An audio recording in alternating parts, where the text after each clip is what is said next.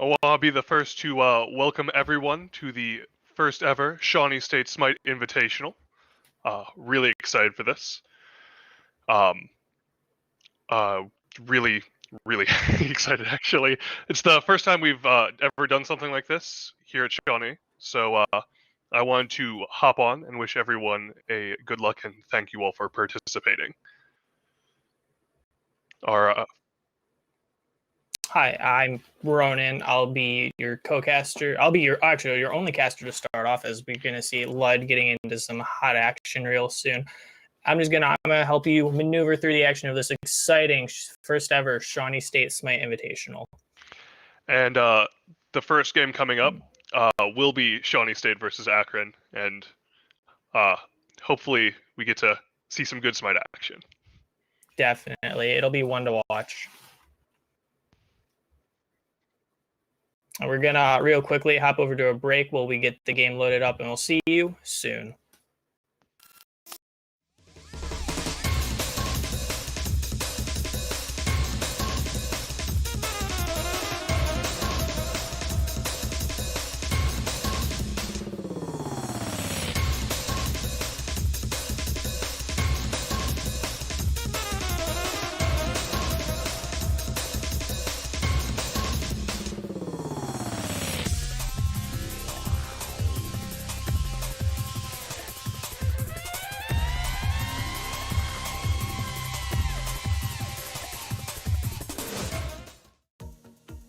I grew up making games, so I wanted to make a career out of that.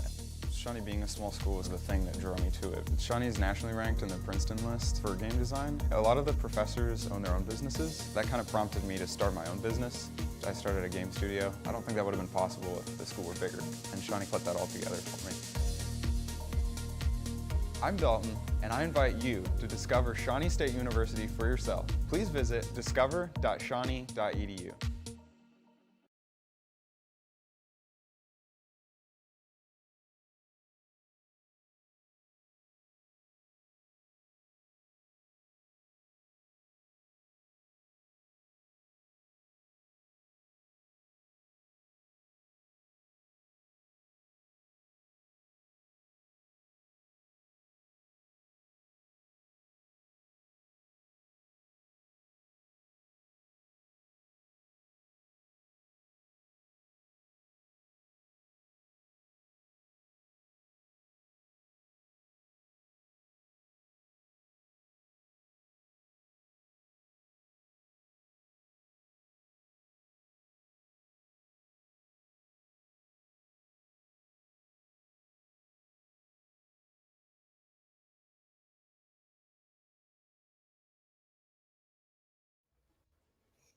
All right, everyone, welcome back. This is our first match of the Shawnee State Invitational. On the blue side, we've got SSU versus Akron. Over on the red side, we're starting off with picks and bans. SSU started off banning Persephone into set, while Akron went ahead.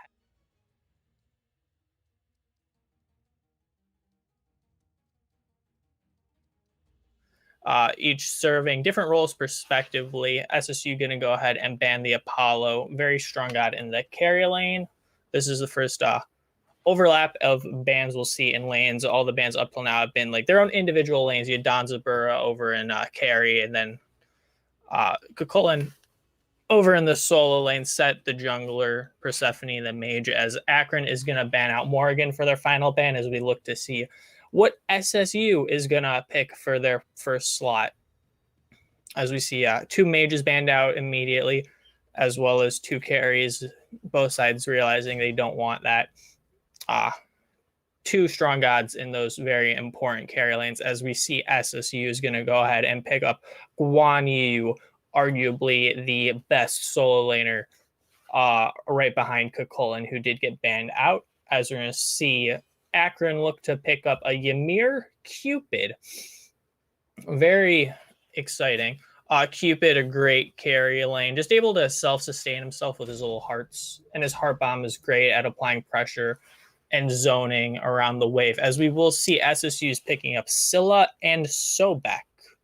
They're a support and mid, as Akron's going to go into their final pick. SSU looking to play maybe a little more of that late game by picking up Scylla. Never a bad idea. They're just going to have to be a little careful early because Scylla, not the greatest. You can still hit, but she can't hit as hard as late game because you get that Scylla ultimate online and she'll just start wrecking house. But Ymir's Akron looking to go a little early game. Ymir's really great. He's got a lot of crowd control, walling off certain rotation points. But SSU is so back going to be able to counter it likely as he's also got a good amount of crowd control while we wait for Akron to pick their final god. It looks like Discordia, maybe? It is Discordia. I'm not sure how I like the Discordia into Scylla matchup in the mid lane. I think Disco's got a lot of early pressure. It's definitely going to be a little bit of a problem for the Scylla, but I think SSU should be able to deal with the Disco well enough and hopefully be able to get the Scylla off early game. As we go into bans, the first ban coming out of Akron was the Tsukiyomi, not wanting to face that in the jungle, as SSU proceeds to ban out Osiris, trying to single out solo laners they don't want their Guan Yu to go against. As we look for Akron's final ban.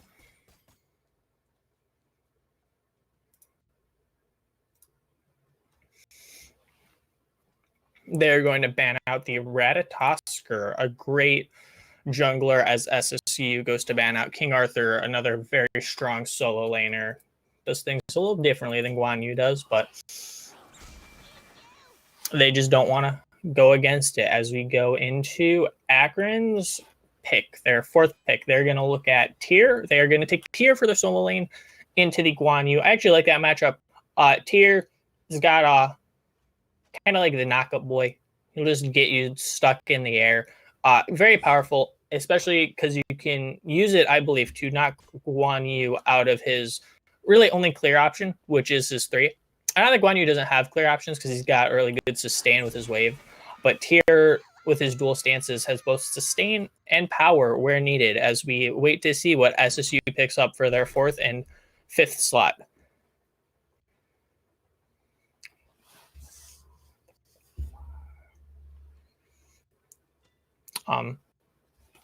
But definitely SSU, it feels like they're going more late game, and excited to see what they can do. Whereas Akron, I think they'll have the early game pressure, but I think late game, if it gets to there, SSU will definitely have the upper hand a little bit. As we look at maybe a Jingwei, no, switching over, locking in the Medusa, still looking for that 5th pick. Gonna play the Medusa into Cupid as they pick up Fenrir for their jungle. Very interesting. These gods, Medusa mid game, late game. Medusa is just overall good. She likes to poke you out, stun you, petrify you, turn you to stone. And Fenrir's got like a lot of crowd control in his kit, able to burn those beads that the enemy team will have, so that way you can finish up and bully them later. As we see Akron picking up Nemesis for their final pick. A great jungler, lots of early game pressure, able to really get rid of those protections on the Sobek and Guan Yu and just allow their backline or their front line perhaps to just shred through them. We will get into this game shortly, and we will see the action begin, I hope. Overall, I'm thinking of the comps. I like both comps. They're both really solid comps. They work together. I maybe would have liked to see it in a Wheelish on the side of Akron with the Tyr. Tyr gets a nice Fearless into a Wheelish ult.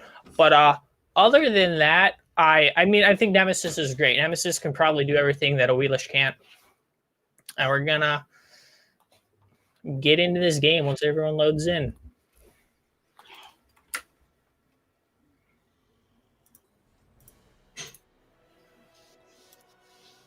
It's going to be a good time.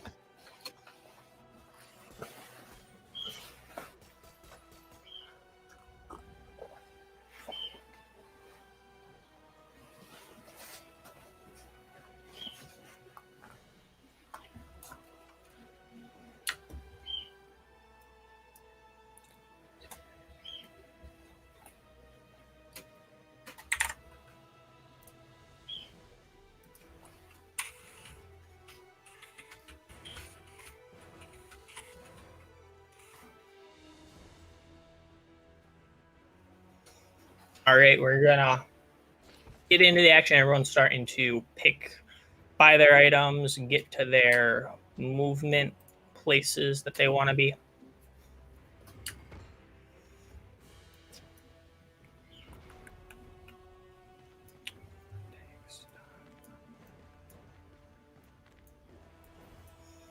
As we will see, traditional starts coming out of everyone, just going to their respective places. SSU going a little bit frisky into the opponent's jungle, is trying to get visualization on what items have been bought by Akron, see what starts they're going for so they know how to play against it. As we see both Guan Yu and Tyr going for a Bluestone Pendant, similar builds. One's got Blink, the other's got Teleport. I'm perplexed. I don't know why Tyr wouldn't buy Blink. Tyr likes Blink. Blink and Tyr, they kind of just go together. But, maybe Akron knows something. I don't.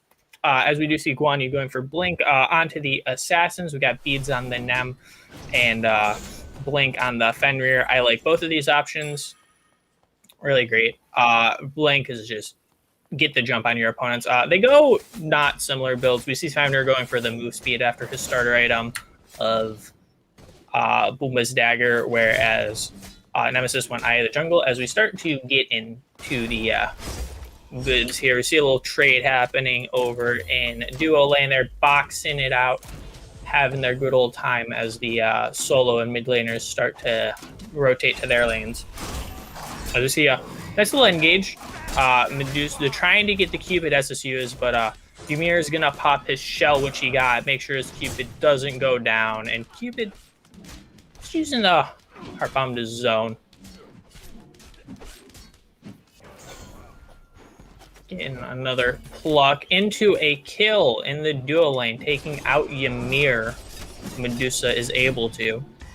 As Akron forced to back off a little bit in the duo lane. As solo lane, Emulous, Guan Yu able to poke the Tyr back a little bit and is gonna look to take the totem as we move back towards duo lane to look at the pressure being applied from SSU, trying to prevent Cupid from getting as much farm.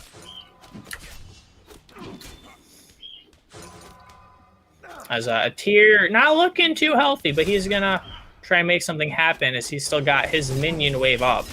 But both being very careful, going to low health as Guan Yu is gonna back off, maybe look for a gank here from Fenrir as Fenrir blinks in, and they are going to manage to claim the Tyr over in the solo lane. A beautifully done gank by the Guan Yu and Fenrir, but it is going to force Guan Yu to have to stay back a little bit and let the archers come into the tower just a little bit. But is not going to be a problem as the minions do come back up. Over in duo lane, Cupid taking a lot of poke, being forced to back off. A lot of early game pressure coming out of SSU with this Medusa pick with the Sobek. As it looks like they are going to claim the Ymir once more. That poor Ymir. He cannot catch a break as he's trying to keep his carry alive, but at what cost? At what cost?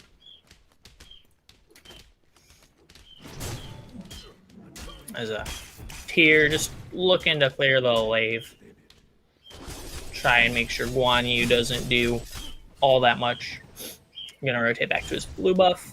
As not a lot of action seemingly happening in mid. A little surprising, but it happens sometimes. It does happen sometimes.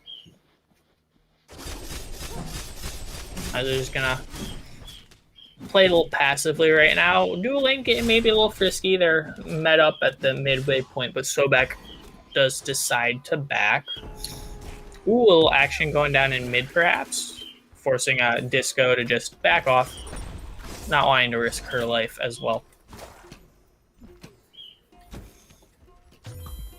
As Akron does take the mini Scorpion on the duo side because due to the backing early of the Sobek and the Medusa. Not gonna overall be too bad. SSU is up about 500 gold, not that much, but Twins claiming the Discordia in mid. Wonderful little engage with the Sobek and Fenrir just being able to make sure the Disco can't escape. As everyone's gonna go back to chilling and killing the minions so they can farm and get up there. A little friskiness coming out of the Ymir. Not out of the Ymir, out of the Fenrir in the mid lane. Getting a little aggressive. Nothing too much gonna come out of it. As we do see the Guan Yu rotating over from his lane, trying to get something to work on this Nemesis. And here comes the tier. He's rotating in. They're looking to possibly get a fight. And the Sobek does go down to the Ymir as SSU tries to counter engage. Guan Yu not looking too healthy. Fenrir either. They're just kind of, and Guan Yu will go down. Gets caught out too far in the back, forcing the Fenrir and Scylla to just run away after an unfortunate engage in Akron's jungle on the right side of the map. Just gonna once again force everyone to go back to chilling and killing minions. Favorite pastime. Farming is very enjoyable, but Medusa on the mini map just pushing Cupid back, saying you stay under that tower. I don't care how much sustain you have. You're gonna use it all. As we see possible engage go down in the solo lane. Nothing too much. Nemesis does decide to back off as the two laners decide we're gonna chill and kill our minion wave. This Guan Yu poking out tier, just saying, hey, this is my lane, not yours. Cupid maybe getting a little frisky, trying to box the Medusa. Does manage to get a stun off, but Medusa's just gonna kind of zone the Cupid back as Sobek zones the Ymir out as they look to invade Akron's purple buff, as SSU does, and they manage to get it. Fenrir coming in. Just comes in, jumps on the Ymir, takes a nice little blade out of the Ymir's face, and sends him away, as it does look like the Scylla did manage to get poked out. Unable to get out of the engagement, though, and backed. So overall, a good little not even trade for SSU, because they didn't lose anyone, but they are trying to make up for that unfortunate engage they took in the in Akron's jungle earlier. As we see mid lane, maybe something gonna happen. The jungler is around for both sides. Nothing too interesting though. Fenrir just decided to jump out. He was like, yeah, no, there's nothing to get here. I got my speed buff coming up. I'm gonna go do my speed buff as we do see the Nemesis looking to the Nemesis in the tier, maybe looking to invade the blue buff. They are unfortunately unable to get it as SSU just backs off.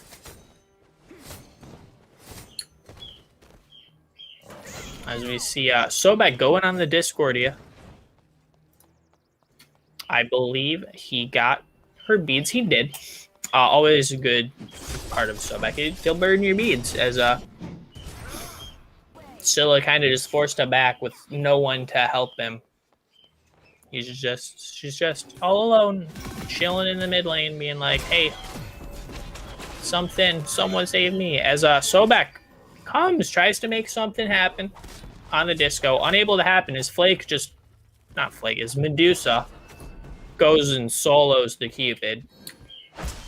It was kind of expected, and Fenrir managing to pick off the Nemesis that was sneakily hiding in her jungle. Nice job SSU getting up there, taking a 1k gold lead for right now as Fenrir ults, gets the Discordia, and they're just gonna run away. Not even gonna try to get the tier 1. They're just gonna look to invade and take Akron's jungle as Akron tries to make something happen. As the counter rotation from tier. But we will see, well, I guess it's a normal rotation from tier, as Guan Yu with the counter rotation and picks off the tier with the help of Scylla's ultimate. Just much power in that ultimate, as there's still a fight going on. Up by Akron's speed buff, manages to get Nemesis taken out, but Discordia takes out the Fenrir.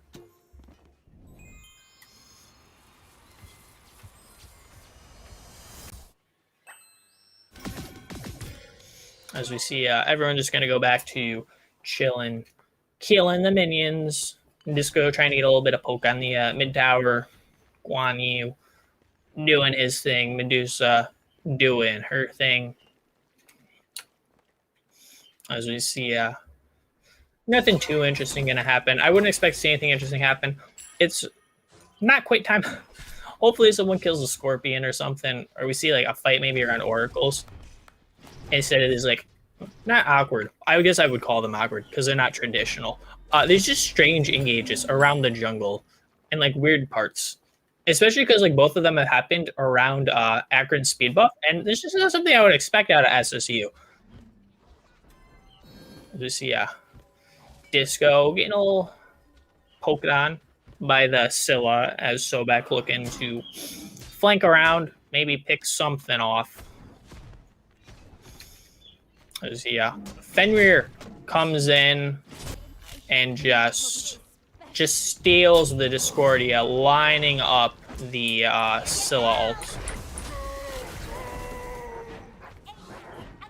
As they rotate in to help out the Sobek and do manage to claim the Ymir. Very clean. As they do it once again, look to invade the speed buff, but Tyr is here. Come to try and help secure this speed buff. It does not look like they Akron managed to get it, as Tyr ulting, trying to make something happen. And Fenrir has so little HP, as Tyr does go down to the Sobek, but Fenrir manages to get out. But will Guan Yu, he's looking half healthy. Good chance he makes it out. As Sobek's just kind of gonna be like, I'm gonna distract them. Guan Yu, you just leave. I got this. Don't worry. I'm a tanky crocodile. I got this. As over in duo lane, Cupid just kind of getting poked out. 2 levels down. Out farmed. Out killed. He's only died once. He's just kind of being attacked by the Medusa, and there's not anything Cupid's gonna do about it, sadly. As we maybe see an engage happening around the red buff on the side of Akron. Ymir just gonna wall it off. As Sobek and Scylla are still here.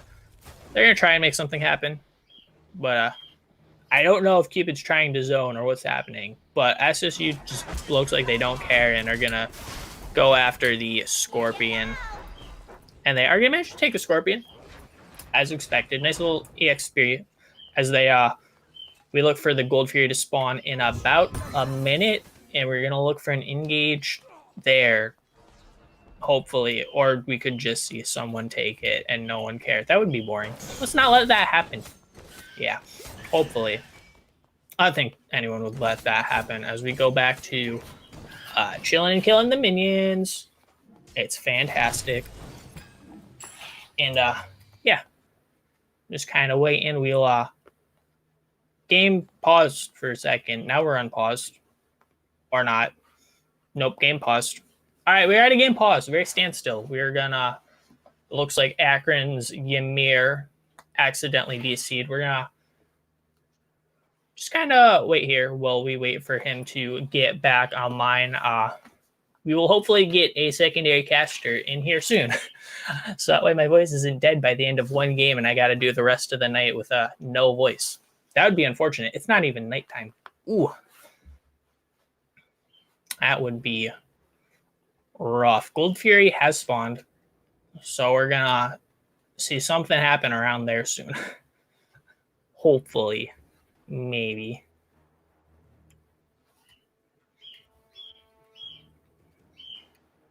I just taking a look at the map. Not a whole lot going on. The most I could tell you is that this Sobek's probably rotating to Gold Fury to take it. Other than that, there's not a whole lot too interesting that's like going on with the current map state. It's just at that one point in the game where you're just like, we're farming, we're getting our camps, we're getting our buffs, we're putting tower pressure on, and we're just doing. There's not much more than that. Not much more on that. Hopefully it gets on soon so I can talk about something other than nothing. What are the stats at? Game stats. You can't see these. I'll see. I'll tell you what you can't see. Net worth. Medusa. Highest net worth. Most valuable if she does get killed. Going to be a big thing if Akron was managed to kill the Medusa. But even larger, because right behind that Medusa is the Scylla. So if Akron manages to take out the Scylla and Medusa, they might be back in this. However, I wouldn't put too much faith in that. SSU knows what they're doing, but Akron also knows what they're doing. So I wouldn't expect something like too big to happen. Maybe I would. I don't know. That's the net worth. As for the I need the graphs. The graphs. Experience difference and gold difference are both in favor of SSU. You can see the gold difference up top. The EXP difference, not as much. It is there. It's kind of just been SSU's been out farming. They've just been out farming. That's just about it. There's not many other interesting stats, I would say. Oh. Please.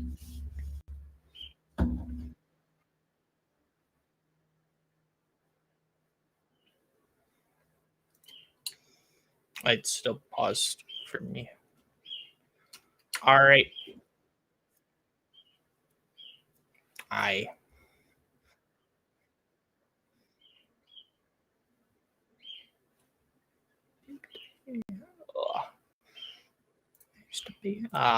Items. We'll see. Can I discuss builds? I have no clue what this tier's doing. That's all I do. He went breastplate. Going into something else. Guan Yu doing the same thing. Junglers. Nemesis is going crit. Fenrir's going power. He just wants to slap hard. Nemesis just kind of wants to say, hey, you want to gamble how much damage you take right now? You're going to take a lot. Because crit on junglers right now, very powerful, very helpful. Maids, they're both going for power builds, I guess, I would assume. I mean, Disco went Conduit's gem, and Scylla didn't go a starter item. So we'll see how that pays off. Hopefully that pays off well for SSU. Based on the current standings, I would guess, but one never knows. The supports are going supporty. They're building their tank items. The Mirrors. I think Amir is kind of just behind. He's kind of just crying. He's not having too good of a day. He's at level 8. Ooh. Well, that's the thing about being a support, is you don't necessarily have to have the same level as your opponents to make an impact. Yes. As for the carries, they're just kind of going attack speed and lifesteal as a carry does. And they're just like, we're going to poke at you and you're going to run away from us because we're going to either slap you to death and heal off of you or just slap you to death. There's no other option. It's very, very interesting.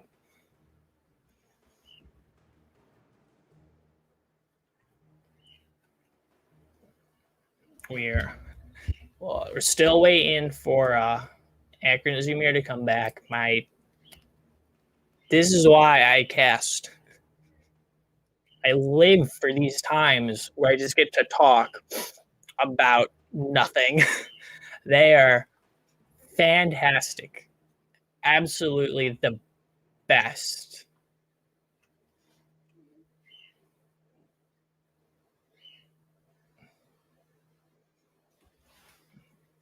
As I have Crew Dreamers or the casters here, and we're waiting for him to get caught up, hopefully, so it won't be alone.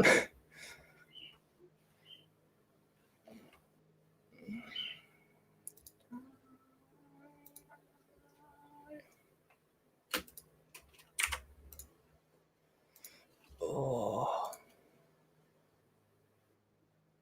We're gonna go to a break while we wait for our player to come back and unpause. So I will see you back shortly.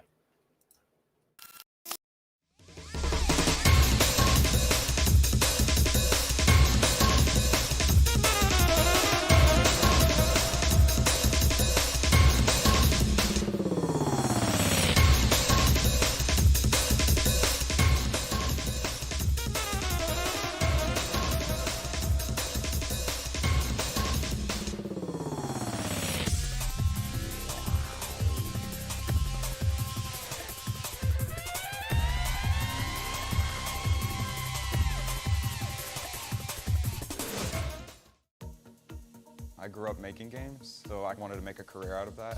Shawnee being a small school was the thing that drew me to it. Shawnee is nationally ranked in the Princeton list for game design. A lot of the professors own their own businesses. That kind of prompted me to start my own business. I started a game studio. I don't think that would have been possible if the school were bigger, and Shawnee put that all together for me. I'm Dalton, and I invite you to discover Shawnee State University for yourself. Please visit discover.shawnee.edu.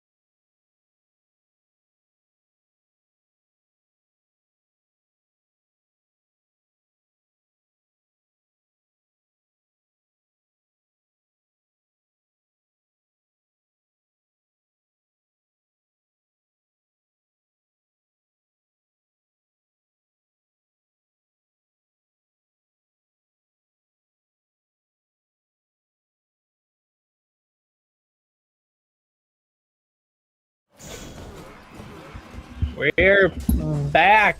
Hello, Akron's- everybody. Hello, yes. We have our fellow spectator here. Akron's Ymir has come back. We are no longer at a standstill. As I predicted, we see on the map we got the Sobek over around the Gold Fury. Something's gonna happen. I hope. Something that happens in a normal spot where stuff happens and not over by the speed buff. It's been a very strange game for my spectation because I have seen very weird engages. Bonk. They're doing the thing where they hit the one camp with the ability. Yes. Definitely. Just- Shawnee yeah. Shawnee seems to have been doing very well for themselves this game, though. They have been, as we see SSU grouping by the Gold Fury as Akron beginning to as well. Got a little fight going down as Scylla claims the Nemesis, unable to claim the Cupid, but the Fenrir just kind of decides I'm gonna go jump on the Cupid and jumps on the Cupid as Sobek and Medusa wrap around back to get the Ymir, forcing the Tyr and Discordia to kind of just back off as SSU is gonna cleanly take this Gold Fury after a beautiful engage, making sure that Akron is unable to contest. As there goes the Gold Fury. They also managed to claim the Oracles. Nice little experience boost. Love to see it. As we're gonna kind of go back to our chilling and killing minions state of the game, as I've been calling it, Bonk. That's a good way to put it. Just kind of clearing out lanes, getting that farm up, making sure everybody's well and fed. That Titan's a big boy. You got to make sure everybody's eating their vegetables to take them on. Definitely. As we see, maybe a little engage, pokey from the Guan Yu and Tyr, possibly. We are. And Guan Yu's kind of just saying, I'm gonna poke you. It's a very Guan Yu thing to do. He just kind of twirls his little spear around, shreds all your protections, and the next thing you know, you're eating a horse print. Definitely. He's Guan Yu outpoking the Tyr, forcing him to play back a little bit, but we're gonna see a rotation out of the Ymir. See a little fight go down in the solo lane as here comes SSU. Grouped and ready. As Scylla. Late game Scylla kind of just coming in, killing people. So, yeah, Scylla doing her Scylla thing. That too, man. That too is way too scary for what it is. Definitely. Her crush, even if she just hits you with the root and then she just gets to basically crush you for free. But even then, her crush is just such big range as we see SSU goes and just takes down the Pyromancer, taking one objective after another. As Akron just unfortunately keeps falling more and more behind, and they're trying to play to the best of their ability, and I would say they are playing to the best of their ability. Yeah, SSU is looking to be in top form. They're not letting anything go. They're just taking these camps, taking these objectives. They're just locking it down as they're trying to push in that final hit. Definitely. SSU kind of just trying to run the map, and they're just doing it. As we're seeing Primal Fury, I think. No, Oni Fury will be up in about 2 minutes. Fire Giant's up, but I don't expect anyone to go for a Fire Giant right now. There's not necessarily a need for it. I mean, SSU could always try. It never hurts to have a Fire Giant, but it's not going to be game-ending, I don't think. I could eat my words on that one. If they get Fire Giant, it might be game-ending. We'll see. Yeah, Shawnee could very well, they could find themselves in a situation where they just get a team wipe, they get a deicide, and they just run it up middle. But Akron with the tier on the big boy flank, trying to take out the Scylla. Is she gonna manage to make it out? Scylla unable to make it out, as she does get claimed by the Discordia ult. Unfortunately, Discordia ult not gonna spread to anyone else on SSU. But taking out that Scylla, huge for Akron. Gonna allow them to actually continue this fight against SSU. But Discordia is gonna have to be careful, just chilling in the back line. As the Ymir manages to claim the Fenrir, and it's now a 3v4. As we see, Sobek blinks in, just misses the pluck on the tier, and there goes the Sobek. But as they're focusing on Sobek, Medusa managed to sneak around, claim a little kill on the Discordia, and we're gonna see Medusa kind of just do her 80 carry thing and bully the Ymir off the Guan Yu stun. Very big, as that was I think it was a 3-for-2 trade, 3-for-3, 3-for-2, 3-for-2 trade in favor of Akron. And I think Akron actually would have won that one, especially with how behind they were. Getting that 3-for-2, they not what they want to see, but it's not the end of their world. As we see SSU starting to take that Fire Giant. As here comes Akron and the rest of SSU to contest it. Yeah, you definitely don't want to be trading off like that here, especially where Akron kind of has to play catch up to Shawnee right now. You definitely don't want to be giving Akron the chance to make that comeback, because if they get caught up, this game could turn around very quick. Definitely, but as we saw there, Akron tried to contest the Fire Giant. Did not go their way. They lost Fire Giant and two of their backline, actually not two of their, both of their divers. So they're gonna kind of just have to sit back and wait, as SSU's probably just gonna take at least all of the tier 2s and maybe a Phoenix. If I'm being honest, like the graphs aren't the prettiest. SSU's got a 9k gold lead and some ridiculous experience lead. It's just Akron they gotta play from behind. Not that they can't, but playing from behind, I can tell you from experience, is very difficult. As we you did see the tier 2 in the solo lane goes down, and it looks like the tier 2 in the mid lane's about to go down. Maybe not. Big ult's coming out.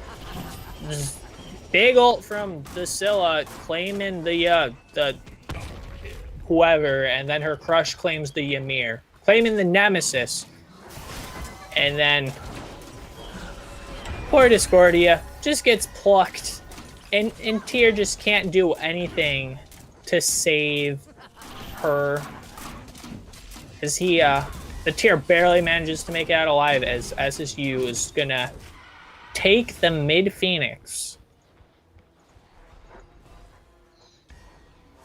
There's huge plays out of SSU, just cleaning up what was left of Akron and not letting them do anything, leaving only the Tier and the Cupid alive. Yeah, Shawnee they just have to clamp this pressure in, and they just have to drive the nail home. But Shawnee is looking to end this pretty soon, so they're going to be fishing for it. They go take the Oni Fury, so they're going to have Oni fire waves running down mid, very deadly. Hopefully Akron won't get bullied by them, but Oni fire waves, extremely scary. They just very scary, as we saw SSU off of that Fire Giant, which they still have active for, I'd say, about another minute, maybe 45 seconds. They managed to claim all 3 tier 2s and the mid Phoenix, so very beneficial Fire Giant from SSU. Yeah, definitely. SSU is still looking good. They came back out of that that trade that they didn't want, and they're just They're just reinstating their dominance right now.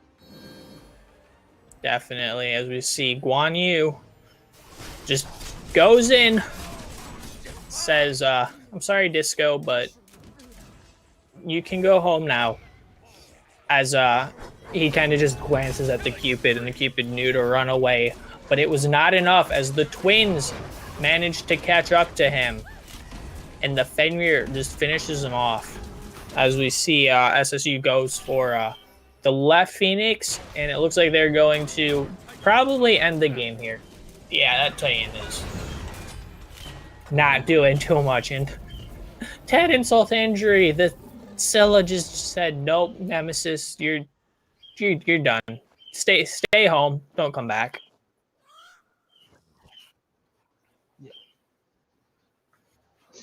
All right. So, good first game so far. Shawnee State taking it home over Akron. Definitely very big for Shawnee State. Get that nice morale boost early in the tournament to prepare them for the next games, where they're going to need the morale boost, the teamwork, the confidence to win. Akron, not out of it yet, an unfortunate showing here against SSU. But if they can come together, recollect themselves after an annoying loss, there's still hope. There's still promise. I believe they could do very well in this tournament, just as well as Shawnee will, hopefully. Yeah, absolutely. And and this is the round robin, so this is the ideal time to kind of feel your opponents out, to see who's bringing what to the table, because the real games that you have to win start tomorrow. Once it's tomorrow, it's play for keeps. So right now, every team has to make great use of feeling each other out in these seedings. Definitely. Overall, great play out of both teams. Excellent. Shawnee State, they got the fire giant and they took it to the end after getting an early lead with what to me seemed to be a surprisingly late game comp. But they made it work and they allowed it. We're gonna quickly cut to a break and we'll be back to you with our round 2 round robin match.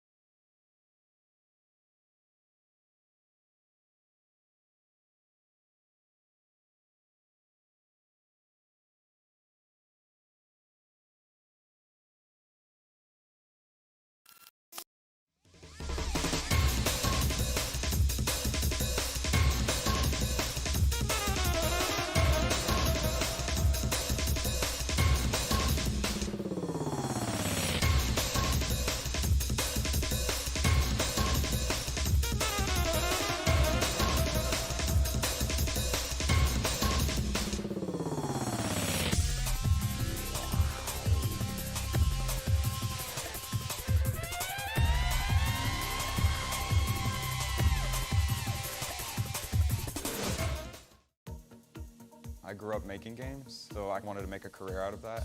Shawnee being a small school was the thing that drew me to it. Shawnee is nationally ranked in the Princeton list for game design. A lot of the professors own their own businesses. That kind of prompted me to start my own business. I started a game studio. I don't think that would have been possible if the school were bigger, and Shawnee put that all together for me. I'm Dalton, and I invite you to discover Shawnee State University for yourself. Please visit discover.shawnee.edu.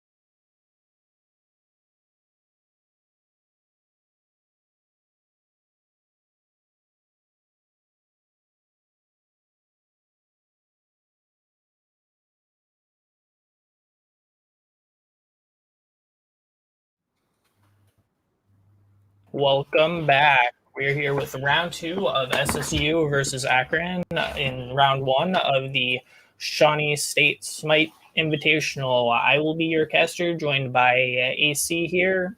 And we're going to get into the action shortly. What's going on, guys? Excited for this game 2 here. Game 1 seemed to go SSU's way, but we'll see if it get turned around in game 2. Definitely. As we are going to head over into picks and bans. On the blue side, we have Akron. On the red side, we have SSU. And Akron is going to start off immediately by banning Donzabura. See a Persephone ban out of Shawnee. AC, what do you think of the bans so far? I think they're pretty standard bans here for both teams. I'm hoping we don't get a Scylla ban. I know she was played last game, but I like seeing her on the map.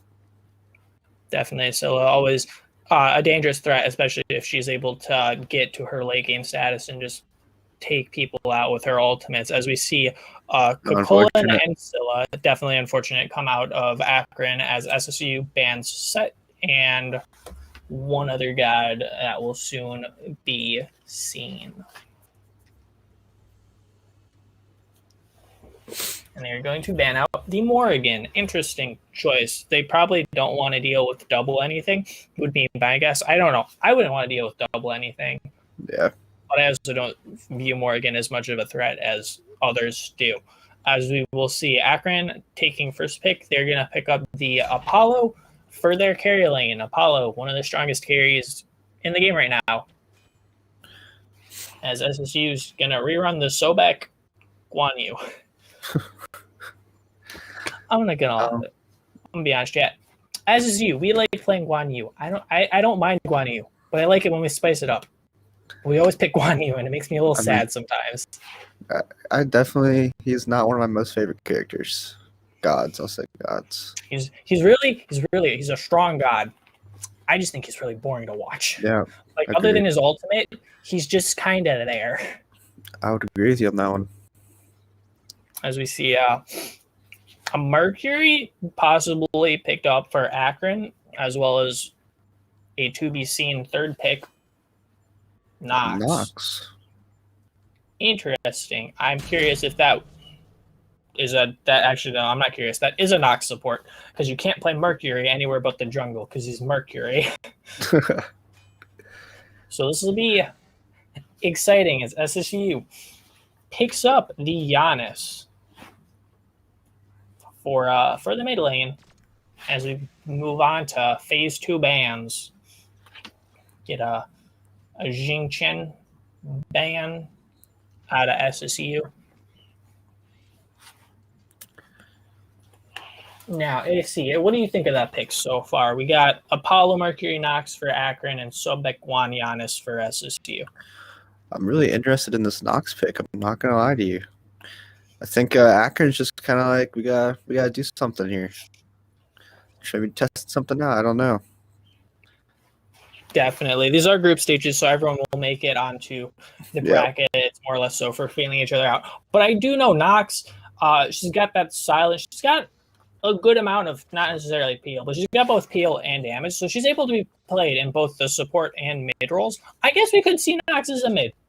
I forgot they didn't pick their mid yet. Yeah, if she's mid, I'm more adapt to that pick. But if she's playing support, I'd be interested to see how this plays out. Well, I'm going to assume I was blind and she's being played mid because we did see SSU bans out both Cerberus and Jing Chen, both support characters. I mean, actually, they could flex. They could flex the Nox for all I know. They did ban out Heimdall. Heimdall, really strong god. He kind of just throws axes at you and you either eat them or you run away. And they're also going to ban out Tsukiyomi, not wanting SSU to run that in the jungle as we move on to SSU's 4th pick. Curious to see who SSU is going to pick to jungle this game. I'm assuming it's not Guan Yu unless I'm lost. I wouldn't be surprised if they ran Fenrir back. Yeah, that would be a... They left it open. Akron left the Fenrir open. I would not be surprised. I don't think right now Akron has too much that shuts down a Fenrir. We might see it as the last pick, as we are going to see them pick up on her for their carry lane. That is going to be a Mulan support, I think, on Akron's side. They still need a solo lane as well, so... Definitely. Mulan, a warrior. She's better played in the support role from what I know. She can be played in the solo lane. She just kind of works better in the support role, as I eat my words, as Akron picks up Ganesha for the support role. And Mulan will be going to the solo lane against the Guan Yu, as their final pickup for SSU is going to be Camazotz. That was the other option I was thinking of. I just didn't voice it. I know Will a little bit, and he likes to change it up sometimes. Definitely. Camazotz, really strong. Lots of silences I see on Akron's side as opposed to over on SSU's side. SSU is a little more early game focused, I would say, but they can also scale late game. I'd say the same thing about the other team, though. These teams seem fairly even. Yeah. So we have yet to see what will happen. And Apollo here, I think if Apollo's played well, he can make a big impact in this game with his global ult. So if he can control the duo lane, then could be a big turnaround here for Akron. Definitely, especially having that the global ult, being able to make those rotations relatively fast, maybe come help out in mid lane should it ever be needed.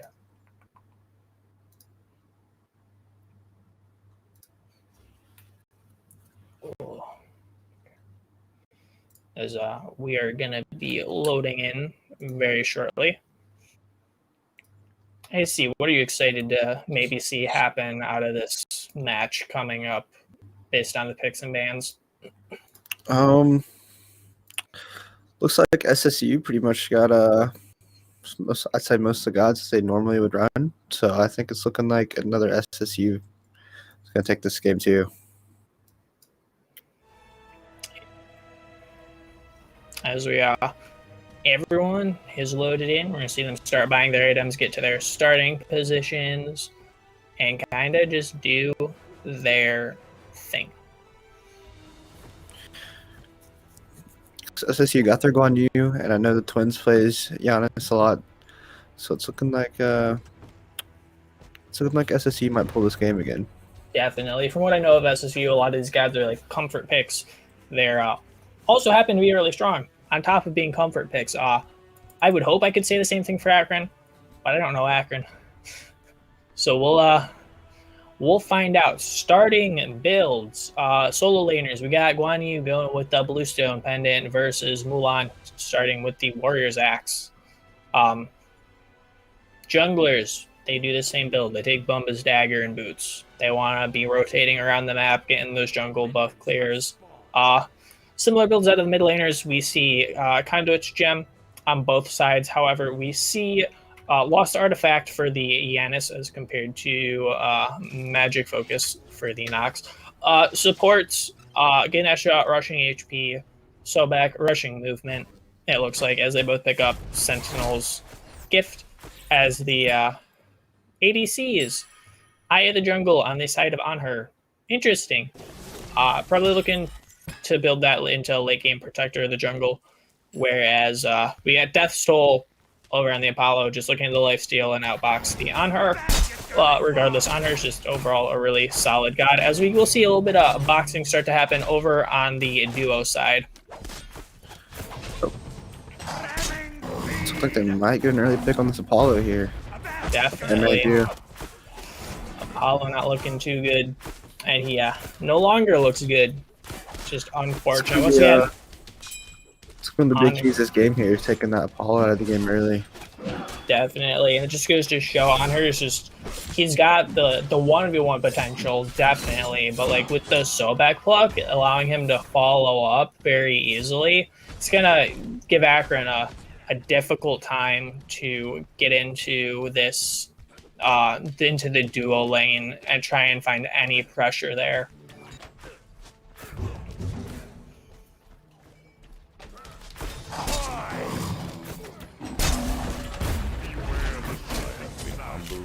Not very good. That's another kill on Ganesha. Definitely. Just trying to make the most out of his scenario, and I would say he is doing that. He is indeed. He's getting early game kills with using Eye of the Jungle. Definitely. Not too much happening in the other lanes, just a little bit of boxing out of solo, health trading. Chilling and killing the minions, the junglers chilling and killing their jungle. Giannis forcing knocks out just a little bit, saying, hey, go sit under your tower. I don't want you in my lane. So SSU definitely applying the early game pressure, which they definitely have, especially with their god picks, but even beyond their god picks with their players able to apply that pressure against Akron. Be curious to see how they stack up against other teams later today.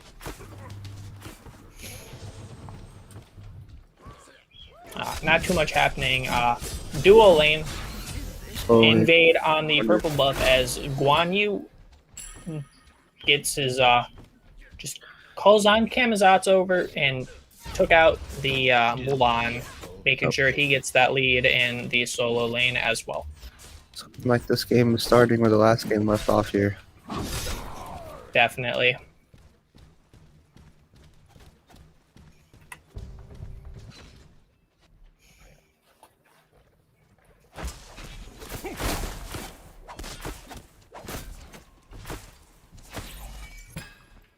Not too much happening. Mid camps have come up. Maybe we'll see something happen around the mid camps. I wouldn't bank on it, but maybe. For SSU already hitting level 5, open 3 for Akron as well. So Akron's not too far behind right now. They're still in a decent spot to make a comeback in this game. No, they're not. It's still early, but the gold ult difference. That's gonna. That's the Giannis ult. Very unfortunate. Just claiming the Nox, and it's gonna set SSU ahead by even more. Got 1,000 level 6s now. Gold lead. Definitely. Got like not kills all around, but almost kills all around on SSU. as we see Oh, SSU taking, I believe they got both mids. Yep. Nox was good. They probably got both mids, and they are looking at oracles now. Gonna get those two. A new threshold. As we just see our laners kind of go back to chilling and killing the minions. Just passively farming. On her, getting a little poked out. He's out of mana, but the Apollo too is out of mana. So we'll see what happens as the Guan Yu and Mulan duking it out in the solo lane. And Mulan just gonna walk away. Hopefully, maybe Anher's back will give Apollo a chance to catch up, but he backs as well, so I think Anher's going to keep the lead over there in the duo lane. Definitely. As we see a small engage possibly happening over here around Akron's blue buff. We'll see Come out with Mulan here. Mulan trying to just Definitely keep come out them with Mulan off. here. But Camazotz comes through on Sobek. comes out as Comes reducing the over, misses the conditional. ult. There's a big Giannis rotation looking to maybe claim another life here as they they back off a little bit and are just like, we're gonna make sure we get this blue buff and get out. Beautiful. SSU played it safe. They Invader don't want to throw away their big early game lead here by giving a kill if they don't need to give up. Definitely. Still gonna dive Mercury here. He has no mana. I don't think he might not get out of this one. May not. We will see as And he will Camazotz not. just staying on Oh, him. he does? Mercury With managed to stay alive there. Just big sliver for of health. Akron. Mulan back in the fight again. As Mulan trying to make something happen. As Might have nothing spoke too will soon happen. here. And they're gonna give up. So SSU does come away with all their lives. And manages to keep that 5-0 lead. Definitely. Just sitting, making sure they're doing what they need to do to maintain their lead. On her losing his fight over here in duo lane is you see him below half health. Paulo about 3/4. Definitely. Apollo trying to make the most of his situation being down a level. Just being like, hey, I'm poking you out. This is my lane. But it might be just kind of due to the general sustain of him starting Death's Toll as compared to on her starting with Eye of the Jungle. Yep. Just out sustain him in lane, regardless of how much on her is able to poke him.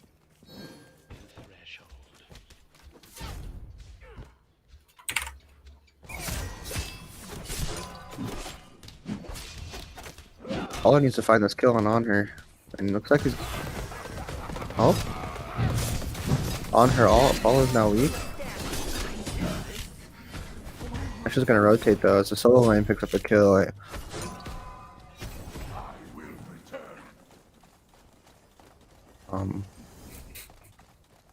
Janice is gonna hit the ult.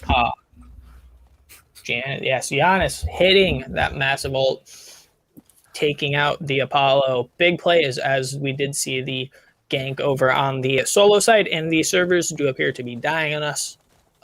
Please bear with us. It's a good game, I swear. We're gonna swipe to casters so we can talk about this while we wait for the servers to come back.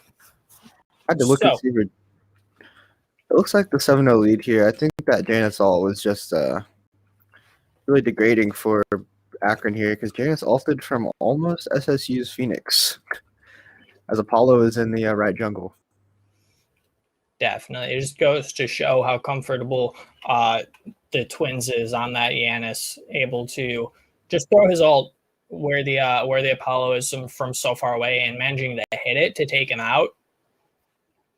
Just like a little insult to injury added to SSU, not to SSU, to Akron, getting bullied from there. And then the Mulan, they're just, SSU is trying to capitalize on their leads everywhere, making sure solo stays ahead, duo stays ahead. Not necessarily so much mid, but proof enough just looking at the levels. The Giannis is 2 levels up on the Nox. Yeah. Giannis already early has 2 ult kills, so Giannis being able to hit his ults is huge for him to pick up kills and get ahead of that mid lane. Definitely, and he doesn't even have to really leave his lane with him having a semi-global ult. He's got a lot of range on his ult.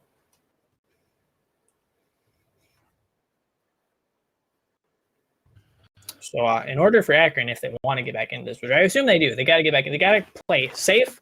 They got to play back. And they got to take fights smartly. Yep.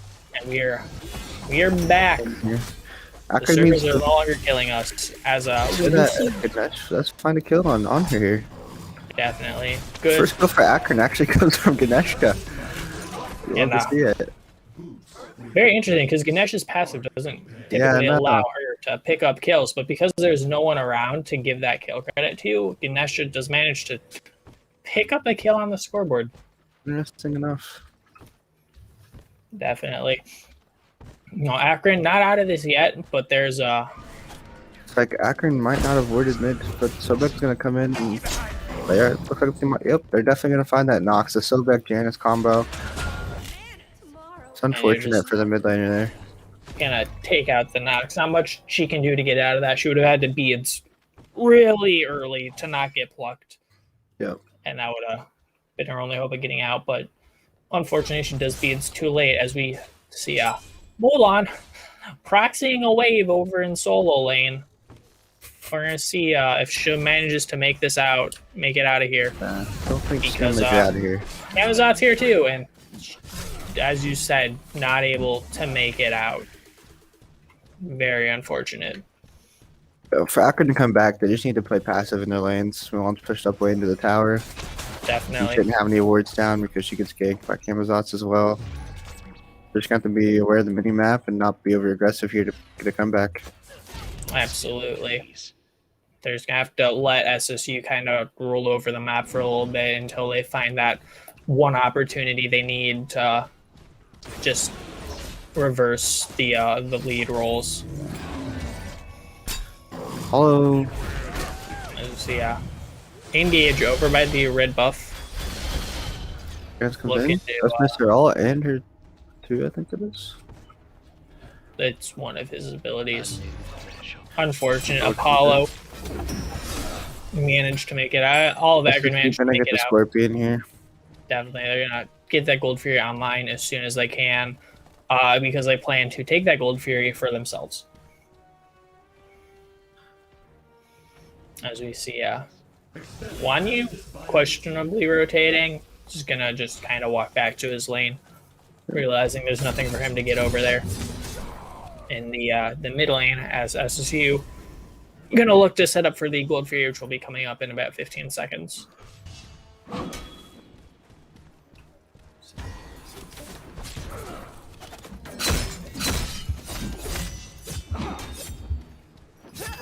See, Wanyu kind of poking out the Mulan as we SSU trying to make something happen in the mid lane, but Guan Yu actually gets ganked in solo lane as the kill comes through for Akron. Definitely. Ganesha just rotating over with the Mercury being like, Guan Yu, you can get off your high horse. Get down a little bit. knock you down a little bit. You're not invincible, Guan Yu. We're gonna make sure you don't maintain that lead, but the kill actually works out for SSU as 3 Akron players are going to pull far to the left lane. They don't have a chance of making back to this Gold Fury now.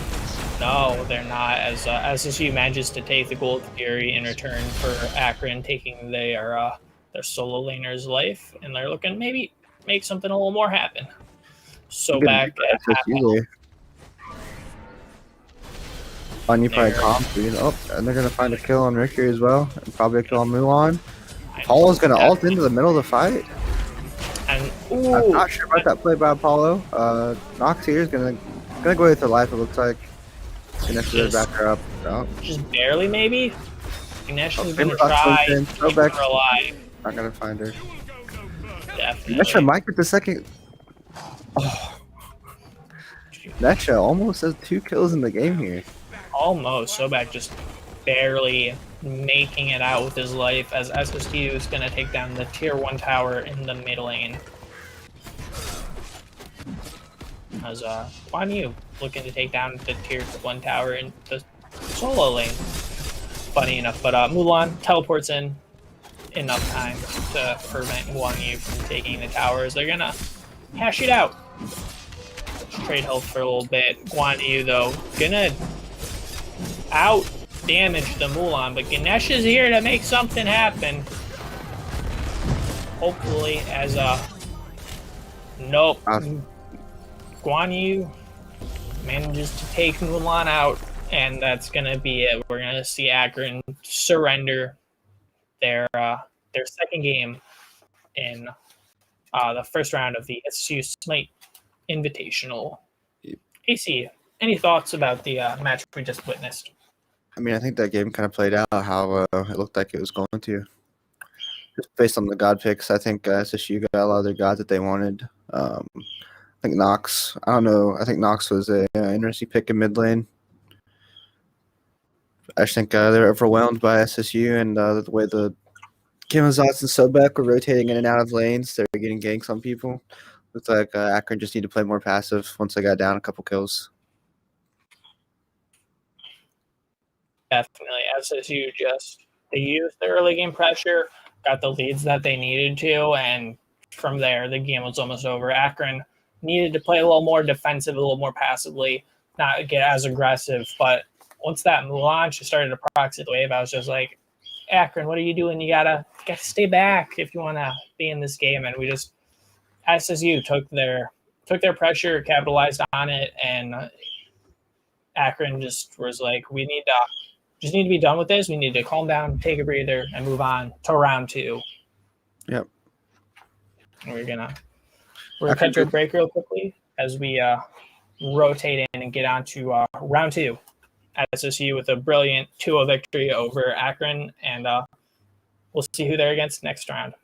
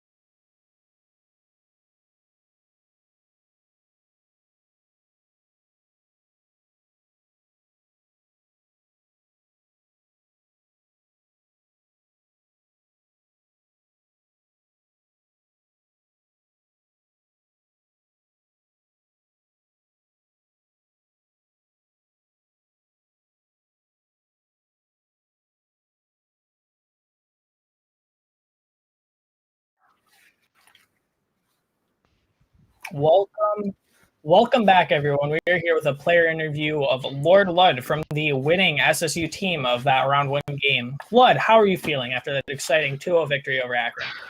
I feel pretty good. I think first game went a bit sloppy, a bit worse than we were expecting for sure. Game 2 was a lot better, a lot more cleaned up. Definitely. How does you're the captain, obviously. How's the team feeling after that game? Would you say? Are they feeling hyped up? Are they ready for this round 2? Yeah, we're super pumped for round 2. Going to be going up against for us Kentucky. So we're really excited to go against them. I think they're 30 minutes from us, like south, and then we faced Akron, who's also another Ohio team. So like it's just great. We get to play all these close teams. Definitely. How do you feel the tournament's going so far? Are you think it's running smoothly, or you wish there's some things you could fix maybe? I wish we got some more entrants. It's actually relatively competitive. We saw ASU, the number 2 seed, go down to Kentucky, which was really surprising. So I'm really happy with how everything's been going, and just wish we got more teams in. Would have been nice. Definitely, more teams would have been a great thing. AC, you got any questions for Lud? How do you feel the picks and bans played out for you guys that second game? Looks like most of you guys got your Guan Yu and your Yanis. I think picks and bans did really well. I really want to thank our coach Sanjo for that. He's been reviewing our games, and our pick bans been a big help so far. I'm very happy that he's been our coach. I think it cleaned up our picks bans a lot. That's great to hear. Picks and bans, definitely an important part of the game, and being able to clean those up to get what you want when you want and to play around your opponent, absolutely perfect. Blood, any last words before we move on to round 2? Get to watch SSU face off Kentucky. You don't get to see SSU face off Kentucky. You get don't. GSU and University of Michigan next. Okay. But hopefully we'll be back on stream again with the final match or the round 3 matchup when if we go undefeated, we'll be back on stream. Hopefully. Hopefully we see that. But I do want to give as I mentioned before, Sanjo, he has been a huge help, and if he's watching this, thank you for all the help you've given us. It's really helped us over the past couple weeks, or past week, I guess. All right, well, thank you for joining us, Lud. We'll be right back from a quick break with round 2, GSU versus whoever Lud said. I'm sorry. University of Michigan. The University of Michigan. Catch you soon.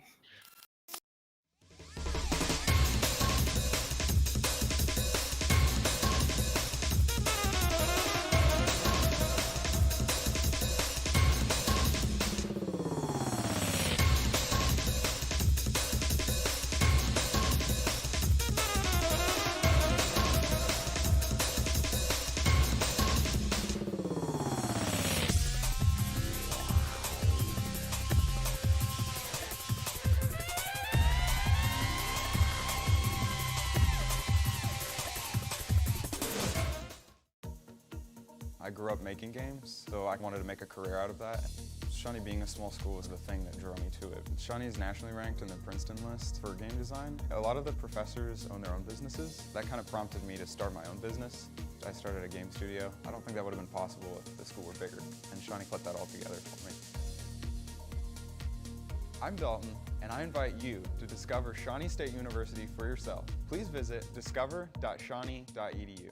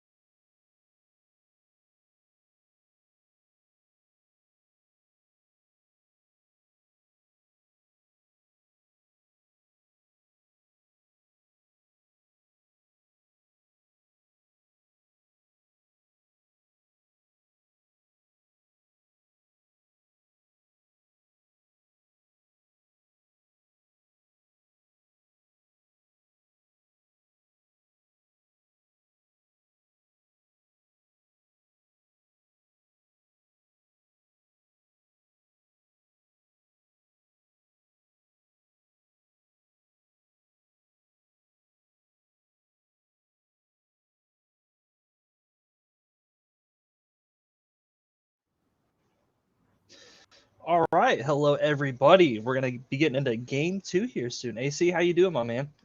I'm doing good, dude. How was you? How was your break? It was good. It was good. I had a good lunch, good solid lunch, Yeah, delicious. So, ready for some Smite, man? me too. The last game ended interestingly, but we're here. We SSU swept Akron, and yeah, you got to watch the first game, but pretty much Yeah, the same thing second game. So yeah. I mean, I tell you, you gotta love those Shawnee boys, man. They're doing good. on the bright They're, side, Ganesha did get a kill from Akron. that's Ganesha's impressive. passive. Yeah, I know. That's what I said.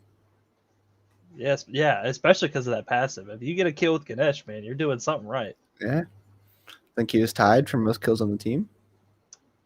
Oh. Well, you know what? Props to that Ganesh then. Props Yeah, to him. he was fragging.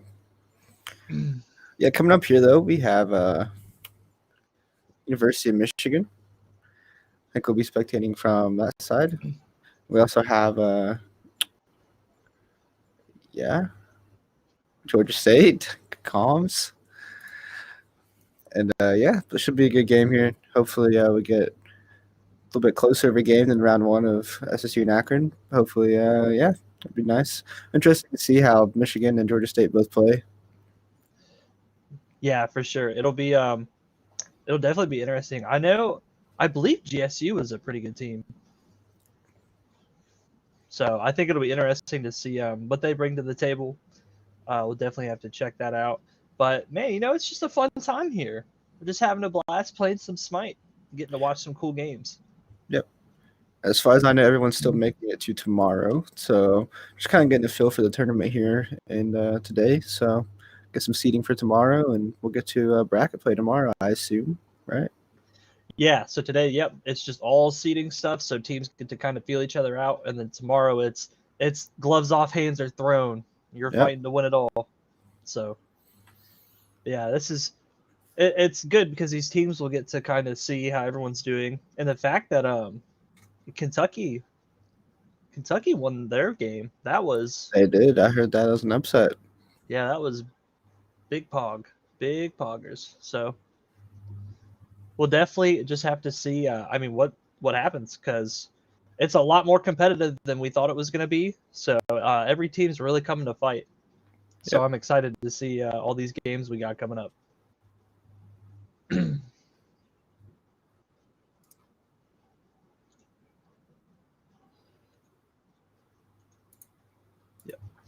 Yeah. So real quick, so we just want to give a quick little shout out here to our partners at All Mid here. So we got some prizing. So if these teams pull out and they become the top gods in this tournament, we got 5 keyboards, 5 mice. So you get a new keyboard, a new mouse, and you get some bunker cord accessories. Looks pretty cool. Yeah, so you get some new swag, new keyboards, new stuff here. I might hop in the tournament, Jake. I know. I mean, You know what? Me and you. 2v5. We don't need 5. Easy. Listen, I'll grab Arthur. You grab Siller. Whoever you want to play, man. So 2v5, but nobody gets to ban any gods against us. We get to pick Exactly. whatever. Yeah, but we get to ban like 10. Yeah. Yeah. And all of this equipment that you're going to be able to win here, believe it or not, it's like $1,000 worth of stuff. I mean, AC, you and I can make some bank if we join. Hear me out. No, I'm trying to get into business here. I'm I about to know. go into the SMITE LFG. About to jump in this tournament. It's going to be like taking candy from babies. Except maybe not Shawnee. I don't know. After that performance that we saw, that might be there might be a little sabotage there. Hey, we'll just kidnap Will, right? I mean, Oh yeah, we'll just easy. steal one of their players, make it a 3v5 or 3v4 at that point.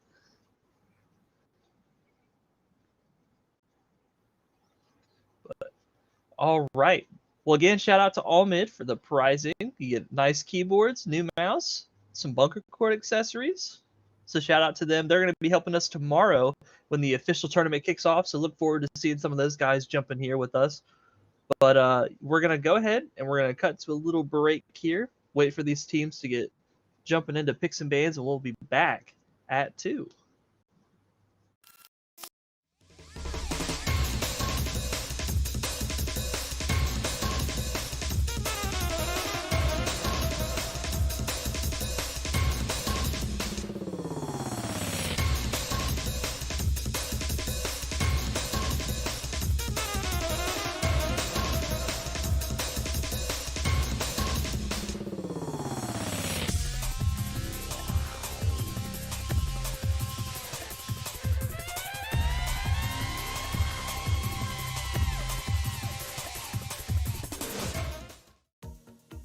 I grew up making games, so I wanted to make a career out of that. Shawnee being a small school is the thing that drew me to it. Shawnee's nationally ranked in the Princeton list for game design. A lot of the professors own their own businesses. That kind of prompted me to start my own business. I started a game studio. I don't think that would have been possible if the school were bigger, and Shawnee put that all together for me. I'm Dalton, and I invite you to discover Shawnee State University for yourself. Please visit discover.shawnee.edu.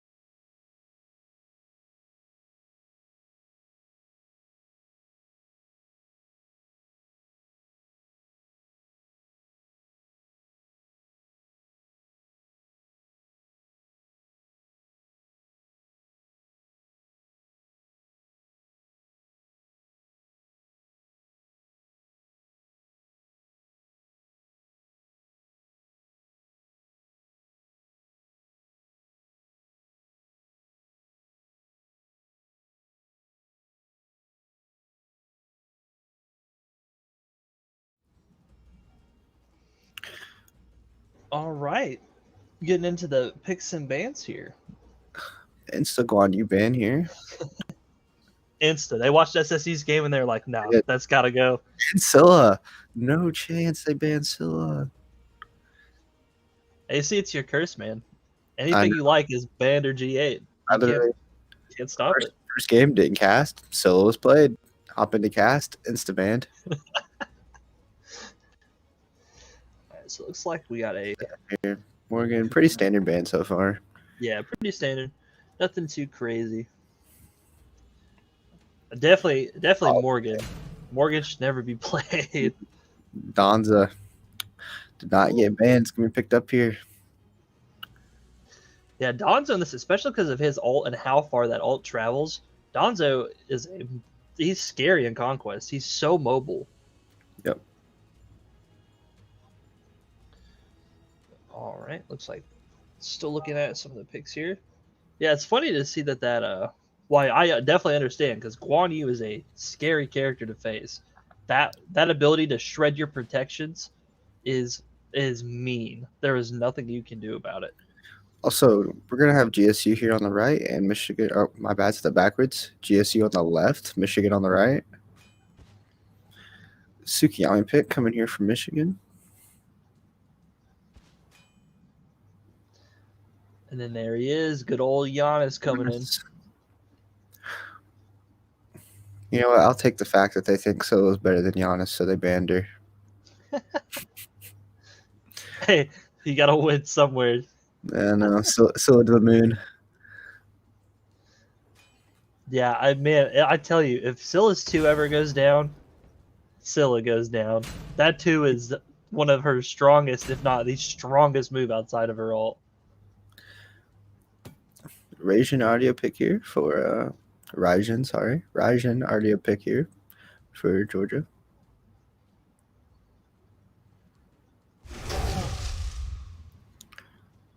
Definitely gonna be interesting. I don't feel like RTO is very popular. Yeah, I haven't seen a lot of audio being played, but she does have that lifesteal on her, so maybe she should make that useful here. Also, this is just seeding games, so maybe they could be testing some stuff out, seeing what works, what doesn't. Yeah, very true. In a Kefri pick on Michigan side, Kefri, man, that ult is gonna be a godsend. Being able to select somebody to be revived after death, that could save Michigan a lot during this game if they need it.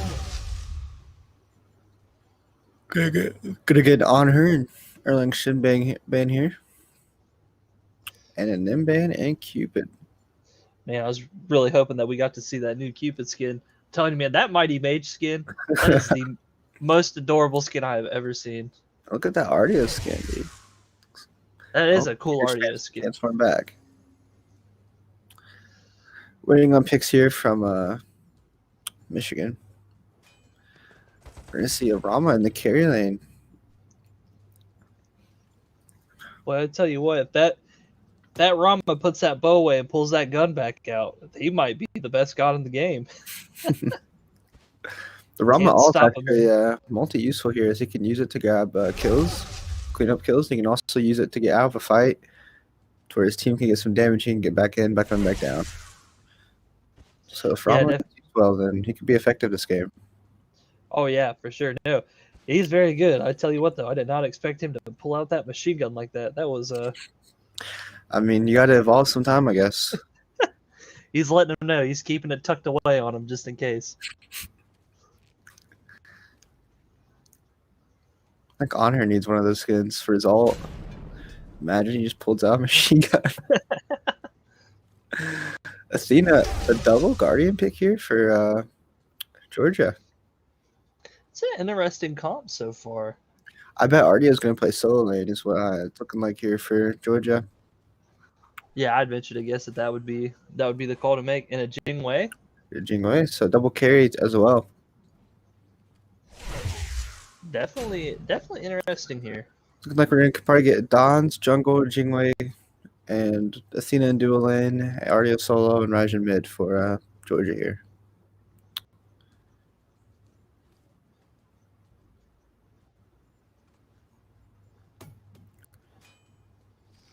And Bologna as the final pick for Michigan.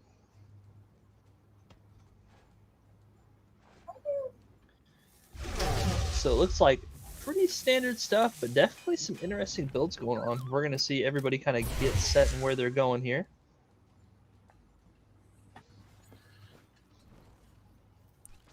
I'm interested to see how Georgia's picks play out here.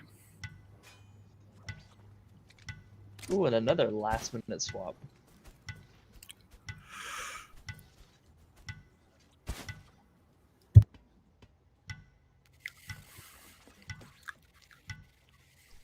All right, we're gonna get loaded in here again. It'll definitely be interesting to see how these team comps play out, because Georgia State's comp is definitely interesting.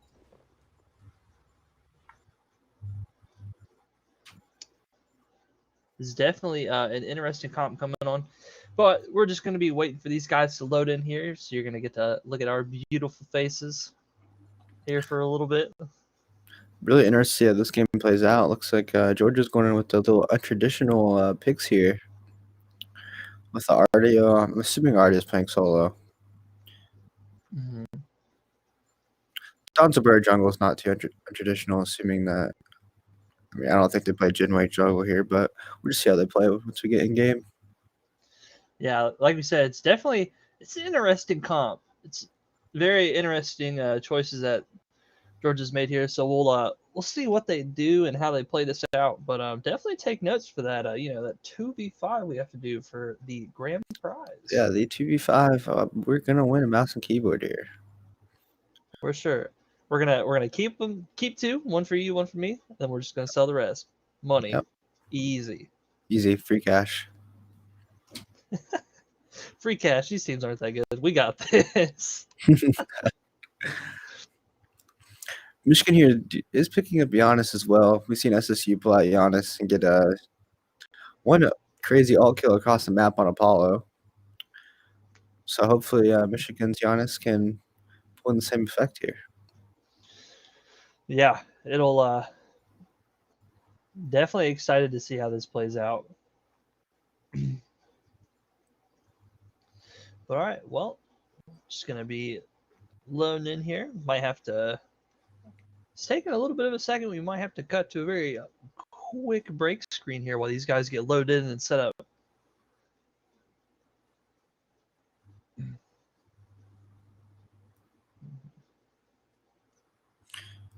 So we can take a look at the pricing here for this tournament.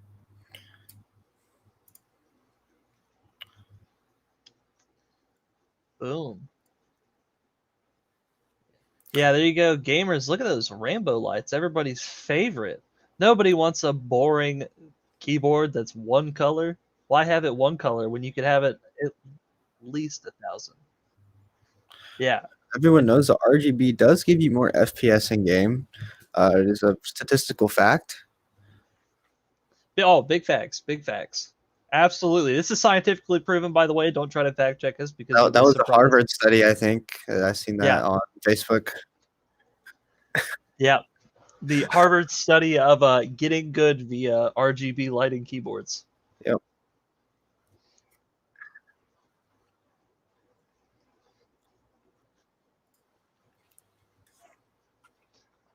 All right. Running up in here to the game. We're going to be loading in here, it looks like. Just waiting for everybody to get in. Everybody's connecting. All right. Let's go ahead and make the switch here.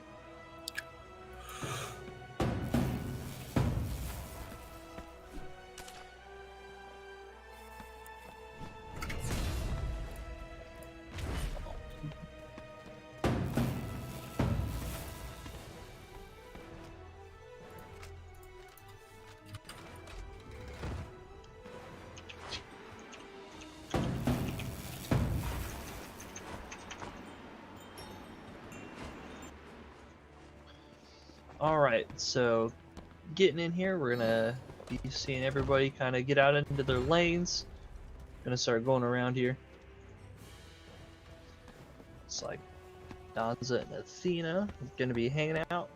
Donza gonna pull back for speed.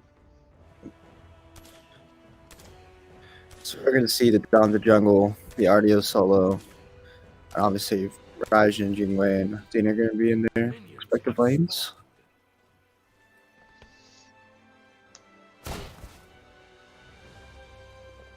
Sure, just waiting on. We're just waiting on everything to get started here.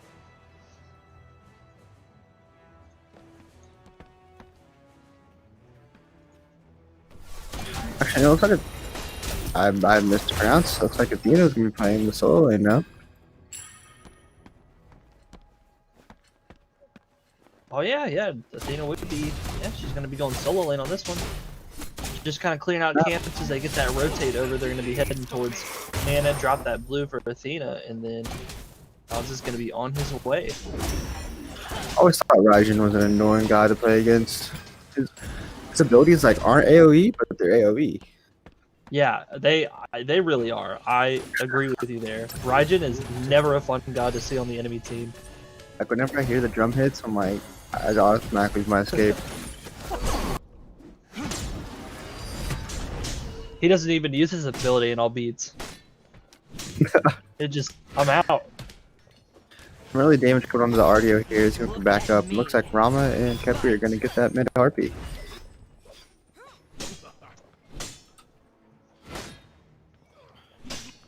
Your standard starts here for both teams. Yeah, definitely what it looks like. Doing late here, getting some action. It looks like Kepri might go down. Nope. Ooh, Well, pick your mid. Falls. I got that Don's Raijin. is, yeah, Don's a weak one. It looks like Raijin's gonna be coming in, and it's that drums that we were talking about, man. Those drums are just, that is the sound of your death. The drums. It is. Dons and Raijin are going to be picking up both kills here in mid lane. Yeah, really, really good early kills there. That's definitely going to, if that's the pace setter, then I think we're gonna know how this might turn out. Yep. Looks like Dogs is gonna be dropping back. He's gonna be looking to get some Pressure on XP Audio camp. here though in the duo lane. Michigan's still good. Making someone can come back from this. They just gotta make sure they're capitalizing on their map control and farming well and not getting any more kills.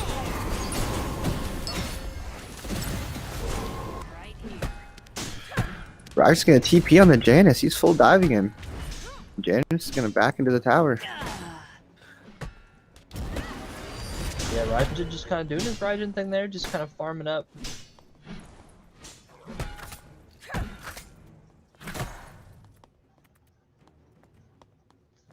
Alright, we're gonna be seeing Lona kind of fall back towards Suki here. Gonna be seeing what else going on. Donza making his rotates through. Looks like he's gonna be heading back to mid here. Can we grab his damage buff? Look at me.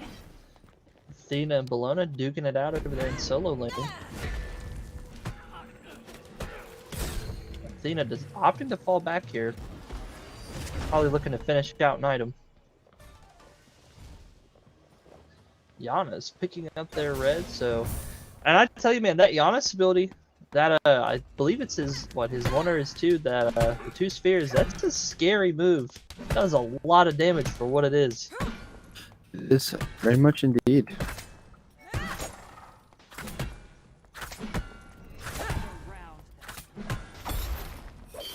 We're gonna be seeing here Bologna dropping Scorpion. Athena taking it out. Going at it again. I think he's just gonna back off. They're just gonna back to farming minions. Yeah, interesting choice for Athena to be solo lane. I don't know if she has the capability to keep up with Bologna, but we'll definitely find out. She can kill the Bologna. I was getting ready to say her global ult can make her pretty much a threat anywhere on the map in that solo lane. It's gonna Yeah, be the play absolutely. there. The Athena solo could be a play here. She can get into team fights very quickly and leave that Bologna behind in solo lane to fight the minions. Yeah, it'll be interesting. I know we've seen Lud play Athena in support roles before, but I've never seen her by herself as an actual solo. Her ult does let her get anywhere, though. That is a very good Rama's point. gonna ult to avoid death here, but looks like and it will save him. As I was talking about for the game starter, Ramos ult can be used to get away from fights and be able to save his life there, and that's how he uses it.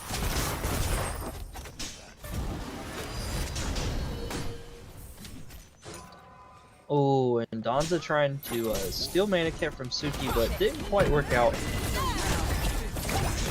Donza looks like Donza might be going down here, but not without a fight. Taking out the Bellona. Now it is a The 2v1. Athena taunt. The Athena taunt and Donza combo seemed to save his life there. Yeah, but it looks like Donza did go down, and I don't know if this Athena can close out the Suki, and she does. She does, but she's gonna get instantly traded by the Janice. Ooh. I have failed. Good plays on Michigan's part. They're ready to make these trades. If they're losing a player, they are not letting it go without a fight. It's a good read and rotate by Giannis, leaving the Raijin in mid lane to come over and get that kill. So now Giannis looks like he's back cut up with Raijin, even though Raijin got that early kill on him. Yeah. Donza back. Donza just hitting his camps, and he's going to be rotating, doing the normal jungler pathing here. Yep, and right on time, they're going to collapse on mana camp and drop it. Donza probably going to be heading towards, I'd say, mid.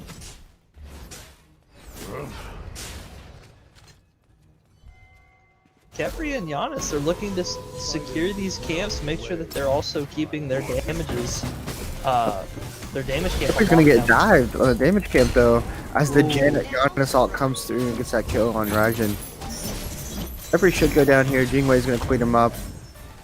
Looks like Ardio might go down as well though. Ardio trying to make it out.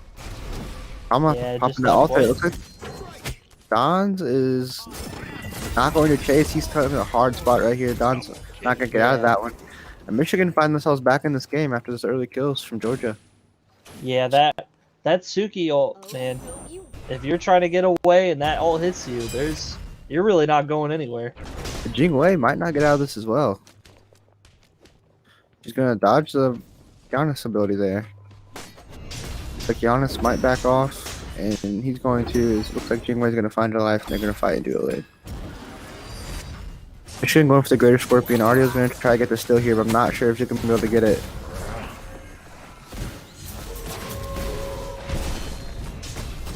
Ardio not able to steal there. Yeah, Kefri eating. Ooh, Kefri going down to Athena. Again, that Athena global ult allowed her to get into that fight quickly and help out the Ardio. Yeah, she was ready. She dropped in there and she was taking somebody out. For sure. But Jingwei dropping Scorpion, looks like opting to take it out. That's really Georgia State's aim with the Athena pick here is not to really have her win solo lane, but to be able to get into team fights quickly out of the solo lane. Yeah, while being able to lock that Bellona down while she is in that solo lane. Yep. As long as she could not kill Bellona, but keep it pretty even over there, then she's done her job. Yeah, Georgia definitely is not looking to win off in solo, but more so just kind of have that pressure available at any time, because Athena, as soon as that ult's up, I mean, she picks. Yep. So We're gonna have 3 players in the dual lane here for Michigan. They're gonna make a move on this Ardio here. They did not know Tsukiyama was there, and Ardio's gonna go down again. yeah, that Ardio getting pushed like that was definitely not what she wanted there, but they just collapsed on her and they were able to take her out. So we'll see what Georgia does here to kind of answer back, because they're being pressured pretty hard by Michigan. Tsukiyama coming mid. Raijin might go down here as well. Raijin's gonna ult. Is it going to be enough to keep them off? Looks like it's going to be. And Raijin's going to go away with his life, but Michigan's looking like they're controlling most of the map right now.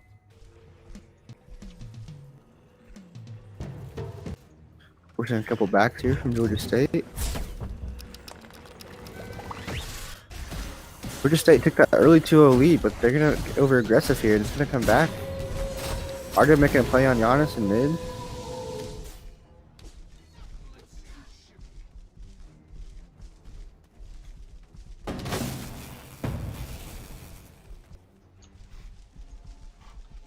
It's looking relatively even right now for both teams. even though Georgia State does have a 1K gold lead.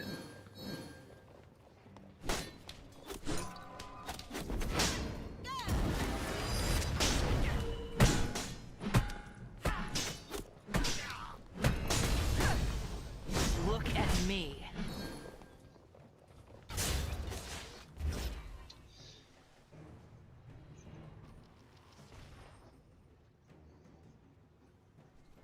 Let's go. A lot of action going on at the moment. People are farming their respective lanes. Yeah, just kind of getting fed up, getting ready for some pushes here. I'm sure coming up. Everyone's got to get ready for scorpions and fire giants and everything else to spawn. We're gonna have a fight here in the duo lane, but they don't know Tsukiyama's there. I think ult's in again. It looks like they're gonna find that kill on Rama. Kepri does use ult on Rama. Rama is not gonna make it out though. The Jing Wei all comes in. Tsukiyama looks like he's gonna find his life here. Bologna's rotating in. Look how much faster it's even got to that fight than Bologna. By the time Bologna gets, it's just too late. Georgia State can come away with 2 kills there. Gonna win that one 2-0. Bologna pushing back up. She could. Yep. I can DP on her. Yep. Bologna coming back, getting over aggressive there. Gonna give Georgia State another kill. And that's huge for them. Yeah, absolutely. That was. At this point, they have to be very careful about what they're doing. Yep.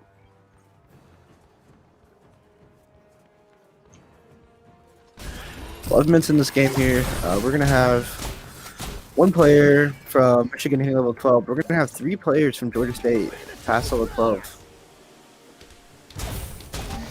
Yeah, Georgia State's there. Yep. They're getting farmed up there right now. They're sitting at about a 3K gold lead. Michigan's gonna try to hit this gold for you here though. They might get this. Artie's gonna come in and try to steal it. Michigan does get that gold for you to help put them back in this game. But Jingwei is gonna find a pick here. Athena finds a pick. It looks like they're gonna get this kill on Rama as well. I believe Rama's ult is down. Nope, Rama's ult just came back up and he's gonna get away from that fight probably. Artio was not able to finish that kill.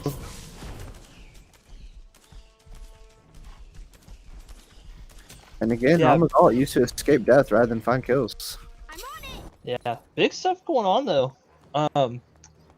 Donza, while they were fighting over gold for you, Donza went and took out right side tower. Shall we?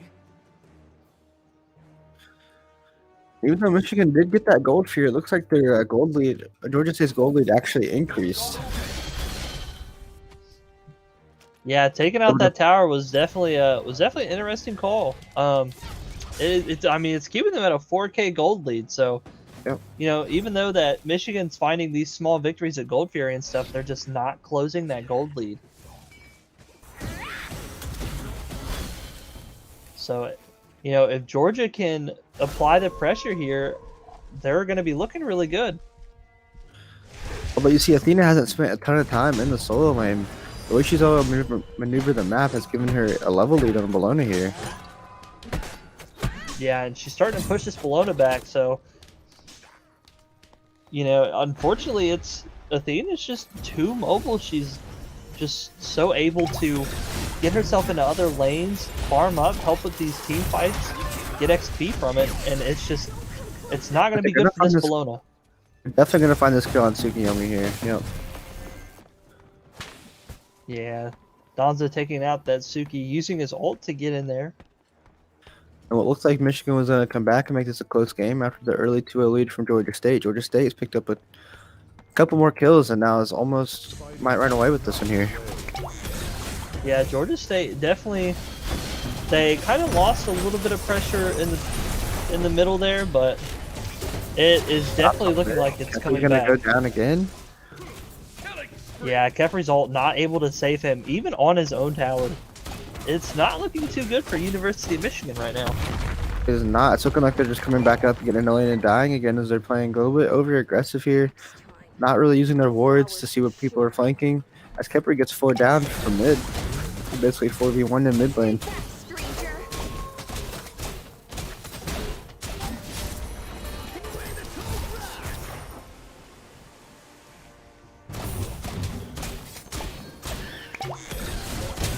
looks like some backing here. People are probably going to be finishing out some items, and then everyone's going to be heading back to their respective lanes.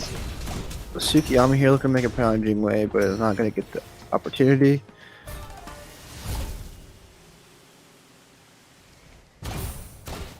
Yeah, Jingwei is a very mobile character. If you she's a very hard one to pin down for sure. So it looks like she's gonna be, and she's 3 levels over that Rama too. So And what was Rama's gonna have a hard time. Georgia State's picked up 5 kills since the 11-minute mark of this game.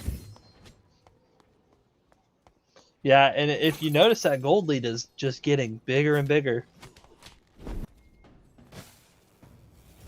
Sitting at about around a 6K gold lead. A good read though by Georgia State, as they're unable to get the Gold Fury, but they're able to make plays in other spots on the map that allowed them to increase their lead, even though they lost the Gold Fury.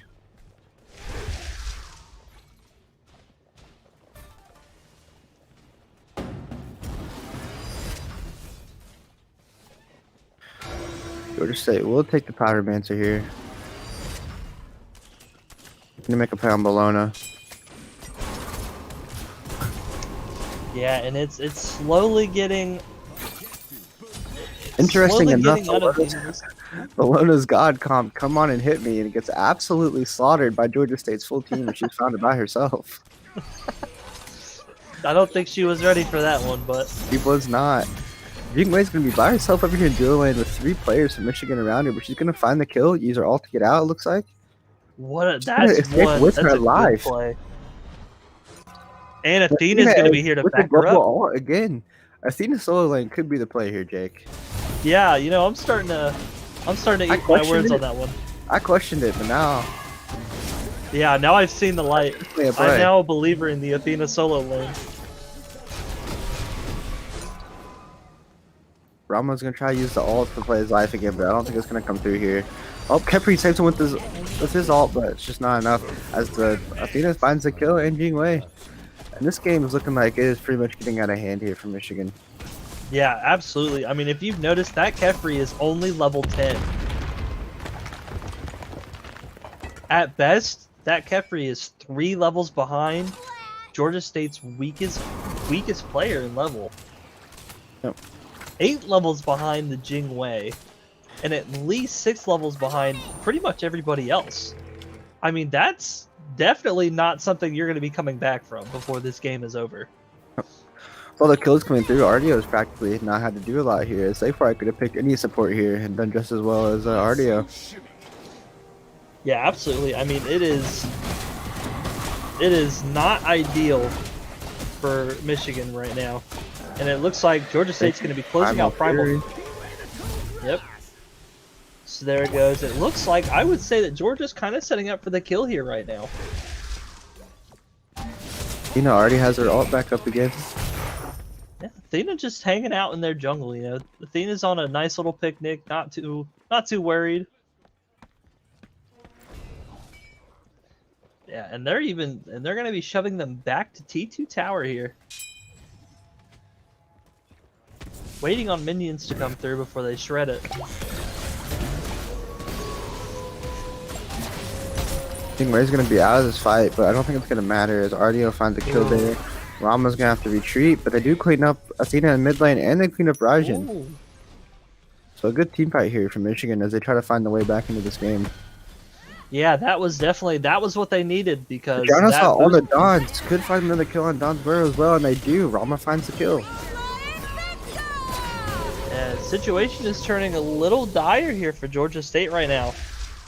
It's a 1-for-3 trade, and right now the University of Michigan has to take that win with the biggest smile on their face, because that is some of the most success that they've had yet, and it's going to start giving them some ground here against Georgia State. They're still making a play here to finish off these kills. But Ardio finds Giannis by himself, but it looks like Kepri and Sukiyama are going to clap, and I don't think they can get that Giannis kill. They're not going to get the Giannis kill, and Ardio is probably going to go down here. Yeah, Ardio's not looking too healthy, and she's looking to be in a little bit Oh, of a the dangerous Athena ult situation. again, Jake. Oh my goodness, Athena's back from the grave. She wants her rematch, wants her revenge. Changed my mind, Jake. Athena solo lane's the meta.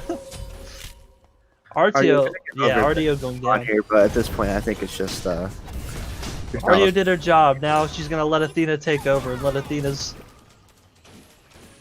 pop off here.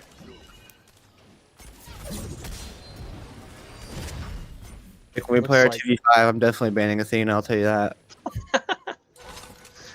Absolutely. Athena will be the first.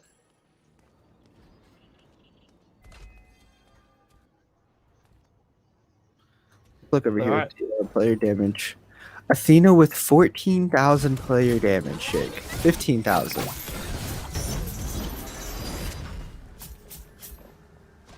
Yeah, that is yeah, that is terrifying. That is definitely Athena. This Athena is proving all doubts to Apart be from being right, unbiased. she is second most player damage right now. Yeah, Athena is popping off for sure. She is definitely bringing it this game.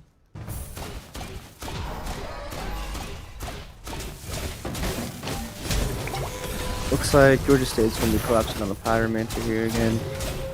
Yeah, it looks like they're gonna. Yep, they're gonna collapse that out. Take Pyromancer.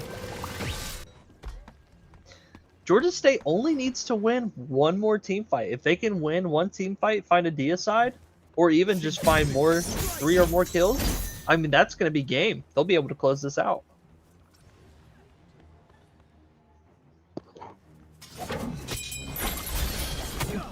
Looks like Georgia State's going to be kind of waiting around right side jungle for this Fire Giant to come up. Gonna hit this Greater Scorpion. And just gonna push out Michigan now so they can get control of this right side. Yeah, they're trying to be wary. Georgia State's just kind of taking out all of their farms. So we're just gonna push them up the map. Now they're gonna hit Fire Giant. And I'd say, Jake, once this Fire Giant goes through, it's one more team fight, and Georgia State probably wins this game. We'll probably see the team fight on Fire Giant because they have to kind of make a stop here. They have to stop Georgia from getting all this stuff right now. Rama's gonna try to steal it with his ult, but I'm not sure if it's gonna reach from there. Yeah, it looks like, yep. Red Oh, team they steals the did! Fire Giant. Oh, they Rama stole does it! reach it, and they do steal. Georgia State, they have to win this to make up for that loss. RTO, weak, trying to make a push. Jingwei coming in. Jingwei finding a kill here. Down. Raijin coming in. Rama does Delta not have Fury his ult to get has out. been popped. Rama's probably gonna go down. Rama does go down. So even though Michigan was able to steal the Fire Giant, they're gonna collapse and they're still gonna lose that team fight. They have enacted the wrath of Georgia State. They stole that Fire Giant, and Georgia was not too happy, and they let it show there. One good thing about this audio picture, Jake, is his sustain has been great this game. Yeah, and there it is. There's the deicide. That is, yeah, that's game. It's gonna be game for Georgia State. So a couple of bad decisions there for Michigan, pushing out lanes that should be pushed and losing a couple early game fights led them to be down 26-11 in this game. Yeah, it was definitely unfortunate to see that Michigan lost that. They got those early losses. They started coming back though. They started putting on good pressure, but Georgia State they just got away from them. And once it hit that point to where people were starting to be 3, 4, 5 levels ahead of other players on Michigan, it just started to fall apart. And all Georgia had to do was just keep the hold that they had, and they did. Yeah. Obviously, I think it goes up being said that Athena pick was obviously the most surprising for me, but it turned out being the best pick of the game, it looked like. As Athena was able to maneuver the map pretty much at ease. When she died, she's able to get back into team fights quickly, and I think it really helped her team win out that game. Oh, absolutely. I mean, ending out at almost 20,000 damage. She had 17,000. That Athena was not here to play games. She was here to prove her point, take her money, and leave. She wants that keyboard. She wants the keyboard, Jake. After we told her that she got more FPS with the RGB, it was instant. She said, give me the player damage. Yeah, absolutely. She said, here, hold my spear. But yeah, it was It was definitely it was a good match, and we'll have to see how the second one plays out. See if Michigan can make any answers to that. All right. Well, while that gets set up, we will be right back, guys. So we're just going to cut to a quick break here.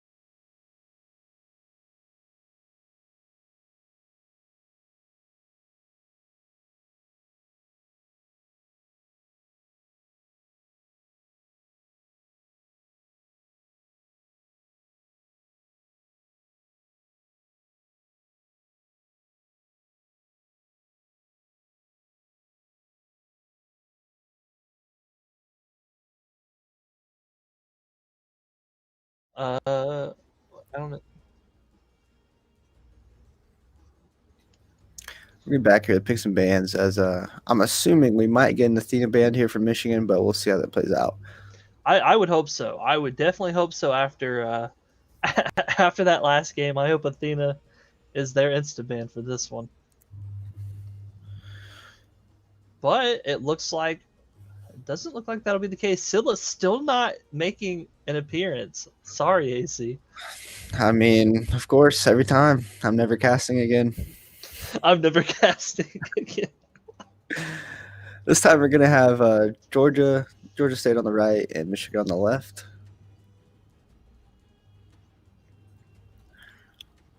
But yeah, pretty basic bands here.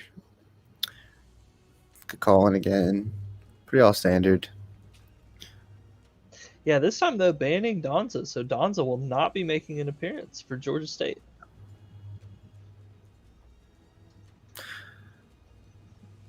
A good play from the Jingwei last game. We're obviously talking about the Athena, but Jingwei did have 23,000 player damage. She was definitely doing her job in the carry, and so I think that played out really well for them. Oh, Apollo comes through here. No Apollo ban. Apollo insta pick. I think it's pretty easy. Guan Yu comes through. No Guan Yu ban. Yeah, and I mean, in that kill that she had, you know, she ulted to escape, still got the kill, got away with her life, and Athena came to back her up. So it was a great play on both of their parts, and that was good team communication. Yep. Rajan Pitt coming through here. We're gonna be hearing the drums of death again. It never ends. It never No. leaves your head once it starts. Once those drums go, it is all downhill for the rest of the game. Like I said, Jake, when I hear the drums, it's an instant escape for me. Pop beads and Alt F4. Close game, reopen, hope for a better day.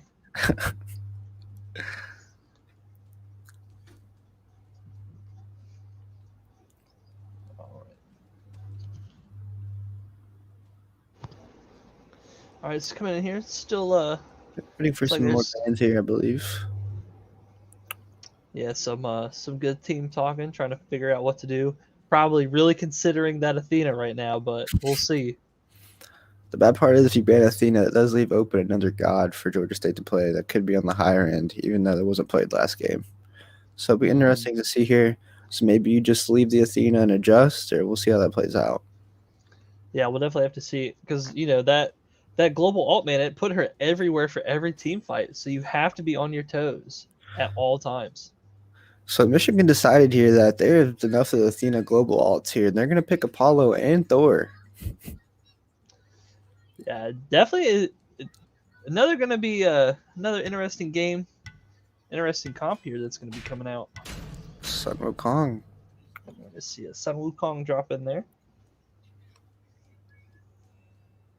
And hopefully this Sun Wukong, remember last time that we did this, hopefully this Sun Wukong will do something different. I remember that, Jake. That Sun Wukong, he was I'm sure he's doing good now. He's learning from his mistakes.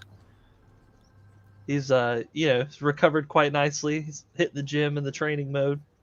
Yeah. But all right, so we're gonna see Rama coming back, but Maybe this time Rama being played for Georgia. We've seen Oh, 4 never different mind. carries picked here. I don't know if this is just, I think he's playing mind games.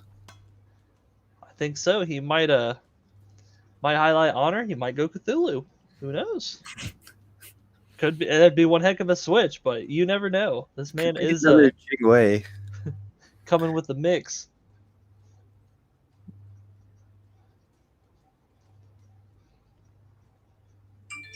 I believe we're looking at some more picks, some more bands coming up here. Or Cupid. You know, he's just kind of clicking through all the gods here, trying to see what he wants to play. Jingwei did dominate last game, so Hey, there it is. There's that Mighty Mage skin. Now I'm hyped. the Hoon Bots band. And Giannis. Giannis will be banned this time. Giannis and Scylla band.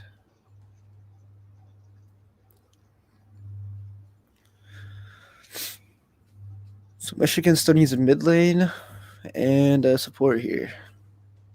Thoth band going to come through. Yeah, we'll have to see. Yep, Thoth been coming through. We'll have to see if Bologna makes a return here. And for a rat Michigan. band.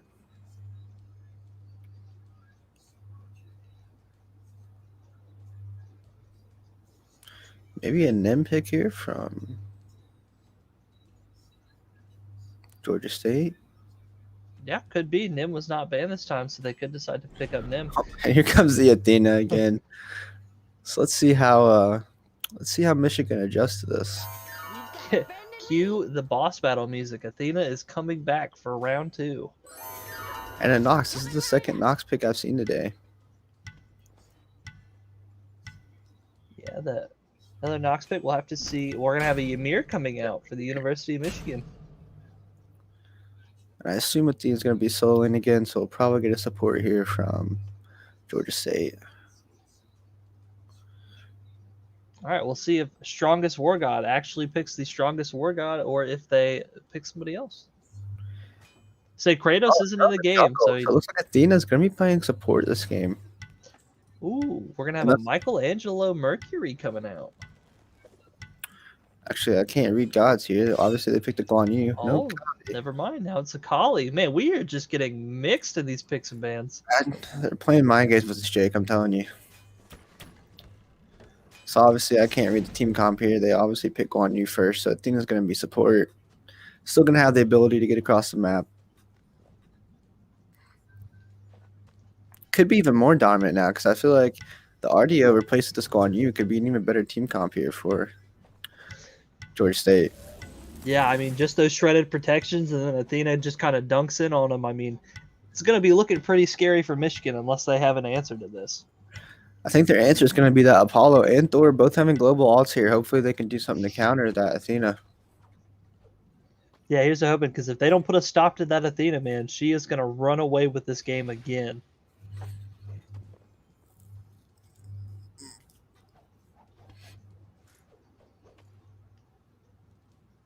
You've got a friend in me. But interesting pick so far. It'll be interesting to see if this Sun Wukong is actually going to be able to make up for his brethren's last game. Potion coming right up. With this Cali pick here, Georgia State's going to be looking to get into the later part of this game. Yeah, absolutely. You know, as they say sometimes, they say once Kali hits level 20, you're free to surrender. Because that's you just make it quick. I have heard that before. Yeah, I have a lot of friends who think that once Kali hits 20, you might as well surrender. So we'll see if that holds true here for Georgia State.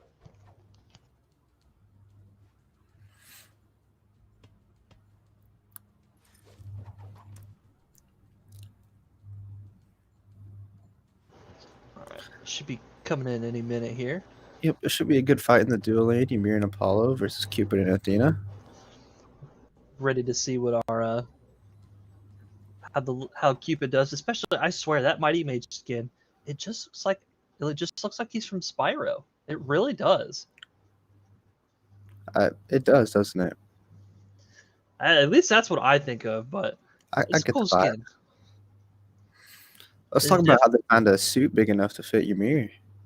I tell you what, man, Men's Warehouse will make a fit for anybody. They will. It has to be the same person who made the clothes for Hulk. Has to be. Has to be. Has to be. He is looking pretty dapper though back there. He is looking pretty spiffy. You think with that big of a suit, could have got a little bit bigger hat, but can't have them all.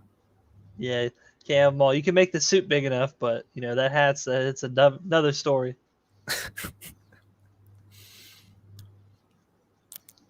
It's still waiting to load in here. Yeah, trying to see. I'm telling you, that Athena, if they can't answer this Athena this game, it is not going to be a great time for Michigan. You're correct there, Jay, because I'm just not sure. I really think the 2 global alls could help a lot for Michigan, though, in this game. Hopefully they'll be able to get to the fight just as quick as Athena here and be able to push her out. Yeah, they'll have to. Now, and with that Kali Guan Yu pick, though, they could. I mean, that could counter it out. Just, Kali could ult, make herself immune, just kind of help push the Thor out. But you never know. You never know how these fights are going to go. We'll just have to see. All right, so it looks like getting in here. Everybody kind of loaded in. This game might last a little bit longer than the last one, Jake, but as the game goes on, Georgia State's going to get more and more an advantage. Especially with that Kali being their jungler. Michigan does not want this game to go long. Yeah, absolutely. They're going to want to make sure that they end this game quick, because if this hits a late game, Michigan is not going to be having a fun time.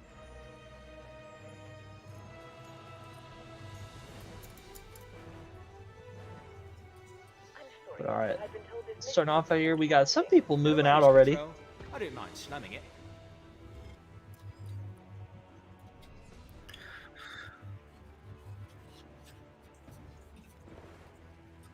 So Nox is going to go as Conduit Gym here, but Rajan's going to go Tier 2 Boots. And he's going to go with Lost Artifact.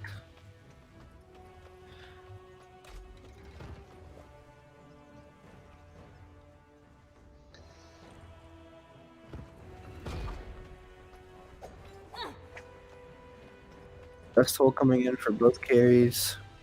Minions have spawned. Athena's going to pick up Death's Toll as well.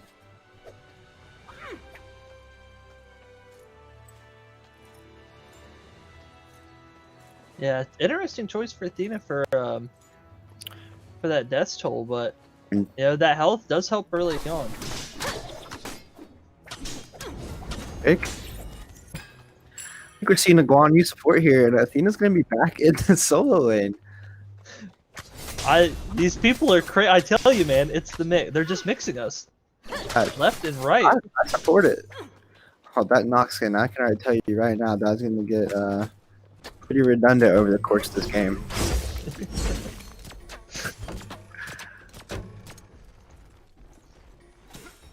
I tell you what, I am not excited though for Michigan having to deal with that Guan Yu. Especially over there in the support lane. Could eventually be some early game kills. Apollo somehow hits level 2 before Cupid and Guan Yu. Guan Yu's going to be super aggressive here. Look at me. With that Guan Yu playing support, they're just looking to be aggressive in the duo lane, as they might find an early kill on here on Ymir. Guan Yu is just putting some heavy pressure over here. Yeah, Guan Yu and Cupid already pushing Apollo and Ymir back into tower base. If they can get that Scorpion, they're going to be at a huge advantage here at the start. And Athena just putting in that work. Poor Wukong bleeding heavily already, just trying to get some lane cleared out. Thor is pushed up into the other team's jungle right now, farming harpies, and red team looks like Michigan looks like they have no idea that he's there. That's not Michigan, my bad. Georgia State looks like they have no idea he's there.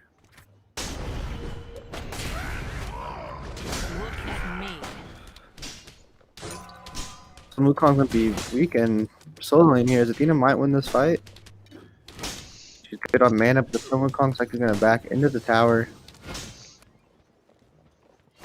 Gonna survive. Raijin dashes it on Nox.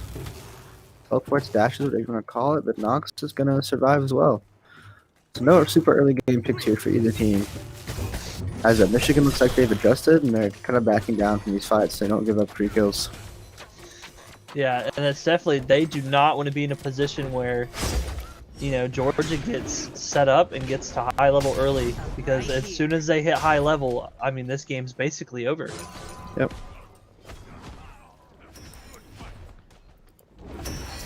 Let's see, Athena and Kali kind of collapse on Thor here. Let's see if they make something come out of it.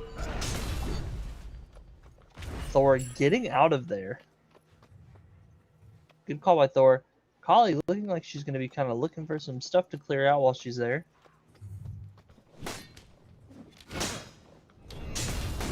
Both teams still playing it super safe here, as Red has a slight, like, 150 gold lead probably. It's going to be Georgia State. I mean, Cupid invading the purple, and this might be a fight down here in the duo lane. But Thor's going to flank over. I just don't think that was a good play there from Georgia State. They're going to find Thor the purple finding buff, that so kill. both gods are probably going to go down here. Oh, Athena's going to come in with the ult, but she's going to be in time. I don't think she's going to be in time here. She might go Yeah. down as well. Yeah, we do see a double kill there. Thor is leaking though right now, so Athena is trying to make something out of it, but can't really say for sure if it's going to work out, and it doesn't look like it will. Athena choosing to back off. This is a turnaround for Michigan as they find themselves up 2-0 now, as opposed to last game. They were down 2-0 early. Yeah, this team comp might have been what Michigan needed to kind of solidify themselves here early on, but again, if it gets into late game, Raijin it's going to ultimate shift. mid lane. Is he going to be able to find this kill though? As he gets rooted, he's not. But Thor's going to ult. This could be go down for Raijin here. Ooh, Kali though taking out Wukong. Well, Raijin finds himself alive with a slither of health. So Wukong does go down. It's 2-1 now. Oddly enough, Michigan is doing a good job of getting the kills this game, but somehow I can't read the map. Never mind, I'm wrong. Michigan still has the gold leak, about 500 gold.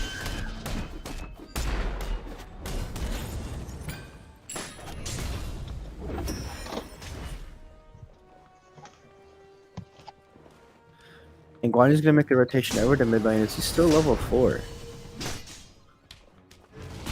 I'm right here.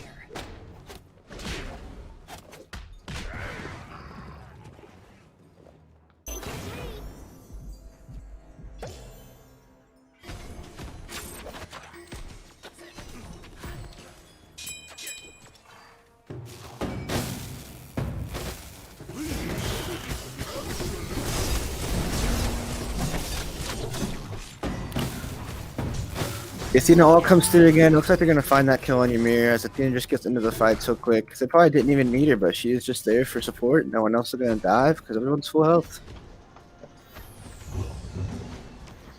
And Georgia State quickly making it 2-2 now as they were down at 2-0 to start the game. Yeah, Nox picking up damage here, looks like. But Cupid and Guan Yu, looks like they're going to be closing in on that Apollo. Apollo's kind of caught in Oh, the it middle does of have his ult here as well, though, but it looks like he's going to get out anyway without using it. So that's a good way to keep his ult there. He didn't have to use it to escape. He can get back into the tower.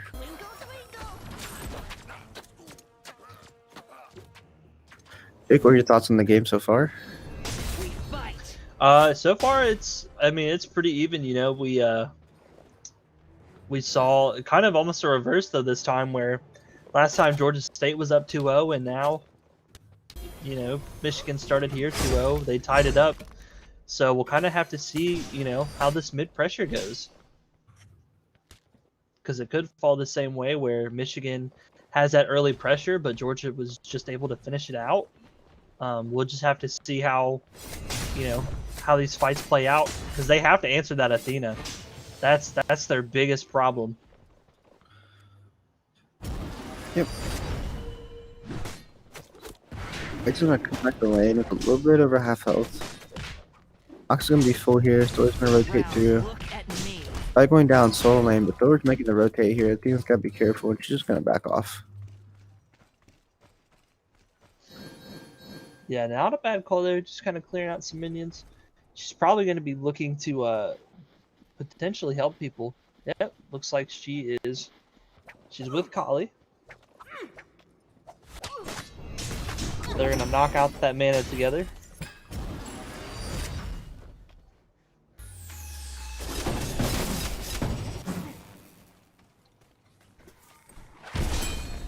Kali and Athena trying to attack that Sun Wukong, but he's going to get back into the tower.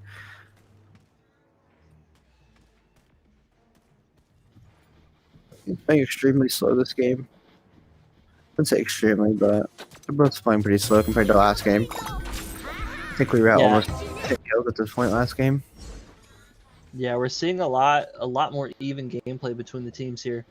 So at this point, it's just the small mistakes. The small mistakes can cost you the whole game. So both teams just have to be careful. There, but they're all down. Yeah, Cupid getting taken out. That Thor ult Thor destroying poor Cupid. Yep. Like I said, the global ults are going to be huge for Michigan. Is that how they're going to adapt to that Athena? And it was a good picks from them. They're going to pick up the Greater Scorpion, and Gold Fury is going to start coming up.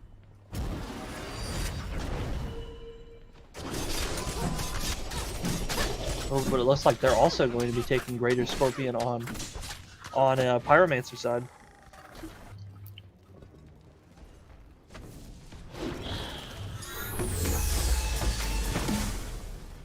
Let's see a fight go down here in mid, but I don't think either team really wants to take it. Yeah, it looks like they'll back off, kind of just hit their lanes.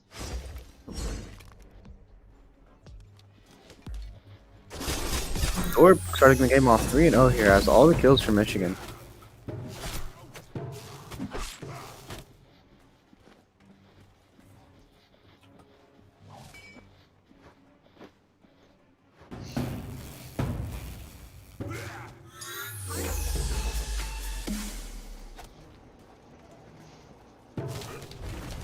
Yeah, not too much going on. Looks like could be a potential team fight in mid. Bryden is going to be taking some hits. One you trying to shred some protections off of Ymir.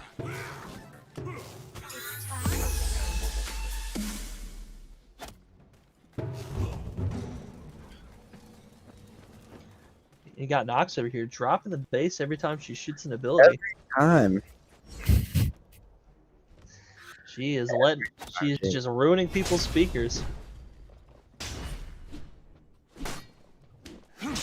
Wolfie is going to be up here. Let's see how both teams decide to play this. Anya's going to actually dash in and pop his ult with Apollo, but Apollo's easily just going to ult out. Yeah, Apollo finding his way to the chopper. Oh, Getting Apollo's out of there weak. in one piece. A good play here, though, by Georgia State, as they're going to push the team out of the lane and then go back and get this Gold Fury. Yeah, they're going to have to take it quick because Michigan is right there ready to converge on it.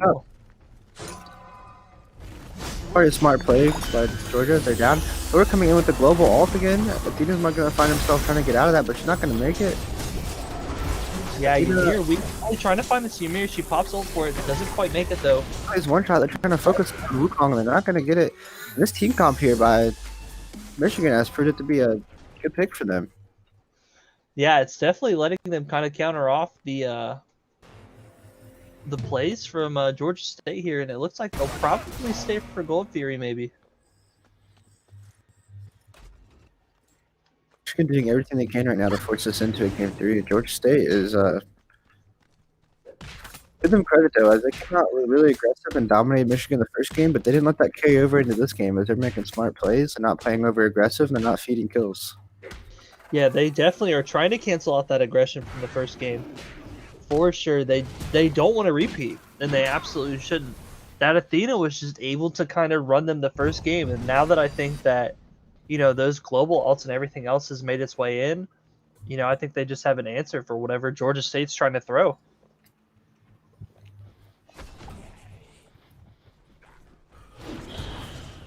Right here. Surround them. He did try to find a kill on Song Wukong over here in solo lane. Kai's going to come in. We might get this kill on Song Wukong. Thor is there as well, though. I don't know if Kali sees him or not. He does. They're going to jump onto the Thor. So Wukong trying to help to the wall, but I don't know if he's going to be there quick enough. So Wukong rotates now. I think they want to try and find this kill maybe. We're going to tower dive for it. Athena with the taunt.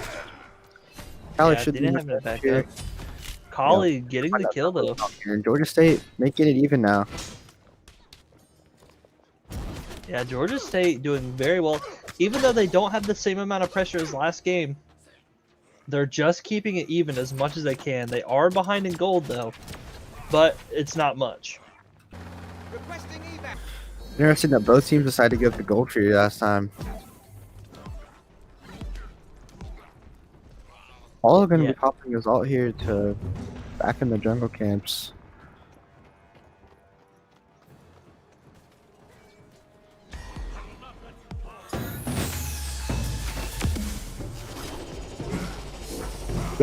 I don't think Mission's gonna be wanting to fight here. As far as Paula's way out of the fight, has no ult up. Yeah, for sure. Raijin's ready to beat on those drums. He's ready to signal somebody's death. Sun Wukong's rotating over to mid lane. Athena's in solo, kind of farming by herself, and she has that ability to farm max potential. Whereas Sun Wukong has to start rotating. Athena can stay and finish out the farm, and then pop her ult. Yeah, Athena definitely at the advantage when it comes to farming. And like you said, just being able to, you know, she can clear out waves, still get the XP and the gold, and still make it to her team and able to fight. So she doesn't have to give anything up. I think they're going to converge on Sun Wukong here, but Thor's going to rotate early, as well as Nox, as well as Ymir. And I don't think they look for a fight here, because Athena's ult is up. Yeah, doesn't look like they'll be able to catch her with. So Raijin, Kali still in mid lane here, trying to get some pokes in. Ymir going to be taking some serious damage here. Looks like there's going to be a tower though. Yep, and Athena's going to ult on top of him again, and that's what you're talking about here. But the Thor ult could come through as well. If he's able to dash out of it, Athena does need some help here. Cupid's going to come over. Cupid ult. Might find his kill on Ymir. Yep, absolutely. And it looks like they're going to be shredding off that Wukong's protections. They're going to find a kill on him. Doesn't even get his ult off in time. Triple kill so far coming off. They're going to be converging on mid tower, probably hunting for this. I think Nox gets out of that. I don't think. Yeah, they're going to be trying to find it. Or not. Kali coming in. Apollo, the only one standing for the University of Michigan right now. I think I know. I don't want to say it again, but I think that fight turned whenever Athena was able to ult in and grab that taunt on Ymir. It completely changes the fight, just how early she's able to get there. Yeah, it's, you know, in Georgia State, I think they're going to start really applying that pressure now, because now Gold Fury is completely open to them, and they're going to take it down, probably rotate over towards Fire Giant and start looking to take that out as well. But that's exactly what they needed. That shifted the gold into their favor. They're now at about a 3K gold lead. Cupid as well helping out huge in that team fight, as Apollo didn't rotate over, because I don't think Apollo had his ult up during that team fight. Cupid able to come in, pop his ult, grab the Ymir, grab another one, and then his team able to re-engage, just clean up that fight.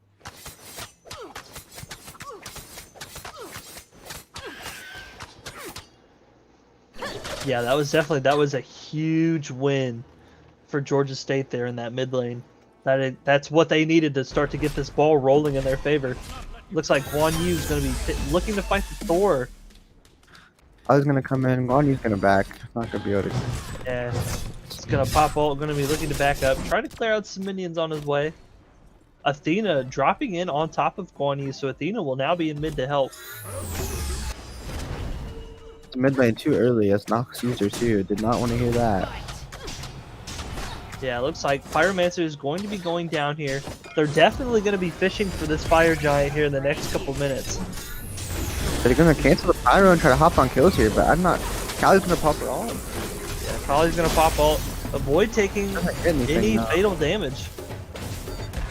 Able to find a kill, go with the global ult. Raijin's going to find a kill here, but I think Raijin's going to go. Nope, Raijin's teleport. He gets out in time. Yeah, Athena and Guan Yu just kind of holding back the Nox and the Thor. Raijin. Yeah, Raijin will be going down. Athena's ult is going to come Athena going down. They're going to be looking to take out that Guan Yu. Cupid trying to come in and give a little bit of help. Cupid being 3 levels above that Wukong is going to push him out. Ooh, but Michigan is going to be taking Pyromancy. I was going to come in. It's going to pick up the kill. Cupid's going to be... Like we talked about earlier, Callie is hit level 16. Like, this is getting late game for her. She's going to find that kill on Apollo as well. Actually going back for what seemed to be like Michigan won that fight. Somehow they lost it. Yeah, it was definitely looking like it was going to come out Michigan, but, you know, Georgia State was just not letting go.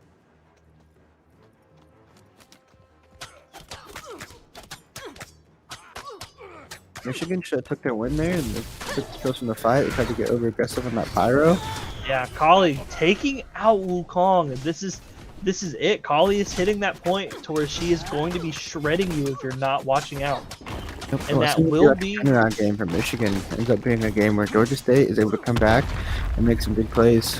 Give them now almost a 5K goal lead. Yeah, and that will be T2 Tower right side. So Michigan gonna have to start looking to defend that Phoenix.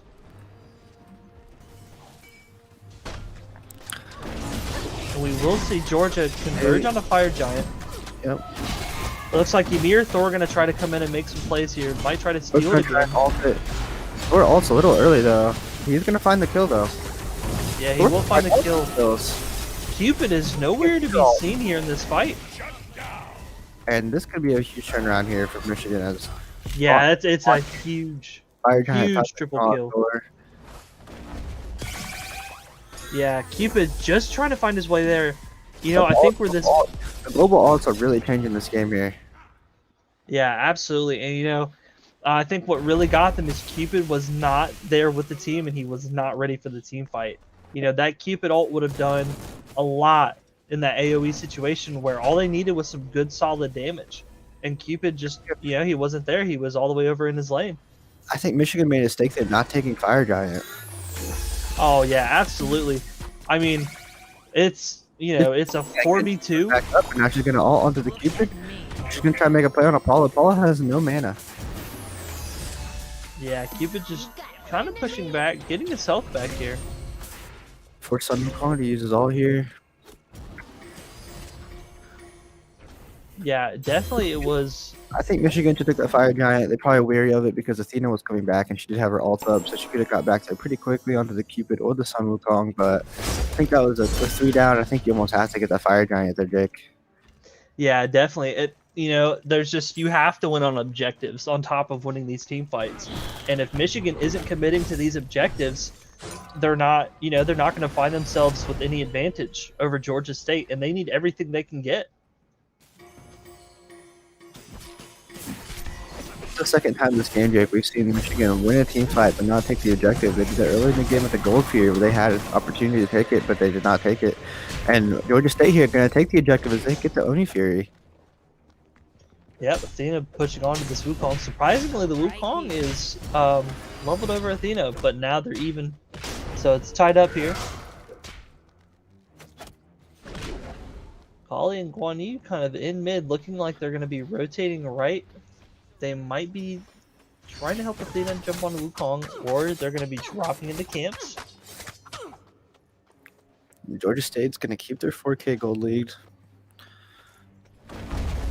Yeah, and you know, and the scary thing is right now is you have you have Oni Fury minions spawning, so... Georgia State getting over aggressive though. I don't know about this Fire Giant play here. They only have Guan Yu and Callie.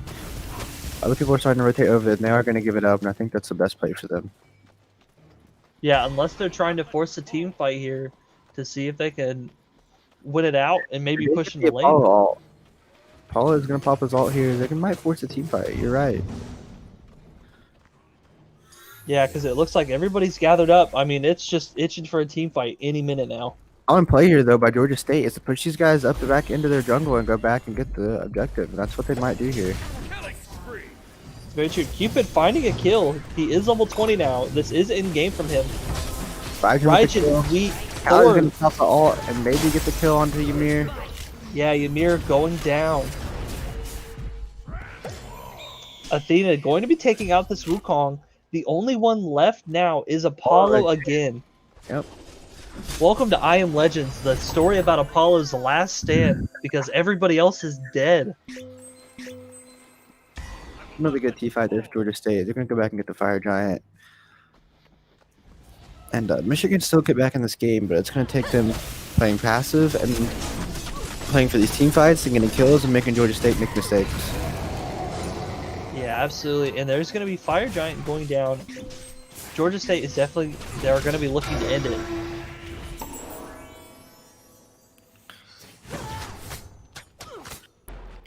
You know, definitely it's going to be touchy territory again for Michigan. I mean, you know, if they lose one more team fight, Georgia State has all the means that they need to end the game.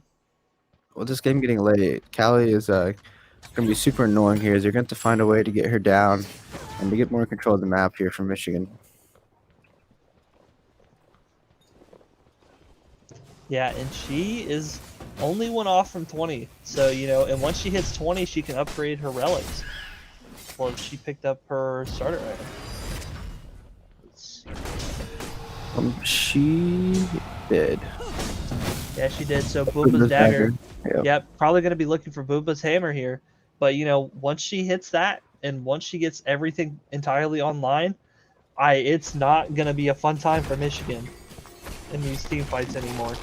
We're going to see Georgia State here converging onto the right lane.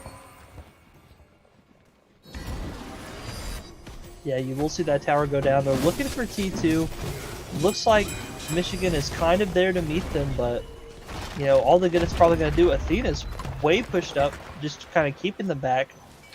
Looks like they're going to converge here. They might be trying to find this Wukong. Taking out some XPs as they rotate over. Definitely landing on Athena, taking a lot of damage here right now. Hit hard here, Jake. They are going to fight. Raijin is going to go down, so this is a good team fight for Michigan so far. Yeah, Raijin going down. Cupid. Look, we're going to be looking for a Cupid ult here. The only play here that could win this is the Callie, but Callie's going to go down as well. And this is definitely a good team fight here. As Sun Wukong escapes with his life. No, he doesn't. Ooh. Cupid ult's going to come in. 2 for 1 there. It's not huge. Not huge for Michigan, but it's definitely not a loss. Yeah, absolutely. They're definitely not worse than what they were at. Cupid probably going to be taking down mid tower here. Athena and Guan Yu still up though. Look, yeah, Athena and Guan Yu coming in. Definitely going to be taking that out. We're going to be converging. It looks like on speed here. Speed falling awfully quick. And they still have the Ymir ult for Michigan. And Nox just got her ult back up. Not a lot of cost there for Michigan as they did win that team fight 2-1. Yeah, they definitely did. They definitely came out on top. So, you know, it's going to be interesting again to see what is going to happen in this last little bit because it's coming down to the wire where if Michigan makes one mistake and loses one team fight, you know, the game is over. Those little trades that Michigan just made is what's going to get them back into this game, winning fights 2-1 or 3-2. Yeah, absolutely. So Georgia's going to have to be very careful how they approach this next one. You know, they're going to have to make sure that they come out on top of that team fight undisputed if they want to secure this 2-0. Even if Michigan wins a team fight where it's like 4-5 and Michigan only has 1 left, that's still not really a win for Michigan as they cannot capitalize anything off of that. Yeah, absolutely. I mean, you know, Michigan has right now they have to win their fights, you know, with no question. They have to come out, you know, with 3-1, 4-2, you know, they have to come out with people standing in order to even start getting through these towers and getting back at Georgia. They do get the Primal Fury again. Callie 20, Athena 20, Cupid 20, and you have Story and Apollo level 20 for Michigan. Yeah, and it looks like we might be seeing another team fight coming up. They're kind of pushing into that lane, into that side jungle lane again. Gonna be seeing what they decide to do here. I think after getting that Fury, they're just going to clear some minions. I think Raijin's going back to finish some of his build. Yeah, Raijin is full build now except for his, is that his starter? Raijin's full build except for his upgraded starter item. Allie's full build. Cupid's full build. And Athena is just one upgrade on her cloak. Oh, she just upgraded Mantle, so Athena is now also full build for Georgia State. Yeah, and it's not ideal because right now you have 3 people on Michigan's side who are not full build. Nox is really close. She just needs that one more level. But Wukong and Ymir, both at 18.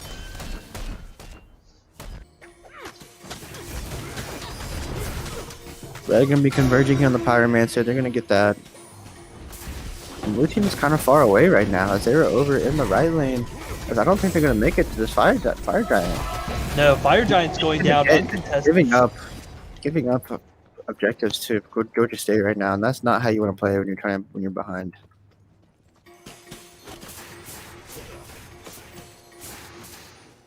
Yeah, Michigan did not want to lose that, and unfortunately they did, just being out of position. But again, it's those little mistakes. The little mistakes will cost you here for Michigan. They have to play the most perfect games they've played so far. But, you know, Kali making the choice to fall back, everybody else kind of staying up. They'll probably wait. The minions in right lane, get some minion pressure on all 3 lanes.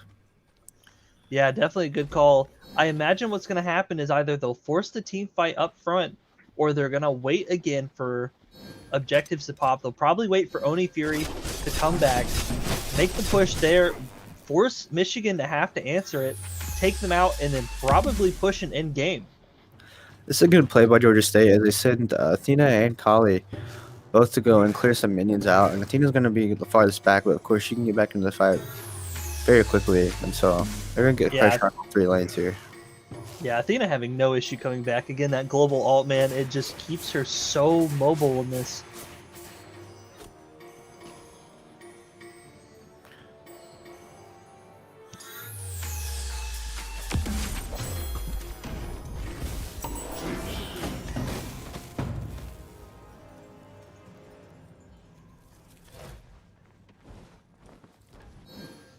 All right, so we're seeing a push Kali's up. converging over here. She's gonna get back. She did use the Sun Wukong ult.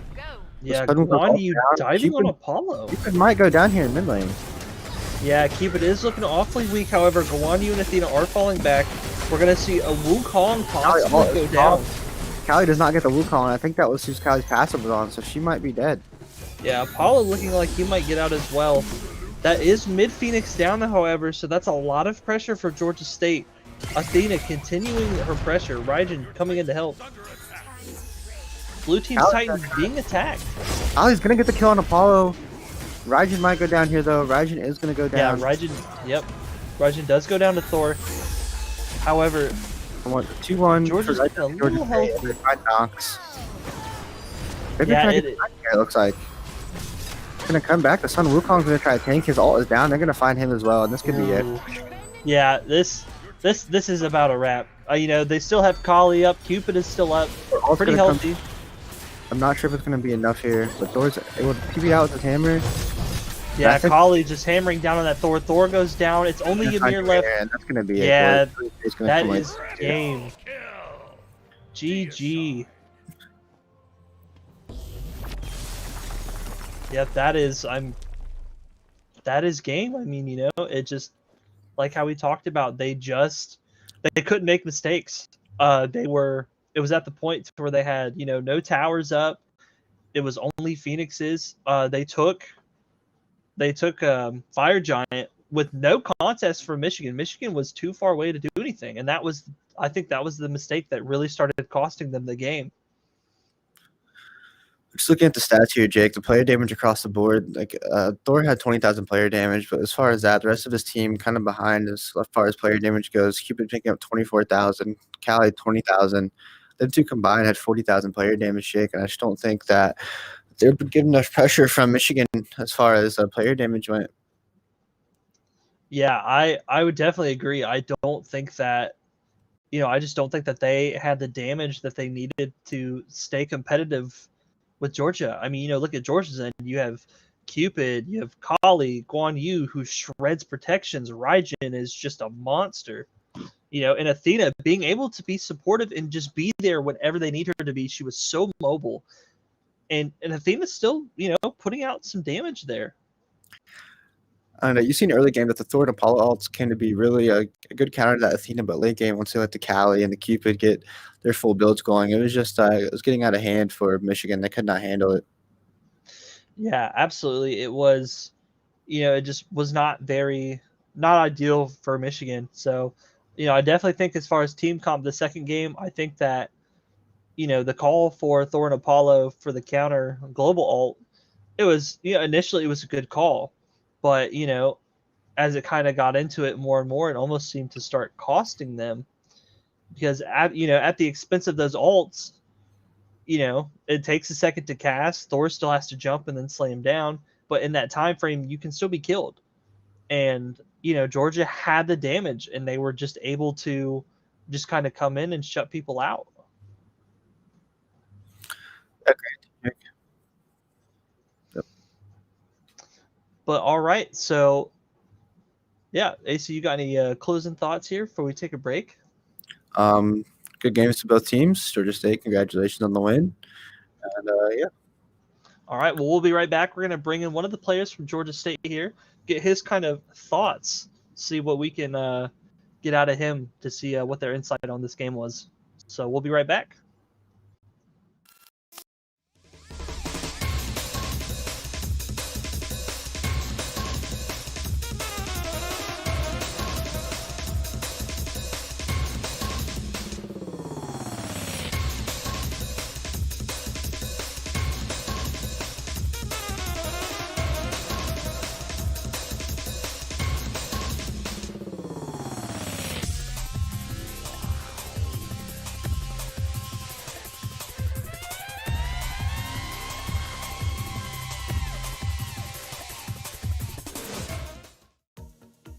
I grew up making games, so I wanted to make a career out of that. Shawnee being a small school was the thing that drew me to it. Shawnee is nationally ranked in the Princeton list for game design. A lot of the professors own their own businesses. That kind of prompted me to start my own business. I started a game studio. I don't think that would have been possible if the school were bigger, and Shawnee put that all together for me. I'm Dalton, and I invite you to discover Shawnee State University for yourself. Please visit discover.shawnee.edu.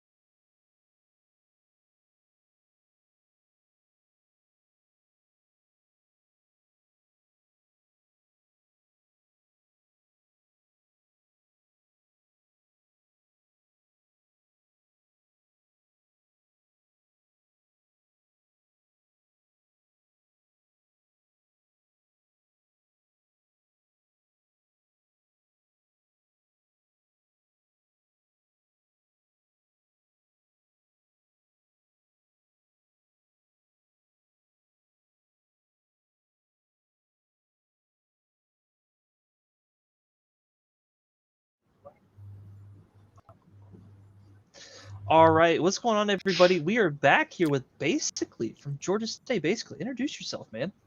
I am basically two-time champion of the world, the biggest muscles in the game. Yeah, just the best player ever. There you go. There you go. The confidence. So let's talk a little bit about those games, man. How'd you feel about those? Yeah, so 2-0 if we're playing serious, 2-1 if we're trolling, no big deal. Top wards both games. That's the reason why we won, if I'm being honest. That and Spartan Flag on Guan Yu, kind of the win condition. Realistically, they picked the most annoying draft possible. Really sucked for us between the Apollo stuns. They had Thor walls coming out every second. The Ymir walls were going crazy, to be honest. He was getting so much done with that. But we rallied together, came through with Spartan Flag. The wards came out, brought it back. It was very nice. We were playing for late, so once the Kali came online, kind of didn't stop W keying. Yeah, absolutely. Because we were talking about, just the work that Athena had put in that first game, and we said, there's going to probably be some counter global ults because they have to answer that Athena. And when the Apollo and Thor came out, we just kind of knew that was going to be the case. And once we saw Kali's pick and everything else, we figured, Georgia State's playing late. They're going to just play late game, let Kali get online, and then they win. That's all they have to do. Yeah, it was a pretty conscious decision to give them the Apollo. We've taken the Danza the game before, so we knew they understood the power of Hunters right now. They're just very strong, and we thought the Guan Yu would be worth it. It was a decent trade overall. It was not necessarily the Apollo that was really rough for us. It was a combination of just all the CC they had. But realistically, it was a decent trade for us. We liked our comp, and once they picked out the Sun Wukong, the Ymir, it was very tank oriented. Kali was a good pick for us going through the entire thing, and in the late game, we were just able to pick it up and keep going. Yeah, definitely. I think for both games, early on in the first, there was, you guys had the 2 kills right off the rip in mid lane, and then it kind of evened out. They started making a slow kind of pressure comeback, and then you guys just reversed and swept it out. I mean, you guys just cleared out the first game after so much time, and I think in the second game it just ended up going the same way. There was that big play where you guys caught them away from Fire Giant at the end, just took Fire Giant, and then you just swept them out of Phoenixes, and it was game after that. Yeah, the thing with our jungler is a very big fan of Danza jungle, and so a lot of our comps will kind of vary around how he likes to play the game in terms of picks. So once we have a Danza jungle, we are essentially saying, hey, we're going to be playing this game for like one big team fight. I had 4 people zoned as the RDO, and I was like, this is a free fire, guys. It's a free fire. I did not hear the Rama go up and take it, and they did not communicate secure properly, which is just unfortunate. But for being that far up, we were just able to quickly turn it. Danza ult is practically Apollo ult in terms of how much distance he can cover in time. I was already positioned up correctly to have 4 people in all of my stuns and cripples. And then, of course, just a very mobile team comp in general is able to close that distance up. We pick one at a time. The Kepriel wasn't. The Kepriel's game 1 where we were forcing them a lot on him, which was very good, and he had to force one on himself there. So we just turned that's a free kill on him. We had a pick earlier, and then we just keep it going. That's kind of how that comp went. Yeah, and even when they stole Fire Giant from you guys at one time, I mean, you guys just turned around and just swept out the team. It was like, I think, a triple kill right after they took Fire Giant, and it was just game. Oh yeah, I mean, you can take Fire Giant, but Joe, you're not taking the game from us. We'll let you steal one, but I'm not stealing the game. Not like that, at least. Absolutely, gotta let them know. Yeah, just take it from the rip. No, not. We almost let it happen that the second game, let them steal Fire Giant, but better communication saved that from happening. Yeah, definitely. Well, man, GG's to you and GG's to the University of Michigan. Thanks for coming on and talking with us, man. Does it AC, you got any questions for the man before we cut him loose? Not many. You guys put a lot of pressure on Michigan. It seemed like they can never get like a breath of fresh air. Even when they won team fights, Athena was getting back into the map, and they just couldn't even. They win team fights, still couldn't get Fire Giant, didn't get Gold Fear. You guys just kept the pressure on them. So GG's to you guys. Good performance. Yeah, thank you guys for hosting this too. It's been a blast. Absolutely. We're glad you're having fun, man. There's plenty more to go. Tomorrow is where we play for keeps. You get brand new keyboard and a brand new mouse, man. So make sure you come out and win this tournament. That's what we're going for. That's what we're here. Clock in, clock out. Absolutely. All right, man. Well, we'll cut you loose here. Thanks for joining us. Yep, no problem, fellas. All right. Cool. All right, guys. Well, that was basically from Georgia State University, as he said so himself, the man, the myth, the legend. So we're going to go ahead here. We're going to cut to break. We're going to get all set up for these next matches. Hope you guys are enjoying being here. As always, it is myself and AC here. But before we do cut to break, we're going to take a look at the bracket, give you guys an update on what's going on here. All right. So taking a look at the bracket here, AC, do you want to tell us what we're looking at here? Yeah, we're looking at the bracket for the tournament coming up here. And it's a little blurry on my end, not gonna lie to you. Here. All right. So what we're looking at here, so round one, we had GSU taking it over Glenville, Wildcat Gaming taking it over ASU, SSU taking that over Akron, and then UMIC taking it over Full Sail. Round two, we had obviously Full Sail took it, ASU took it over Akron. We're gonna have SSU versus Wildcat Gaming, and then GSU taking it over UMI, well, University of Michigan here. So stay tuned for that Shawnee State versus Wildcat, and then we're going to be, after that, getting into round three here of the bracket. Hopefully it's an exciting round three here, Jake. We had some exciting first games here. Some teams were able to come away with some games here. We haven't had a game three yet that I've spectated. I don't know about you, or Casson, I don't know about you guys, but hopefully we can get some better games here come game three. Yeah, absolutely. If we want to go ahead and actually take a look, some people are wondering what these beautiful keyboard and mice are going to be looking like if they win the tourney here. So let's take a little cut at the prize pool real quick so you guys can see why AC and I are about to be doing this 2v5 turnaround for the free money. Let's take a look at that. As we said before, you got that nice RGB keyboard.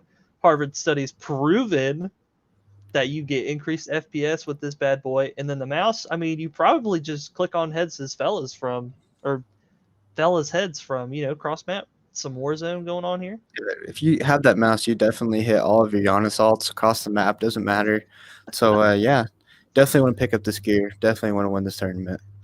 Yeah, Giannis ults. And you know what? Anybody that plays Thanatos, I know myself, those pesky ones, that mouse will make it laughable to hit. So definitely, yeah, over about worth $1,000 in keyboard and mice. So the winning team is going to be looking pretty fresh with these new keyboard and mice. They get to show off their school's colors while they're blasting away at people. But all right, guys. So with that, we are going to cut to break here. So stay tuned, and we will be back momentarily.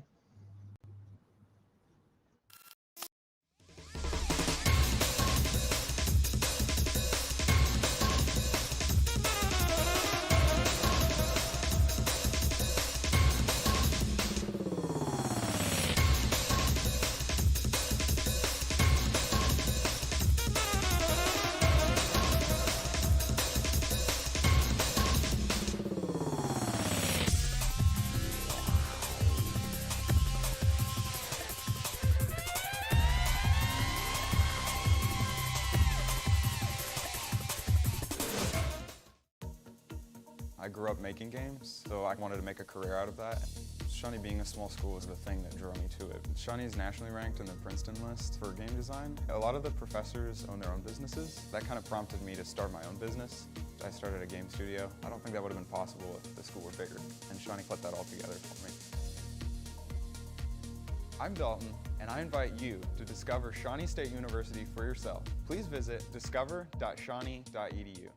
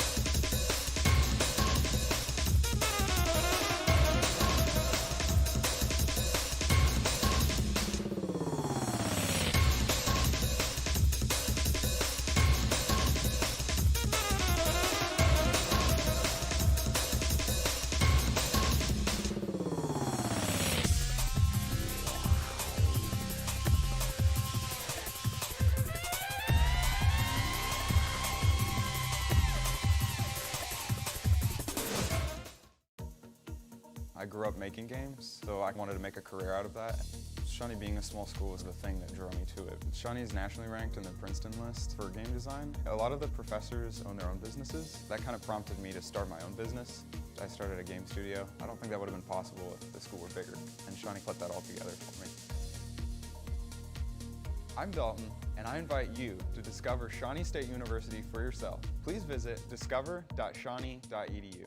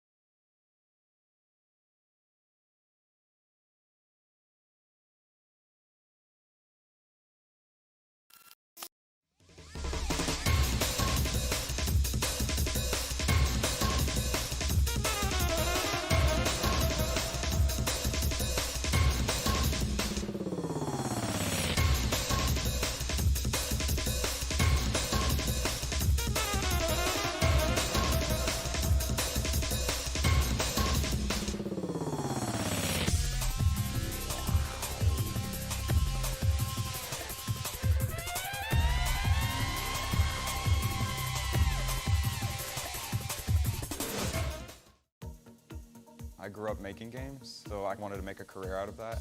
Shawnee being a small school was the thing that drew me to it. Shawnee is nationally ranked in the Princeton list for game design. A lot of the professors own their own businesses. That kind of prompted me to start my own business. I started a game studio. I don't think that would have been possible if the school were bigger, and Shawnee put that all together for me.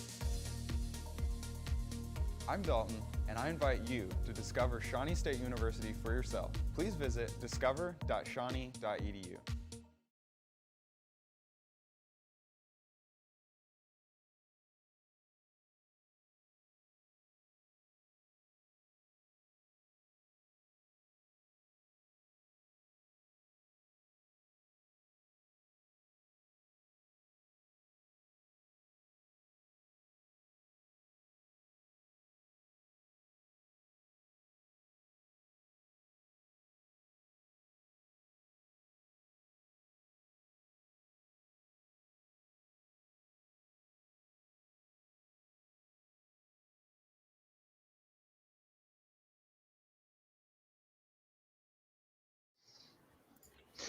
All right.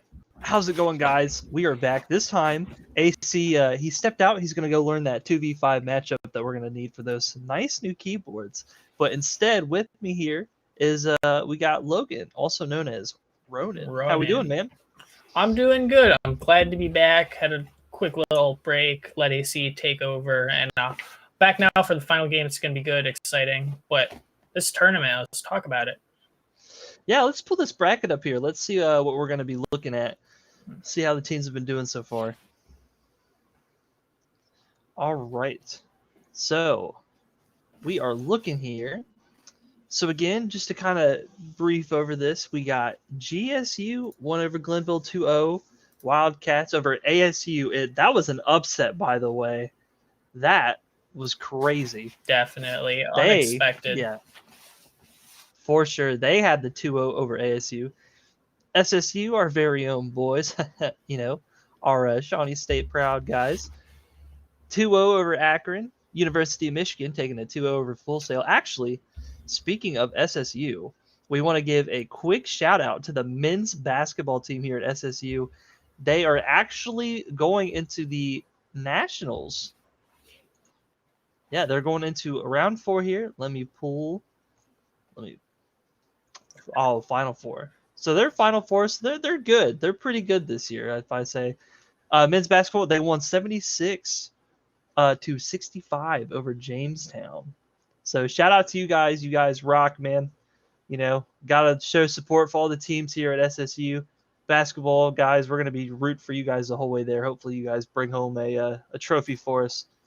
A good job to them. But back to the Smite stuff here. Let's get this bracket pulled back up. But I definitely think it'll be interesting. Same thing if SSU ever has to fight ASU, because these are two teams that we have lost to in the prior series, and it'll be like this little get back at them revenge type of deal. Be like, you beat us before, but we're going to beat you now. Yeah, absolutely. I am definitely excited. I'm excited to see the GSU and ASU matchup, personally. I'm excited to see those two good teams, really good collegiate Smite teams. I'm excited to see them go at it and duke it out. So we'll see how that turns out. But yeah, I mean, it is just an exciting day here. A lot of Smite going on, a lot of good teams, a lot of fun stuff.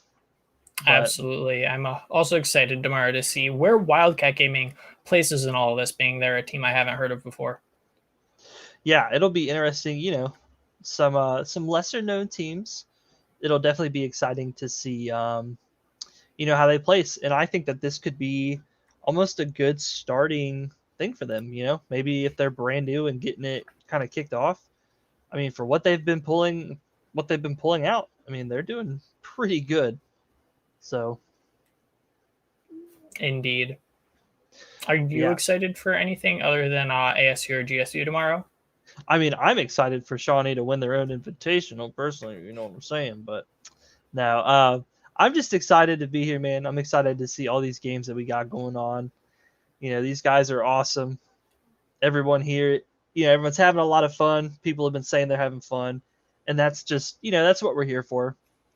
We're here to give people in the Smite community a chance to compete and with some other collegiate teams, just kind of take a step back from their normal season scrims all the time to just something more fun, something casual for them to do. We still want you to be competitive, obviously, but it's chill. We're just here to have fun, here to host something for you guys. So glad you guys are sticking around and enjoying it. Absolutely. But yeah, here, let's you know what? Just to remind you guys what is on the line for tomorrow, and we're gonna keep flashing this, so if you're sick of it, you're gonna be more sick of it later. But let's go ahead and let's cut to these prizes. Let's look at these beautiful, beautiful keyboards and mice again. Look at it. Look at how nice those look. Look at they're pretty. Look at those. You got the red there. You got the green. I mean, it's RGB keyboard, man. Like we said, Harvard study proves having these kinds of keyboards make you just better at gaming. I mean, I've got an RGB keyboard and I never miss, so I'm proof that it makes you better. I mean, mine's set to one color, so I'm only performing at 1/3 of my natural ability. But definitely, there's something. Never miss though. Never miss. Never miss. I could probably end up on a phase team if I would turn this thing on to multicolor mode. You never know. You never know. But all right, so with that, we don't want to leave you guys hanging too long. But we're going to try to find out if either one of these SSU teams or Wildcat team is still alive. Because I don't know if these guys are locked in like an alternate dimension, just duking it out, or what's happening. But these guys have been going at it for a long time. So we're going to cut to break here, check in on these guys, see what's going on, and we will be right back.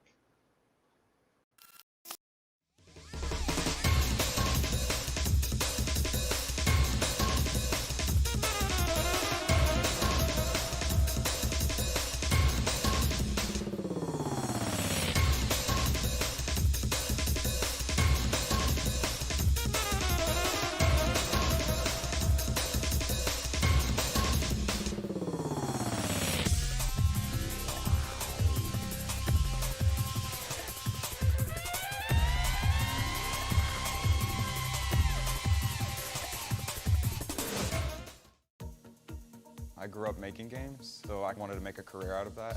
Shawnee being a small school was the thing that drew me to it. Shawnee is nationally ranked in the Princeton list for game design. A lot of the professors own their own businesses. That kind of prompted me to start my own business.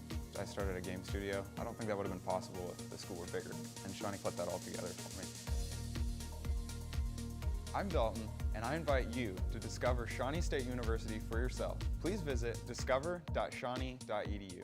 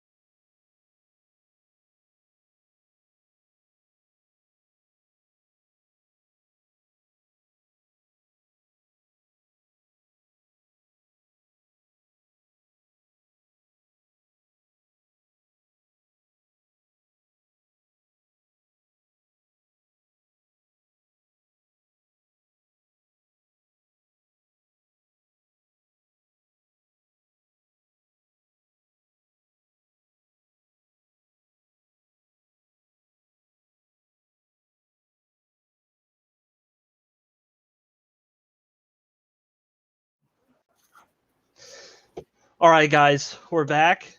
Shawnee State and the Wildcats are finally done. It was a goodness gracious, it was a 41-minute game. So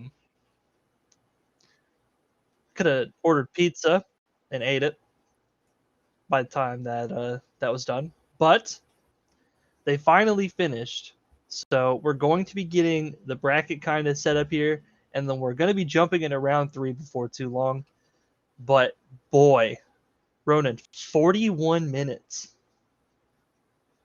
It's a very long amount of time. It's not the longest I've seen. I've had games that have gone an hour.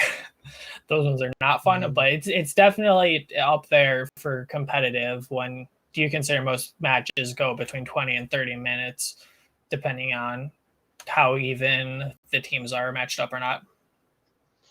Yeah, and apparently those guys they were dead even because boy, they were going.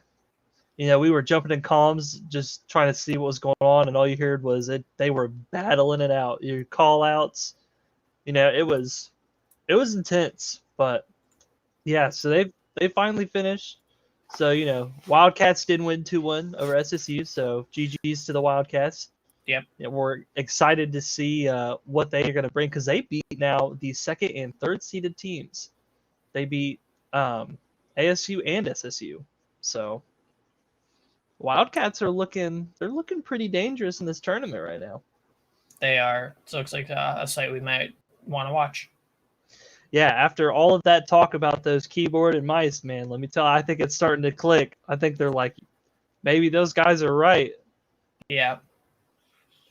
They found the Harvard article. They read it, so Definitely. they now know.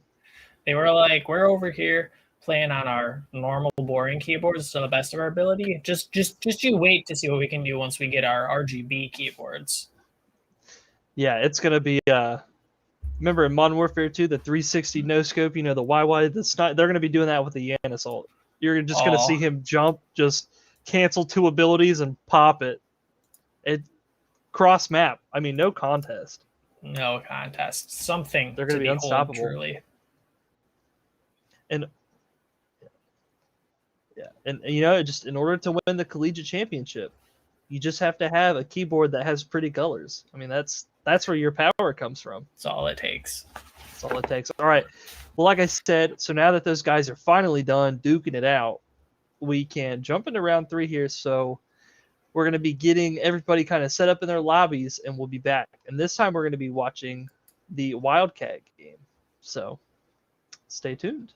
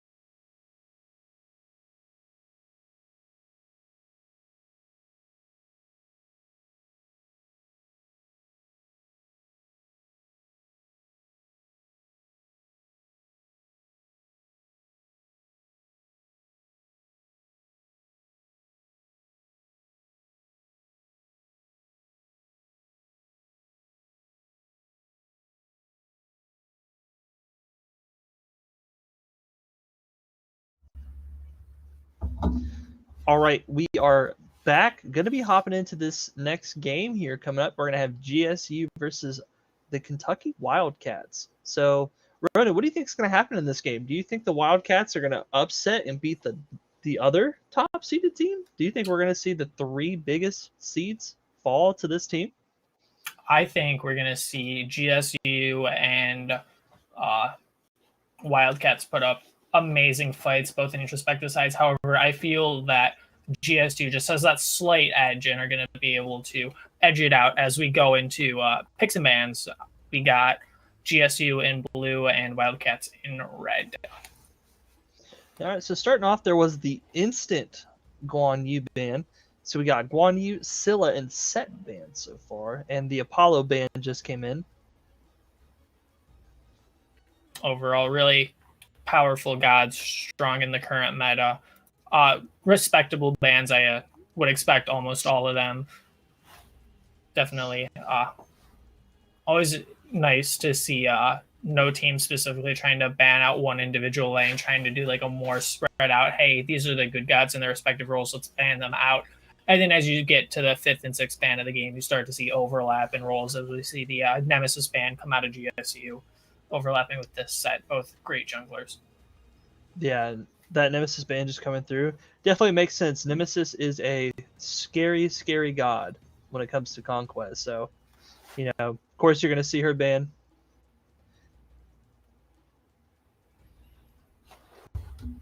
I am curious to see what the team comp is going to look like because we saw some interesting stuff from Michigan and GSU's game. So let's kind of see how the Wildcats come at this. I want to see what they're bringing to the table.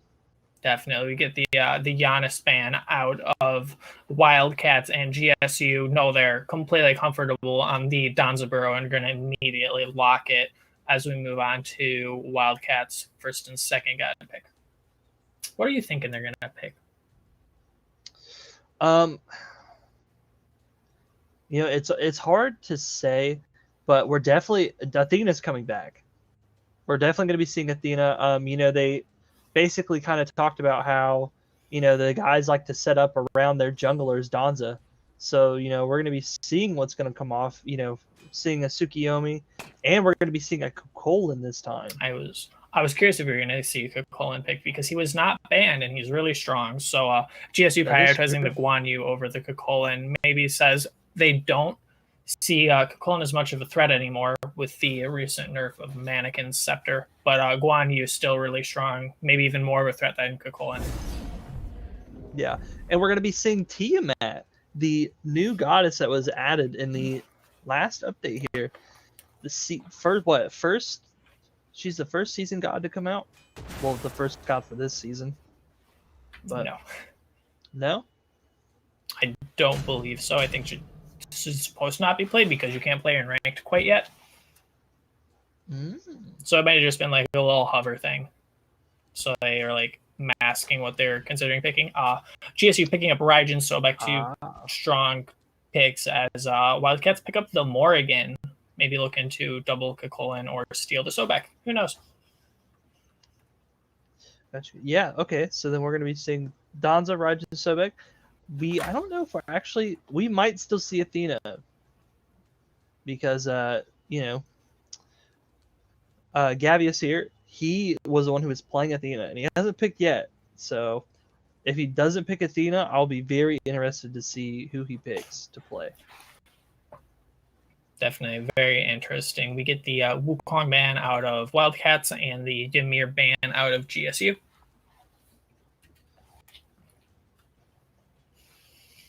Yes. No, Athena is definitely an option, especially because GSU hasn't picked their quote-unquote solo laner, although I don't necessarily know if Athena is maybe the god you want to play into something like a Kukulin. Yeah, it'll be interesting to see. It'll definitely be interesting to see the picks. But, once they kind of jump in here, and there was just a King Arthur ban. So, interesting ban from Kentucky there. And it looks like Honor will also be banned. from GSU. Definitely. Two really strong gods. Kentucky trying to force the solo laners to be not as diverse over on GSU's side, and GSU kind of just trying to cover as much range as they can with the Ymir on her ban, as we see Kentucky picking up a Yemoja for their support. Very strong support still. Yeah, definitely. Yemoja she still absolutely holds her own, in these conquest matches. So, and we're also going to be seeing a Morgan on the Wildcat side. Morgan was also not banned. So, definitely, I think this is going to be a really good match. Absolutely. It's going to be an extremely good match as we wait to find the 4th and 5th picks for GSU. We see Erlang Shen picked up, looking to be the solo? I don't know anymore. I'm thinking there's a chance it's the jungler. And yeah, there's the Amaterasu, who will definitely be the solo. So it looks like we're going to have a Danza carry, Raijin mid, Erlang jungle, Ama solo. Subback support as we look over to Kentucky for their 5th pick. Chernabog. Looks like they're comfortable fighting the Chernabog into the Danzaburo. And we will see how it plays out when the match starts. What are your thoughts about this matchup? The two team comps. It's a very interesting matchup.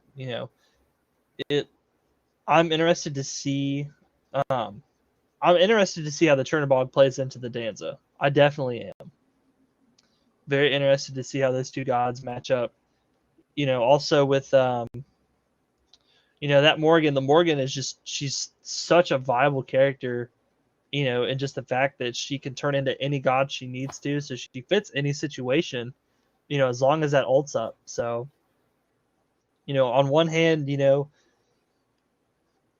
it's, she could be weak to, one god, but, they can switch out and just flip the table in any fight at any time. So, I mean, it's going to be interesting. I mean, Yemoja's as strong as Yemoja's always been. Great healer. CC's good. So it's going to be a fight. I think this is going to be a big fight. It is. It's going to be a great fight. I'm excited to see how the Amaterasu plays into the Kukulkan, with Kukulkan having anti-heal on one of his abilities, and Amaterasu kind of wanting to sustain lane a little more than maybe someone like Kukulkan. Whereas Kukulkan kind of is just like, I'm going to poke you out of lane, but we'll see. It'll be a good matchup. I don't get to see Raijin this often, so I'm really excited because we've seen a lot of Raijin this tournament to see what makes him so powerful. And I think, to me, he's not one that clicks, but to other people he clicks and it's been working. So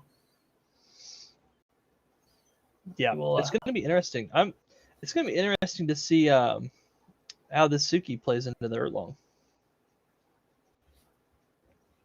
Yeah, I know Erlang definitely one of the tankier junglers, being he's a warrior, but his jungle clear is pretty good. I think you're going to see just a lot of not necessarily fights between the junglers. Is going to be more of who ganks where and when. Mm-hmm. That'll determine how the match goes. Mm-hmm. Yeah, it's going to be an interesting match all around. I mean, you look at all these matchups going on, and it's exciting. It's going to be a good one. Absolutely, it is going to be a good one. Yep, just waiting to load in here.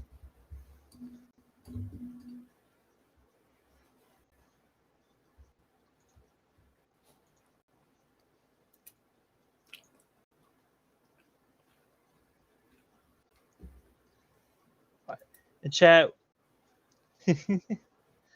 we see you guys in there. Is that a Liam? Is that the legendary Smash player Liam himself? Liam, you're a god, man. We miss you here. Yes, we do. Shout out to all of our Shawnee alumni, not just not just Liam the legend sitting there, but shout out to everybody who's tuning in right now to watch some Smite gameplay. We're going to be loading in here, so we're going to be swiping over here in just a minute. Yeah. All right, looks like we're getting into it, so let's go ahead and swap this over.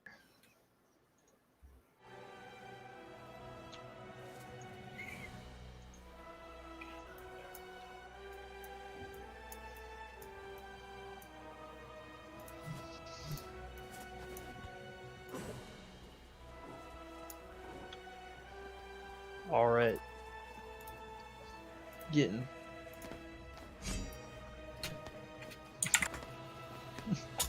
All right, so getting into here. So these some guys pushing out. Raijin and Donzo, you know, just bouncing along their way, just making their way downtown. Kind of moving in there. So it'll be interesting to see the setups. We'll see how dual lane engages. I think the dual lane matchups are going to be very interesting. Definitely, it's going to be a good matchup, especially between these two. One powerhouse that we've got and one of the other powerhouses we've got. They're both kind of ability-based hunters, where a lot of their damage doesn't necessarily come out of only their autos, but it comes out of their abilities as well. So it's going to be interesting to see how they use their abilities to either zone, deal damage, box each other, especially once the Sobek and Yamoja start rotating around the map to help out elsewhere where they are needed. Yeah, definitely for sure. Just kind of waiting to get camps loaded up here.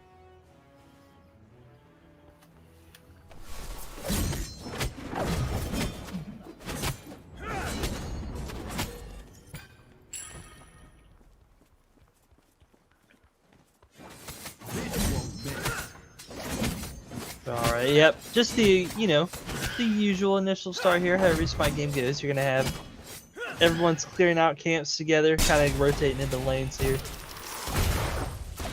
You know, Suki, Colin are going to be tearing through that mana camp. Jumping over. You got Sobek and Donza versus the Emoja Chernobog. You're going to be seeing...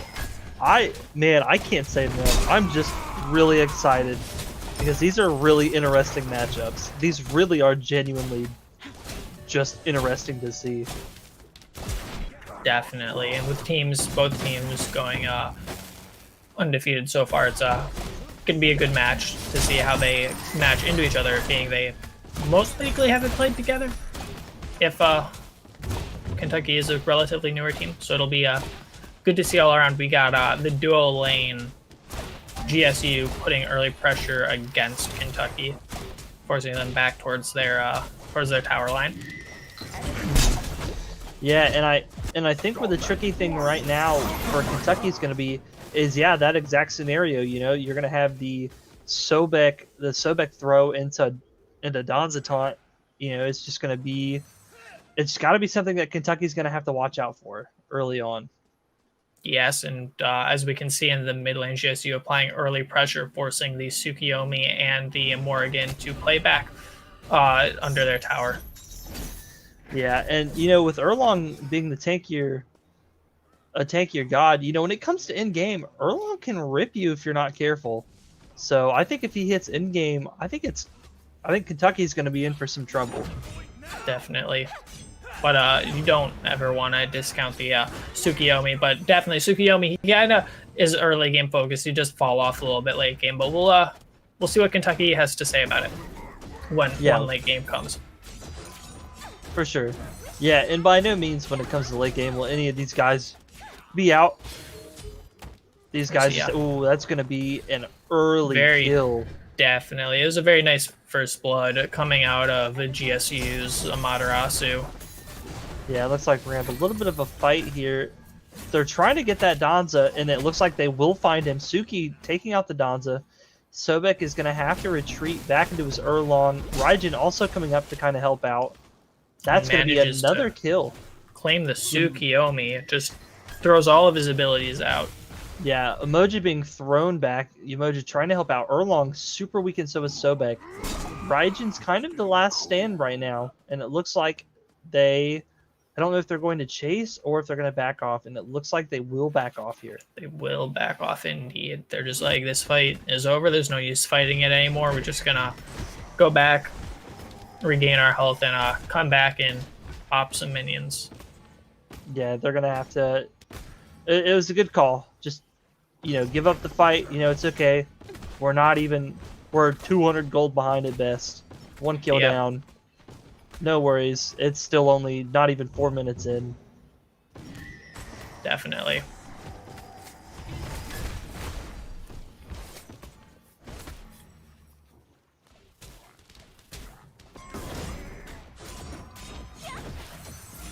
As we see the Kokolin and Amaterasu duking it out again. Kokolin getting a little low.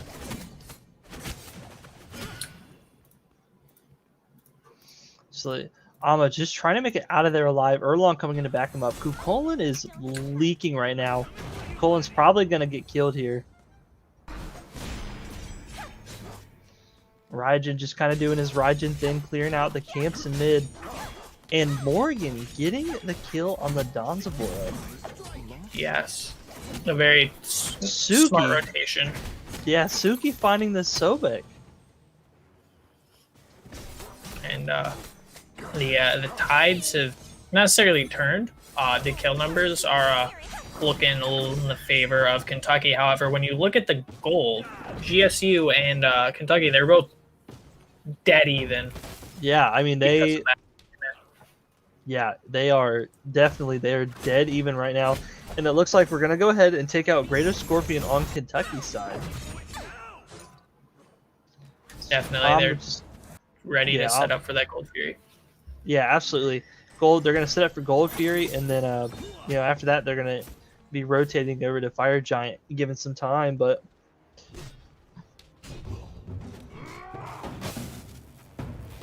Yeah, Suki and Morgan going at it. Sobek seems a little behind in level here. Just now hitting level 4. Definitely.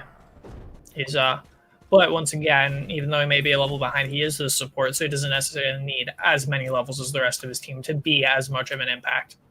Right. He is definitely, he's there for those throws. He is there to chuck people into death. Yep.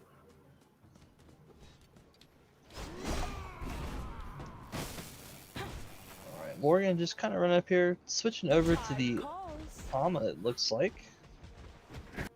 Definitely. Ama is GSU looking at words. GSU looking at Kentucky's blue buff, but not gonna be able to do anything about it as Amaterasu boxing the Kokolin, and Kentucky's there. Amaterasu forced to use her ult, but it is not enough to get her out. Yeah, Suki will find the kill, take out their Ama. So now we're gonna see Tiki go down. Definitely. I'm a little surprised GSU didn't try and maybe capitalize on that by necessarily doing maybe a Gold Fury when they saw that like three of Kentucky's members are over in right lane. But maybe they're just like, it's not necessarily time to do it yet. Yeah, I'm sure they have times and ideas when they want to do this, and right now that just wasn't in the playbook, so they're probably just all right to let it go. Definitely. Taking down Greater little Scorpion. Engagement over in mid. Yep. Oh, Suki getting tripled here. Yeah, Suki is going to be finding himself going down. Yamoja and Morgan tried to catch up, couldn't quite do it. Looks like they'll back out of it. Colin getting some damage on the Ama, but looking to be that she's going to get away from it. Big fight in mid going on. Morgan being totally obliterated by the Erlong. Erlong getting out half health with his life. Yeah.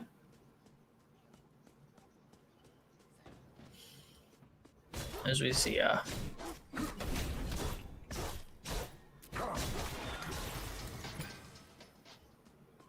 Solo doing another little skirmish. Amaterasu versus Kukulin. Yeah, Solo, there was an ult there. It looks like Kukulin's going to come out of this. Can he get the kill on Ama, though? And he does find it.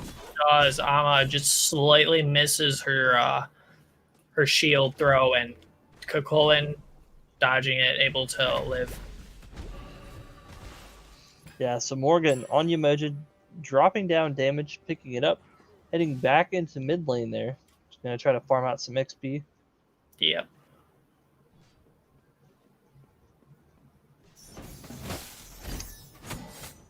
Alright. So nothing too crazy going on right now. Just everyone's kind of resetting. Everyone's looking to get some dinner. Gonna farm up, get big.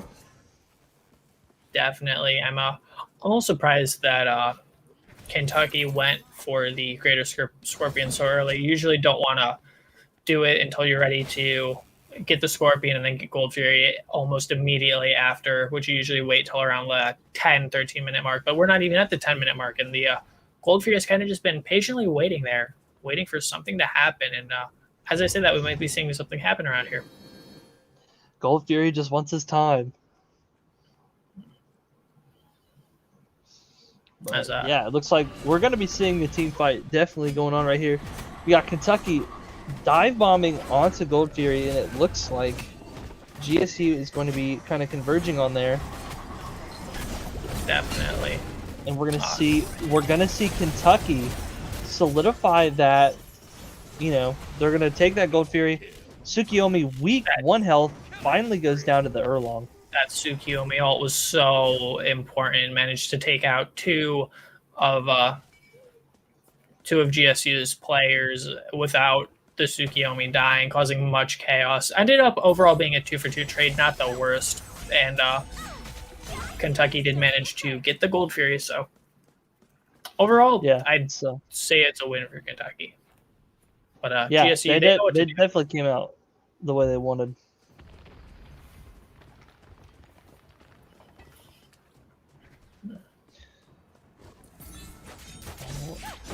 Right, so it looks like, yeah, we're going to be resetting a little bit, but it looks like there might be a dive bomb here. Yamoja coming in, same with Morgan right there. Erlong trying to figure out where to go, what to do. Morgan getting tossed by the Sobek. Morgan will go down. Nice to the Ama Tsukiyomi trying to get some damage in. Erlong super weak. We'll see if that they can find it. Kukulin chasing down the Erlong. Sobek also super weak. He's trying to get away though. Right now, Kentucky is running down GSU, trying to get some kills to make up. Even though they came out, they want more. They're hungry for a bigger lead than what they have right now. Definitely, and but it does look like GSU was. It does look like GSU is going to get away here. Definitely, they managed to get away. However, Kentucky punished them by being able to take their red buff. So the Raijin's not going to have that for the little bit of extra damage, which he may need soon. Yeah, absolutely, and that was a great push by Kentucky. Kentucky definitely needs to shift their side, but they need to be able to keep it. Because we've seen before how GSU can handle pressure and then slowly turn it around.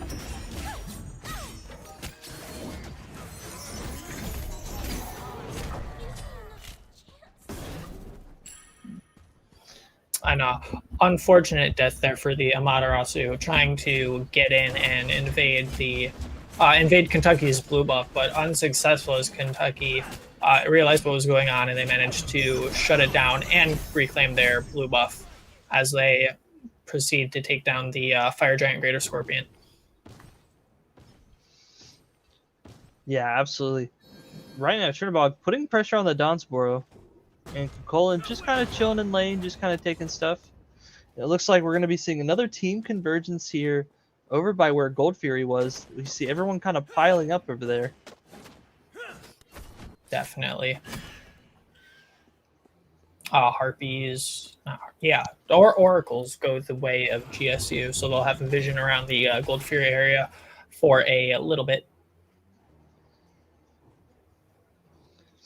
Which will definitely be helpful. Being a solo again. See how this goes here. Definitely.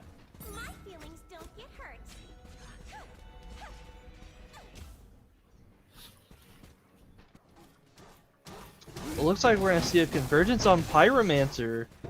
GSU looking to take out Pyromancer. Kentucky's trying to converge on it, see maybe if they can take it from these guys. Raijin having to back out and run away. Tsukiyomi finding the kill on the Sobek. Just pushing the Sobek out, but Raijin answers by taking the Tsukiyomi. Morgan takes out the Raijin. Kukolan takes out the Ama. Right now, it is only the Erlong and the Danza left. Oh, but an answer back from the Erlong. Definitely a 2-for-3 trade in the favor of Kentucky, and they might just be able to get Pyromancer off this. We'll see.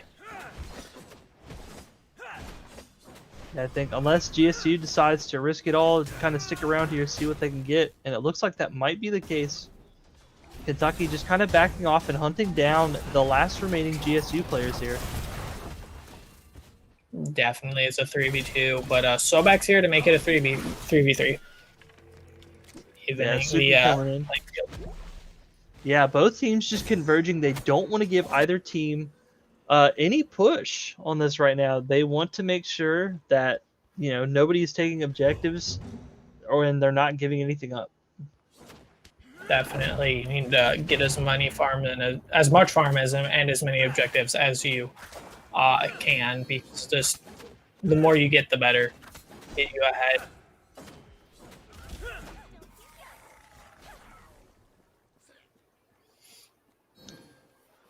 Yeah, absolutely. So kind of a reset here. Fire Giant will get to live another day.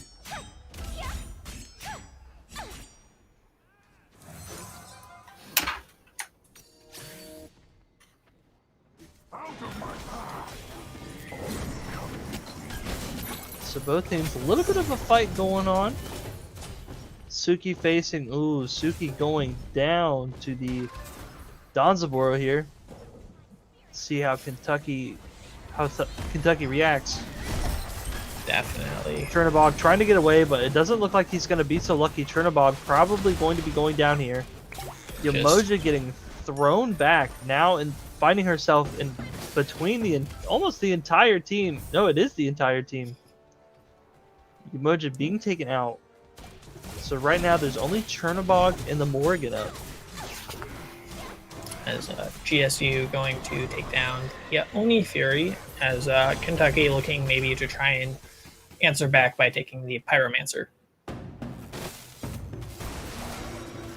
And they managed to take out the Pyromancer, trying to lessen the gold difference between them after GSU got 3 kills and the Gold Fury. Yeah, trying to mitigate some damage there. Looks like we're going to be seeing tower fall, though.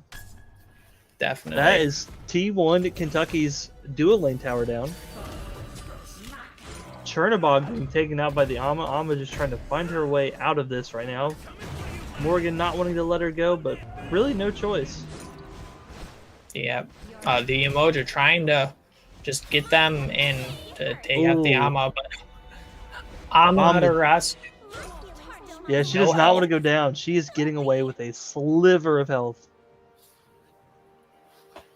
That was definitely close for the Amaterasu, and very fortunate that she was able to make it out.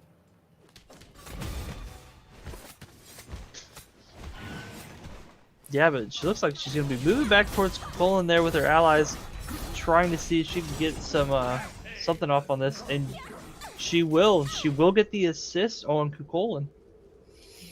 Definitely. GSU just trying to capitalize as much as they can on their 3K gold lead. Not a huge gold lead, but it's a lead nonetheless. Yeah, it is definitely a lead here. Yeah, so slowly but surely GSU's pulling ahead. Right now they're at about a 3.5K gold lead. Looking to they're gonna start looking to pull away here. Definitely, Kentucky, if they want to win this, they gotta play a little more laid back, reserved, and pick their fights correctly. As we see, they managed to take out the Raijin, but at the cost of their Morrigan. Yeah, it looks like Erlong might also be going down here potentially. Erlong is very weak right now. Kukolin trying to get that Erlong, and he will find him. right now, Kentucky just has to fight to stay in the game.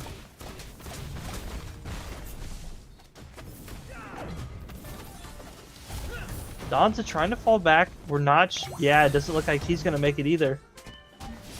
Oh, no, he will. He will make it out. Got a very small amount of HP, but Kentucky going to want to try and maybe do something here. The Kokolin got a lot of health, but they're just going to back off, maybe take a T1 while we watch GSU back.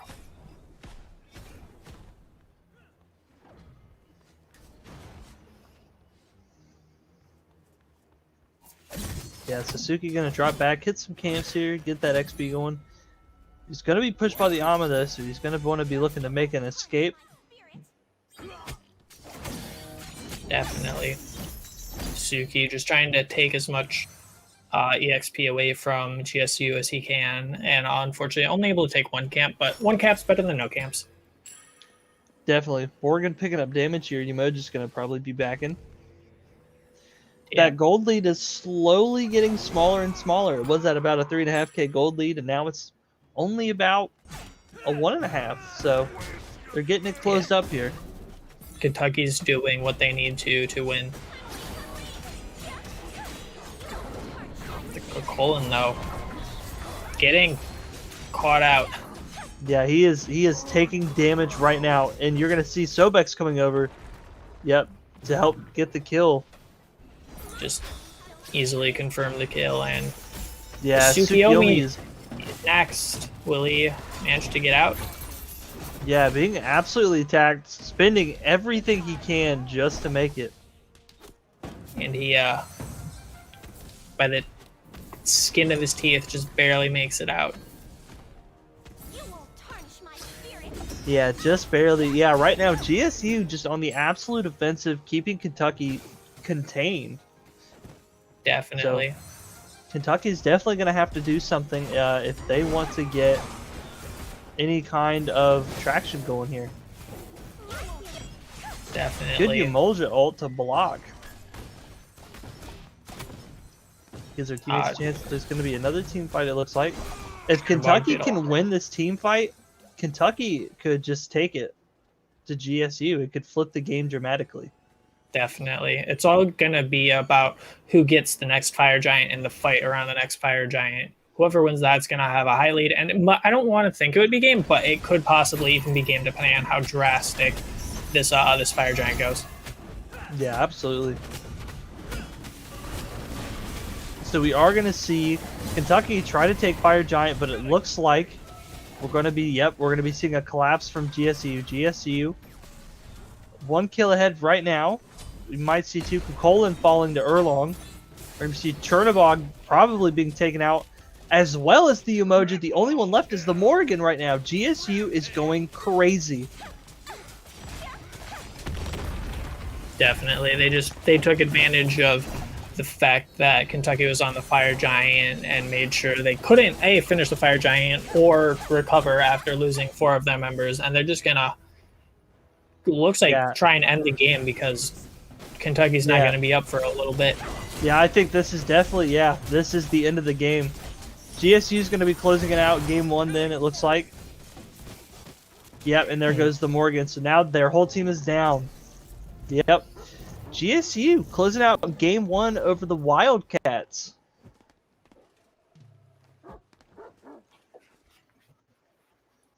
Definitely a well hard-fought fight from Kentucky, but GSU they had the teamwork, the stability. They managed to just pick the fight that mattered. They won the fight that mattered, and from there it was just over for Kentucky, unfortunately. Yeah, Kentucky definitely. Early game it was pretty close, but just as time went on, Kentucky was losing stride more and more to this Georgia State team. Georgia State was just ready. That last push on Fire Giant was exactly what they needed. That they came out with 5 kills. Only one left is Morgan. All they had to do was just run down lane and end it. Definitely, and the game was so close up until that point. It could have gone either way. That was the deciding fight. Yeah, absolutely, and it's I mean, and it's just tough. I mean, once you're kind of getting pushed like that, I mean, what is there really that you can do? In Kentucky's standpoint, they had to take Fire Giant. So, it was either trying to push Fire Giant, get a little bit of traction going, or just continue to be pressured by GSU the way that they were. And, GSU took advantage of it. They caught them at Fire Giant, like you said, and they just took them out. Absolutely. So, all right. So we're going to be loading into game 2 here. Going to be coming back to you guys here in a second. We're going to go ahead, give it a little break before we get thrown into this next match, but we will see you guys here in just a second.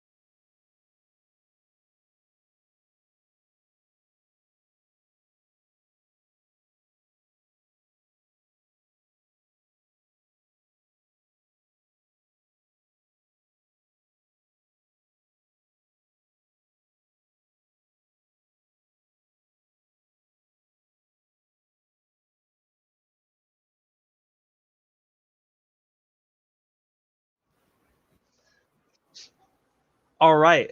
Hello, everybody. Welcome back. So, just getting ready to load into these picks and bans here. So, Ronan, let's talk a little bit about what we saw. What do you think is going to be happening for the second game? What do you think is going to have to change for Kentucky? I think we're going to see a lot of the same. Everyone played perfectly. I think we're going to see maybe different comps come up. We're going to see maybe Kentucky play a little safer or maybe a little more aggressive, and maybe playing a little more aggressive will pay off for them against GSU. Time will tell. But I definitely think we're going to see a lot of the same, especially with how close it was up until that last Fire Giant fight that decided the game. Mm-hmm. What about you? Yeah, I do think we're going to see a lot of the same stuff. I don't think picks and bans are going to change very much. Probably a lot of the same, but yeah, I don't know. It's hard to say if they need to play more aggressively or not, because GSU was just able to come out of fights on top. So Yeah, it's definitely going to be something. It is. It is going to be something as we see the initial bans coming out of Kentucky on the blue side, GSU on the right side. Kentucky banning out Set, and GSU banning out Guan Yu.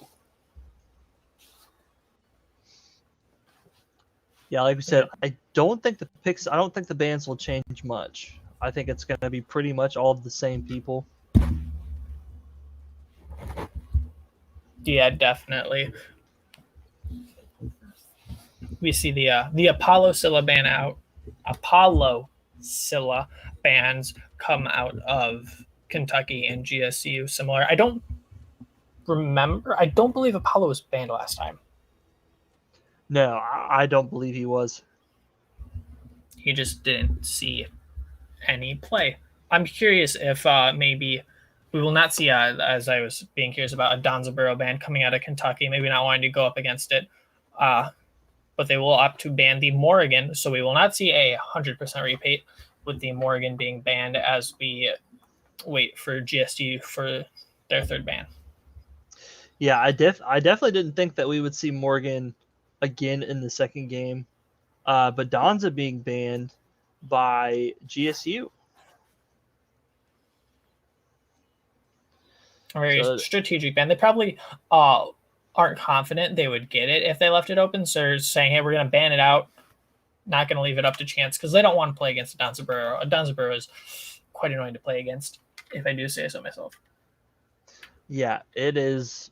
Donza is definitely not a fun character to fight. So we're going to be seeing a Kukulin first pick again. So Kukulin will be making a return here.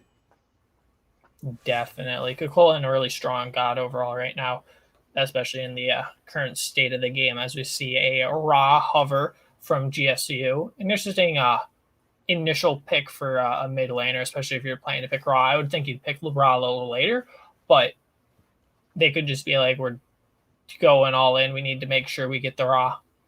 Could be could be something else though too, as we see the Ymir does get locked in. The Ra still being hovered.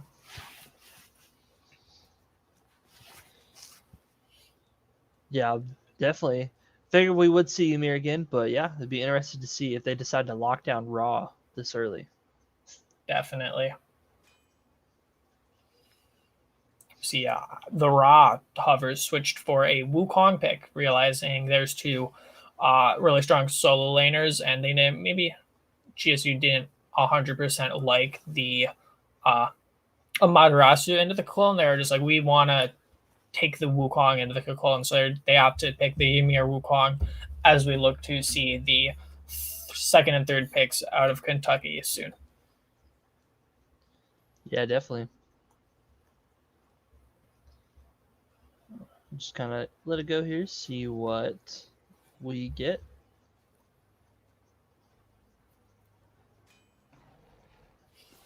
See the on her hover coming out, very powerful carry in the Sobek support. They will lock both of them, so it's gonna be a very powerful lane early for Kentucky. It might be what they need to kind of shut down the carry side of GSU and get a lead there. Yeah, absolutely. Yeah, they're gonna stick with that Sobek, just kind of throwing people back, getting them a little out of team fights and putting them in more of a situation of being ganked by the team. You know, Honor, as you said, Honor is just a really strong option. So, you know, I think that Honor is going to help there. And Jing Wei coming out. So Jing Wei is going to be coming out for GSU, probably looking, going to be looking for Jing Wei's mobility and just getting herself in and out of situations very easily without being locked down. Definitely. Jinwei also a safe pick and on her with her, as you said, mobility options. A lot safer of a god to play. Maybe not necessarily lose the matchup against on her. As we go into bans, we got GSU banning out Giannis, Kentucky banning out Tsukiyomi. Yeah, it'll be interesting to see what the final two picks are. You got any predictions for it? We see the Nemesis ban come out. The last ban, I would think we're going to see some mage. That's about it. As for picks, I'm not quite sure what we're going to see on both sides. I'm thinking there's we're There you looking go. at them picking. There's the Raijin ban. So yeah, mid as I predicted. We're going to see mid picks and jungle picks. I'm thinking with the current bans, we might see maybe a Camazotz come out or a Fenrir from one side. I think those would be really strong for either side for jungler if they have the ability to play it. Mids for both sides. I'm thinking Ra might be able to come out. We might see Nuwa get a We're gonna be Agni seeing an actually out of Agni. GSU. Very interesting. Yes, we'll be seeing the Agni come out. We'll see what DJ decides to pick here. A Merlin. Merlin really strong. Agni, he's really strong as well. I wouldn't consider him as strong as Merlin, but I would say they can do about the same thing, each of them respectively. So it'll be interesting to see how they match up in lane as we get a Hunbots coming out of Kentucky. It's one of the gods I should have named, not Camazotz. And then, yep, we're going to see a Mercury hover, but I don't think it's going to be Mercury. I think they're going to pick somebody else. Now, who they decide to pick, I mean, it's up in the air. Definitely.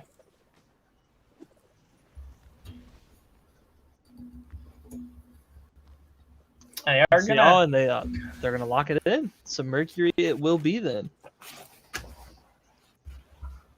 And the Michelangelo Mercury, if anything. Definitely. I'm excited to see how this goes. It'll go pretty good. I expect to see based on the concept, I would expect Kentucky actually to be a little more aggressive early as compared to GSU's comps. GSU's comps feels a bit safer. Yeah, I wonder if Kentucky just wants to kind of take it into later because they know GSU starts to run with it once it gets later and later into the game. So I'm wondering if they're picking to kind of counter that late game dominance that we've seen from GSU because we've seen it in both of their earlier games against Michigan. We saw that, we saw the Collie picks, they said, they just wanted to play the late game. And then they, even in the first game, they just took it later and then ran with it. So I'm wondering if that's where Kentucky wants to meet GSU is in that later game. Definitely. They don't want to get there.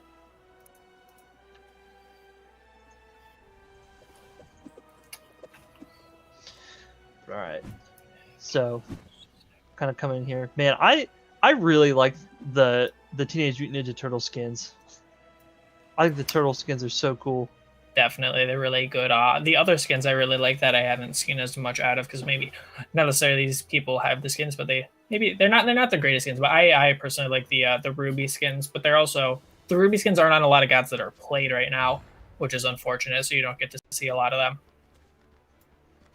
Yeah, for sure.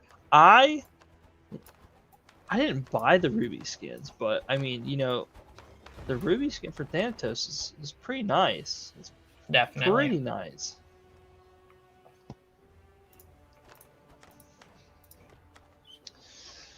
All right, so we're gonna be coming in here. Just gonna see them jumping around, having a good old time before the game starts. Yep, just kind of doing some tomfoolery here. Yep. And Mercury hitting us with the kick flips left and right, giving us those good skateboarding skills here.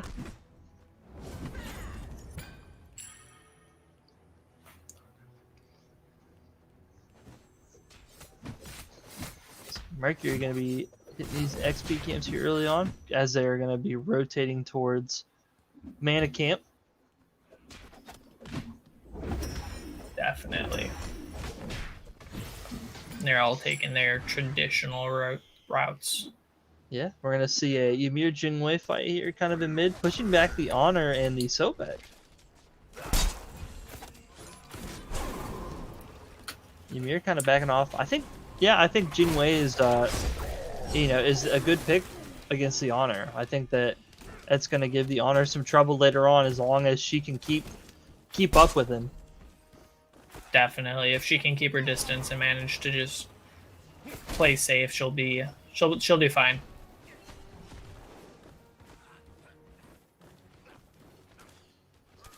Yeah, pretty even in dual lane over there. Kukulin and Wukong are both a little weak here.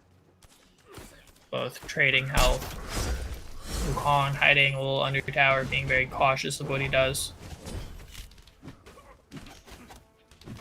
Yeah, Hunbat's almost being taken out, but leaps back on a tower. Kukulin being taken out by the Wukong. What a strange turn of events. The Wukong having to play defensive and then coming back and turning on the Kukulin. Yeah, definitely. That Wukong was not going out without a fight, that's for sure. Definitely. Looks like we might see Honor take a dive here. Honor looking awfully weak. Sobek also looking weak. Does get taken out by the Jingwei. Jingwei kind of fishing for the kill, but Hunbats will come in. And now Jingwei is going to have to get out if she's going to want to stay alive here. Definitely. The Humbots claiming the Ymir.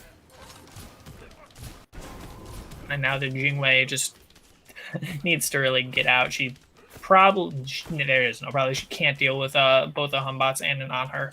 But she's managed to lifesteal up and is looking super healthy. She might be able to make something happen here if the Humbots gets a little too overconfident.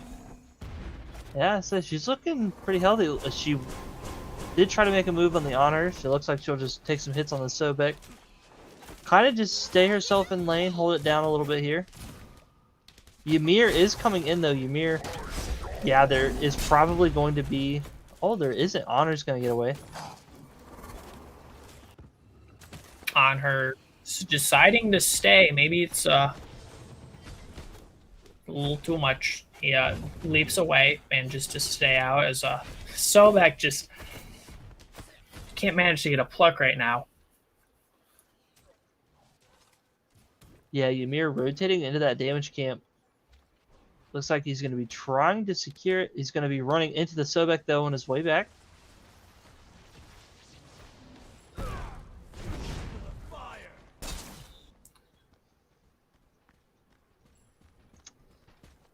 Decided to go back here.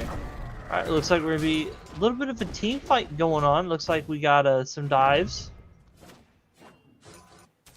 A little bit of pokey back and yeah, forth big as we team see fight. Convergence. Yeah, Kentucky finding that kill. Looks like they're fishing on the kill on the Poland as well here.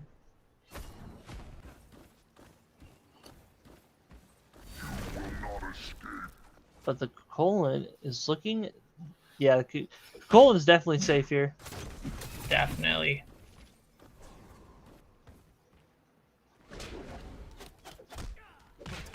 Oh, he's not safe. He pushed out. He should have just went ahead and went back, but he decided to stay, and it looks like he got caught. Yep. Hunbats, though, finding himself caught between a rock and a hard place, that hard place being Ymir, gets taken out. Definitely. An unfortunate position that was from the Humbots. And you're out of position, the Ymir called him out, and that was it.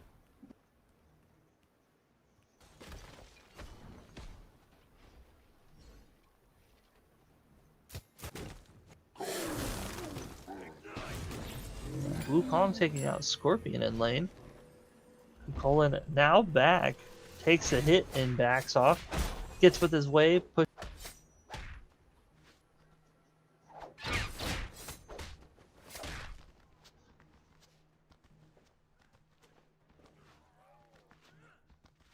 Right now.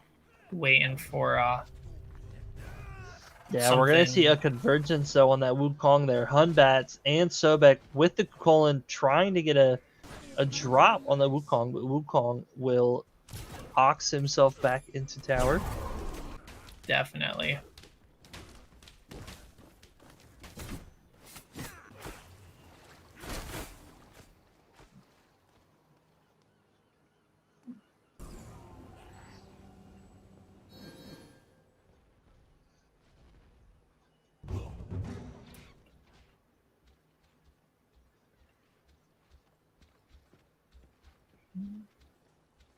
All right. So nothing too crazy going on here right now. It looks like. No, looks like we may see a convergence around the oracles. Yeah, it looks like people are starting to gather up there. No, only about 6 minutes or so in, and right now, there's a pretty good gold lead for GSU. Definitely, they're just outside of the kill difference. They're just kind of out chilling and killing Kentucky right now. Yeah, we see Mercury secure that XP there for him, get himself a little bit fed. Just a little bit.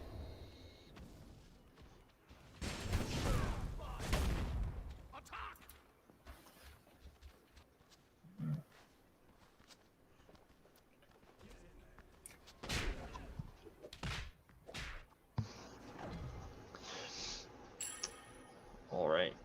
So, yep, everyone just kind of farming up, just kind of doing their thing right now. Not really too concerned with each other. Just taking out waves, taking their Yep. gold, and taking it back to the bank. Definitely.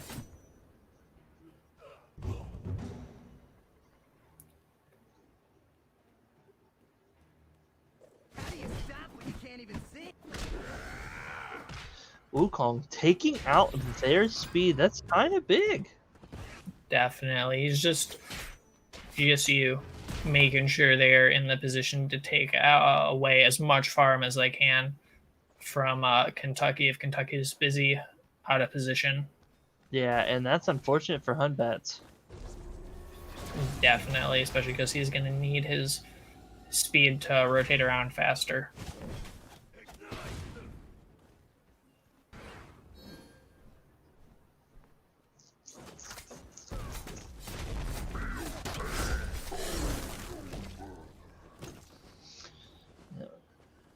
Looks like a little bit of stuff going on in mid, but not too much here. Got Jingwei and Honor battling it out over there in duo lane. Definitely, they're just trading blows back and forth. Ooh, and a good pluck for the Sobek. Wukong having to get tossed back in. He's gonna try to ult. He's looking for a way to get himself out. Gonna get some health back. And it looks like he will find his way out. Hunbat's gonna try to catch him, but it's not gonna be enough with the Eagle. Definitely. Very close, but Wukong just really safe, able to make sure he gets out of there. How do you stop when you can't even see? So,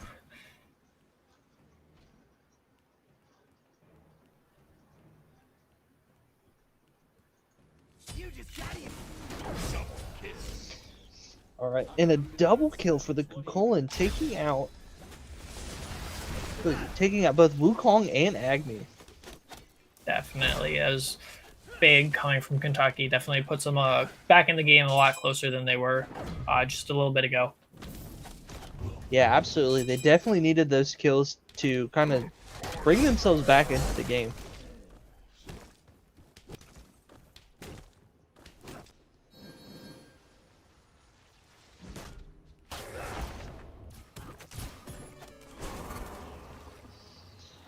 Jingwei getting those levels. She's keeping herself fed, but it looks like she's going to have Hunbats on her back. Hunbats only level 8, though. Jingwei not opting to push it, opting to fall back because the on her was coming up.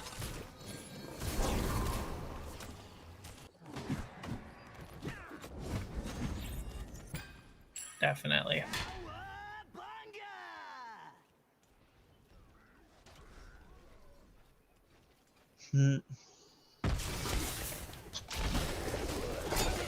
Michelangelo skin, such a classic. You gotta love the energy that the turtles bring in here. Sobek taking out Michelangelo, though. Speaking of, Definitely big plays coming out of GSU, just trying to, not GSU, out of Kentucky, just trying to shorten that gap as much as they can.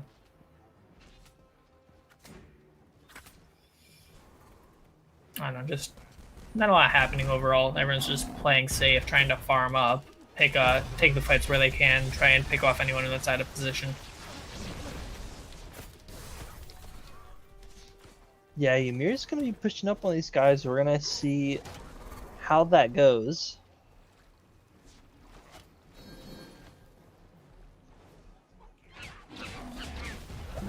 So it looks like we're going to be seeing a convergence over on Gold Fury. Yes, definitely. They're going to look out to take the Greater Scorpion in the jungle. Yep. So GSU taking out Gold Fury, it looks like, so they will have Scorpion buffs on their side. Definitely, that's going to be big for them. For sure. With Gold Fury popping up here soon, we're definitely going to be seeing our first big team fight coming up. We're going to be seeing everyone kind of dive in to secure Gold Fury. Absolutely. Colin putting in damage on the Wukong, but being trampled on. And GSU all converge, take out the Colin with the tank down. Kentucky just needs to try to make something out of it, and it looks like they will take out the Mercury. Yep. Hunbats also being eliminated. Not good for Kentucky. No, definitely not. Getting a little too over aggressive, stayed a little too long, and just not a lot he could do there.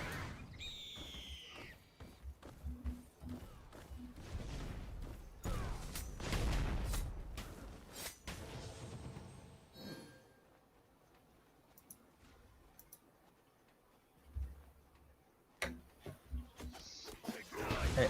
So Ymir dropping back. They're going to clear out wave here. And it looks like we are about to start seeing that rotate over to Gold Fury. Definitely something's going to go down soon, I would expect. Yeah, this is probably everybody backing, getting their mana and health back up, because we're about to see that push. Notice Jing Wei stayed. Yes, definitely.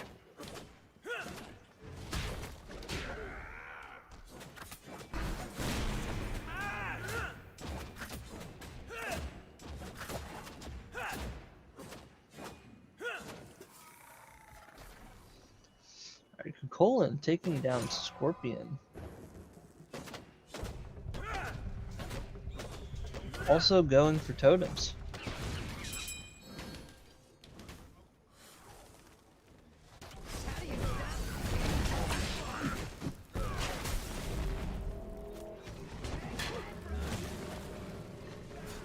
As we see a small skirmish going down in mid.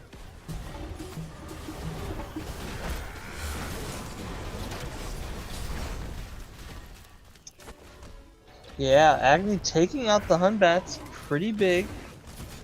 It looks like the Sobek is going to find himself eliminated here. Or perhaps not. Agni is going to be taken out. Wukong about to find himself as well taken out. He will try to eagle, and he'll get caught by the honor. That is Wukong going down. That is just on her result really strong, managing to take out the Wukong, now making it a 4v2 in favor of Kentucky, and that might be what they need to take the Gold Fury if they decide to take the Gold Fury.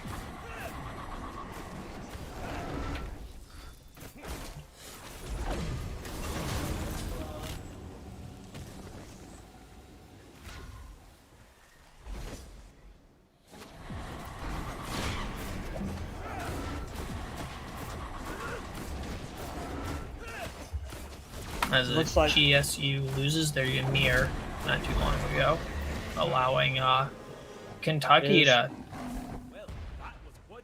just take the Gold Fury. Yeah, Kentucky will take Gold Fury here. They're gonna retreat back, take their W's where they can.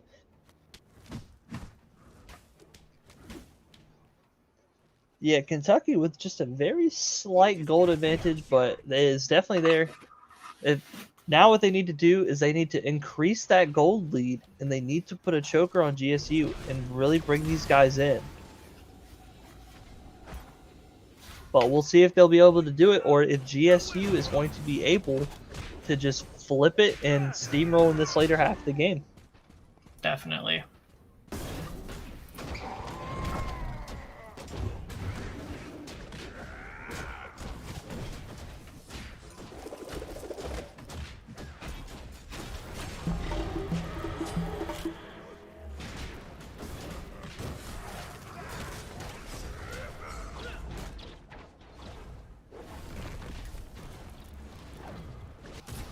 So team fight going on here. Kukulin looking awfully weak, trying to get away.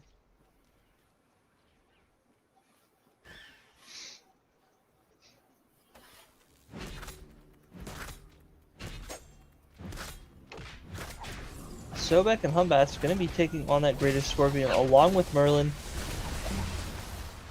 And they are going to take it out. So we are going to be seeing Fire Giant pop up here soon, and we're going to be seeing more team fights around this Fire Giant, because now it's starting to become crucial here. Honor taking out the Jingwei. That's huge for Kentucky, especially by preventing GSU's carry from getting farm. Is going to allow the on her to be a lot more impactful than the Jingwei. But the I wouldn't expect the Jingwei to fall too far behind. GSU was a great team after all.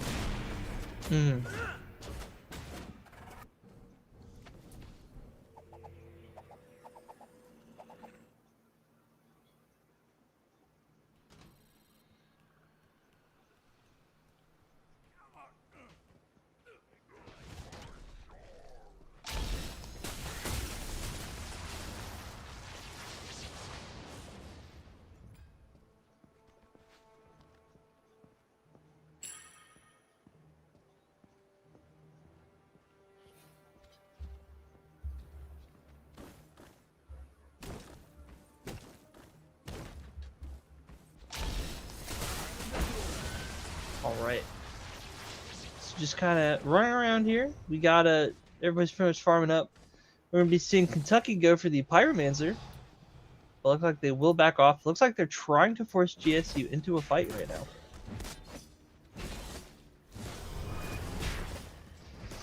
Definitely, they're trying to pull GSU out, maybe take one or two of their members, take down Pyromancer, and then just stave off for a little bit. Or maybe if they do manage to take one or two of their members, take a Fire Giant. Likewise, GSU trying to do the same thing. Yeah, almost was able to steal Pyromancer there, but unfortunately they weren't able to. So Kentucky not opting to go too crazy and push it too hard. They do decide to just kind of back off. Looks like they're going to retreat, collect camps, and set up. Yep.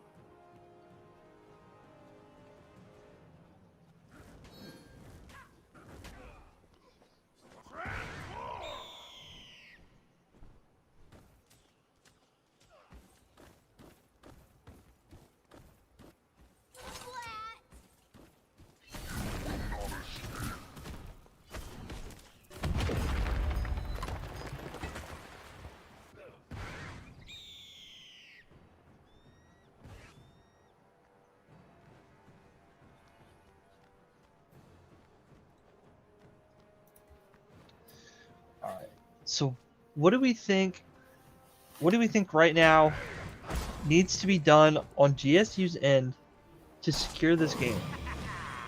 I think it's the same condition as last game. It's all going to come down to what happens at the next Fire Giant. Yeah, for sure. I think with these guys just kind of farming out right now, we're definitely going to be seeing some setup that has to be done here. But it looks like, I mean, right now, honestly, it's really anybody's game. Definitely. Kentucky does have a 4K gold lead, more around 3.5 to 3K. But, I mean, right now, everyone's pretty much sitting at just about full build here. Let me see if I can go ahead, take a look here. Yeah, I mean, pretty much everyone is just about full build on Kentucky side. Everyone's finishing out their last items here. Definitely. GSU taking the Oni Fury, leaving the Fire Giant as the only objective on the map as Kentucky has started, and Kentucky will manage to take it. We're going to see if GSU is going to be able to punish them for taking such a powerful objective, as GSU does manage to take down the Merlin. Jing Wei popping off, double kill, looking for the third on the honor. Not sure. She doesn't have ult, so she doesn't have too much movement. She will drop speed, though, it looks like. Definitely. The Anher did manage to claim the Wukong, but at the cost of their Hamats. So now only 3 people on Kentucky's side have Fire Giant. And as I say that, Colin goes down, leaving only the support and the carry with Fire Giant on this side of Kentucky, meaning GSU is still in this, and the win condition, I believe, now would be more akin to that of the next Fire Giant, with this one basically being expired after it was gotten. Yeah. I think whatever the next objective that pops, I think we're going to see some kind of team fight. And I think the winner of that team fight might just about be taking this game home. Probably take it down to Phoenix, and then there will just be a push from Phoenix on. Definitely.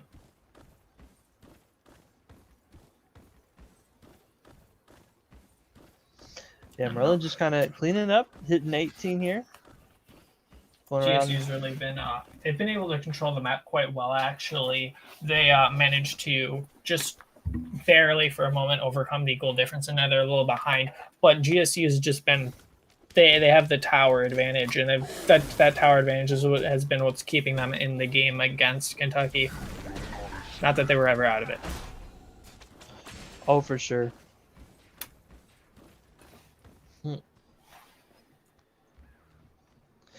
All right, so looks like gonna be taking down Greater Scorpion here.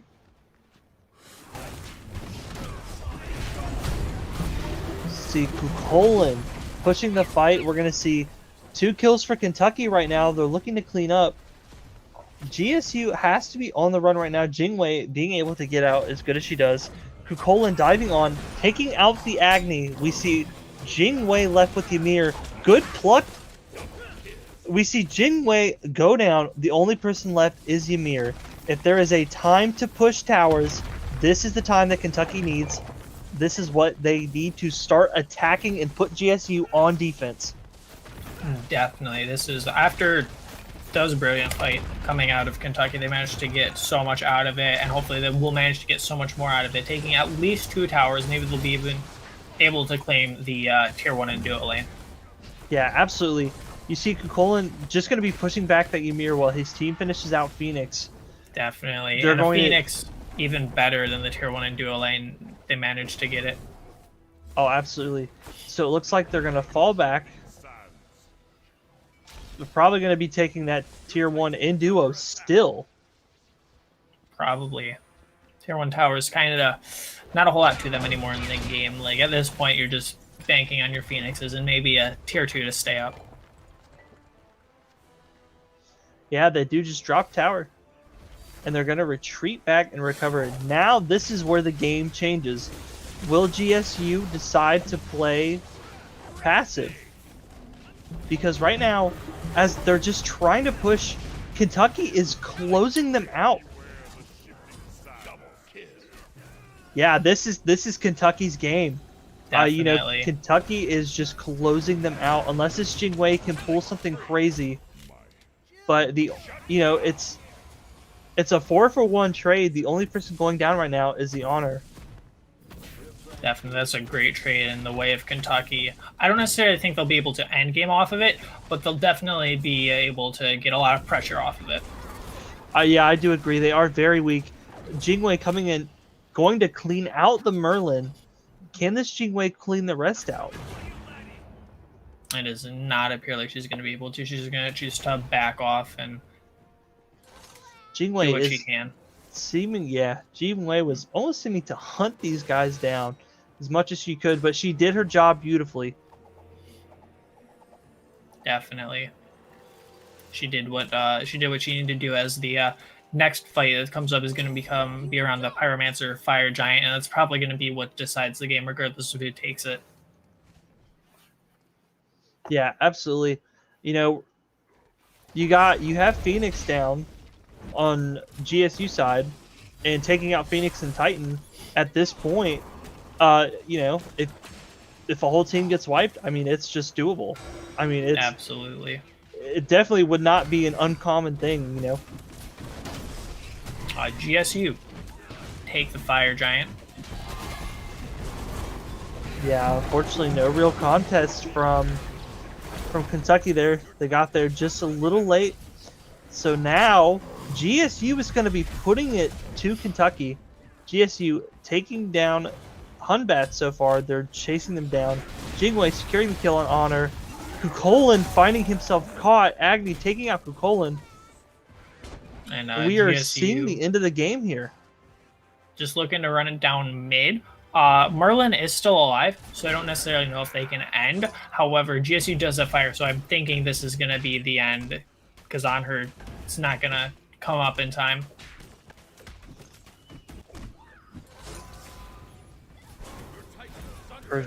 For sure, the only thing left is Titan, and we're going to be seeing a fight for it here. Wukong kind of weak.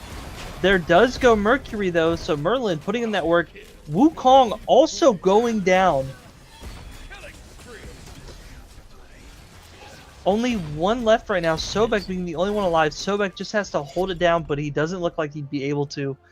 It comes out GSU 2-0 over Kentucky. Very, very close matches, both of them were. But yeah, definitely, they were going out. It was a great game, though, between Kentucky and GSU. Definitely great games all around. It was amazing play. It was very close up until the end. It looked like Kentucky might have been able to sneak it out, but that fight at the Fire Giant that just sent it the way of GSU, just like it did the first game. Yeah, man, we just saw the same mistake from Kentucky that we saw from Michigan. They just weren't around Fire Giant at the right time, and what happened is GSU closed out Fire Giant and then just closed out the game. Definitely, and that's all you really have to do. Sometimes it all matters about what happens around that Fire Giant and whether or not you're able to defend against whoever gets it. Yeah, absolutely.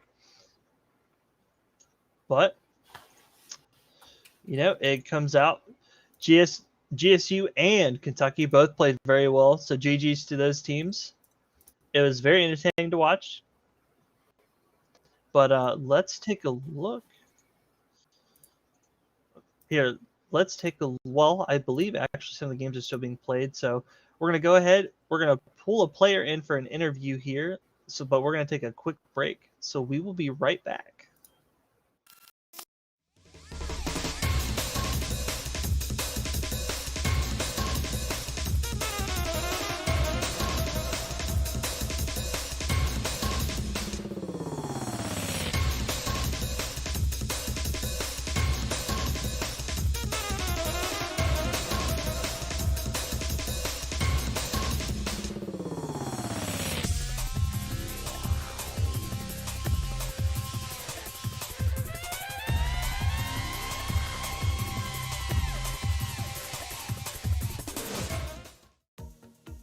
I grew up making games, so I wanted to make a career out of that. Shawnee being a small school is the thing that drew me to it. Shawnee is nationally ranked in the Princeton list for game design. A lot of the professors own their own businesses. That kind of prompted me to start my own business. I started a game studio. I don't think that would have been possible if the school were bigger, and Shawnee put that all together for me. I'm Dalton, and I invite you to discover Shawnee State University for yourself. Please visit discover.shawnee.edu.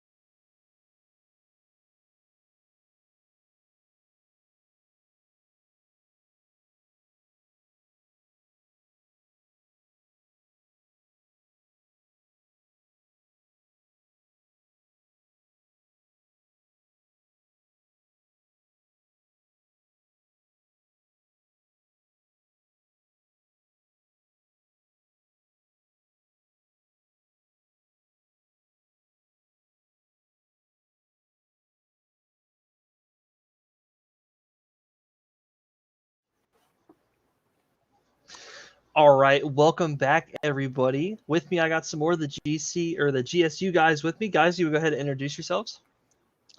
I'm Zero. I'm the ADC for GSU. And I'm Bob, the special mid laner of GSPU. Yeah. All right, awesome. Well, we're happy to have you guys. So let's talk a little bit about what was your guys' game plans going into game one. I'll let Andrew do the talk for that. Game one, that was the Danzaburo game, right? Or Yes. Alright. We were just filling out the picks and bans. We don't really know them, so we kind of just go with our normal picks. Try to get the set Apollo or Danza, and then go from there, kind of. But no, we just play our game. Try to get pressure wherever we can, and then after that, we play off that side of the map for most of the time, and then we 5v5 hard. But yeah, that's our normal plan. Yeah.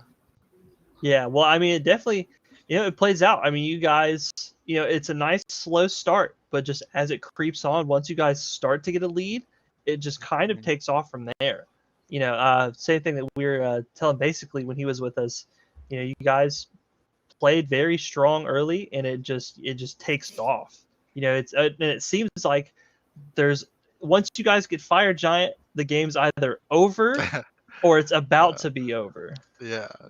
Usually, we knew at that for the second one, for example, right? We knew the only we were gonna get it, but we didn't know if they were gonna do fire or not. If how aware they were. They started it, but it was a little too late because we pretty much already did the Fury, right?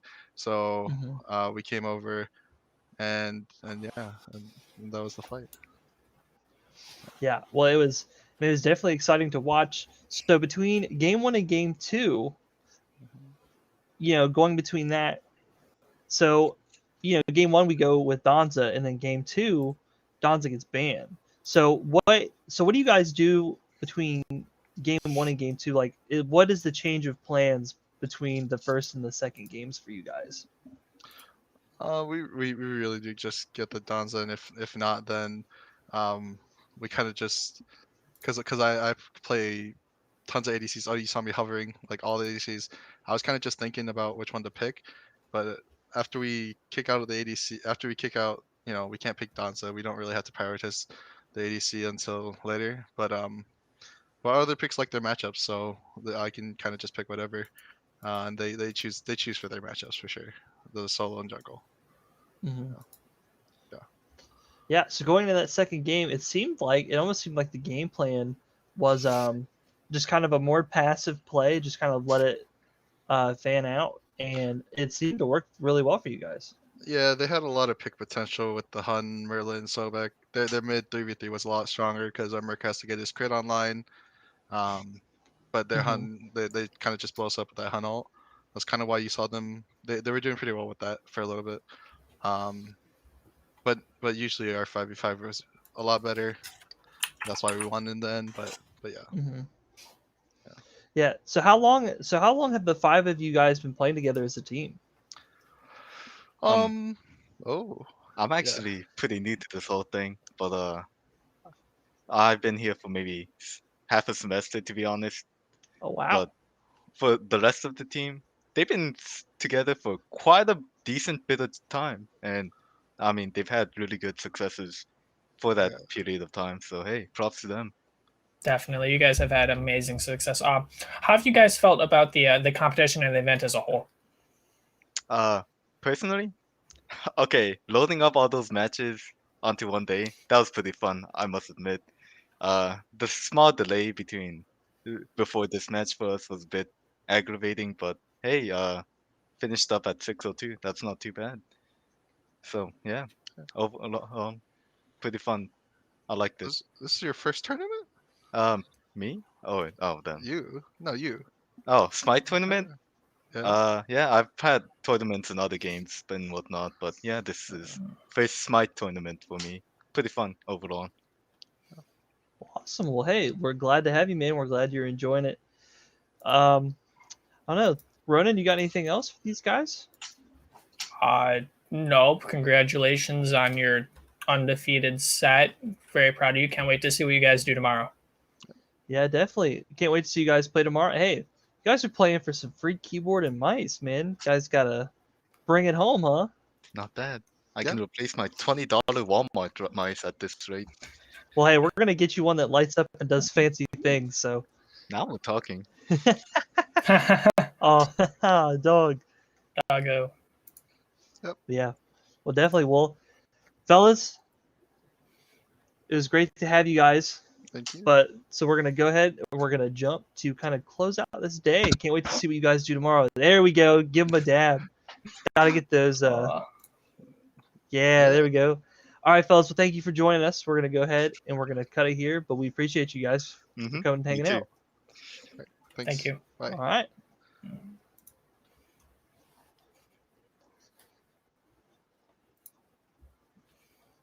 All right. So what we're gonna go ahead and do here, guys, it is getting that time to wrap up the first day of the Shawnee Smite Invitational. We're gonna take a little break here, and then we're gonna be back, and we're gonna wrap everything up for the first day. Kind of go over seedings, what everything ended up happening in this round 3, and then we'll close it out here. So stay tuned, and we'll be right back. It'll be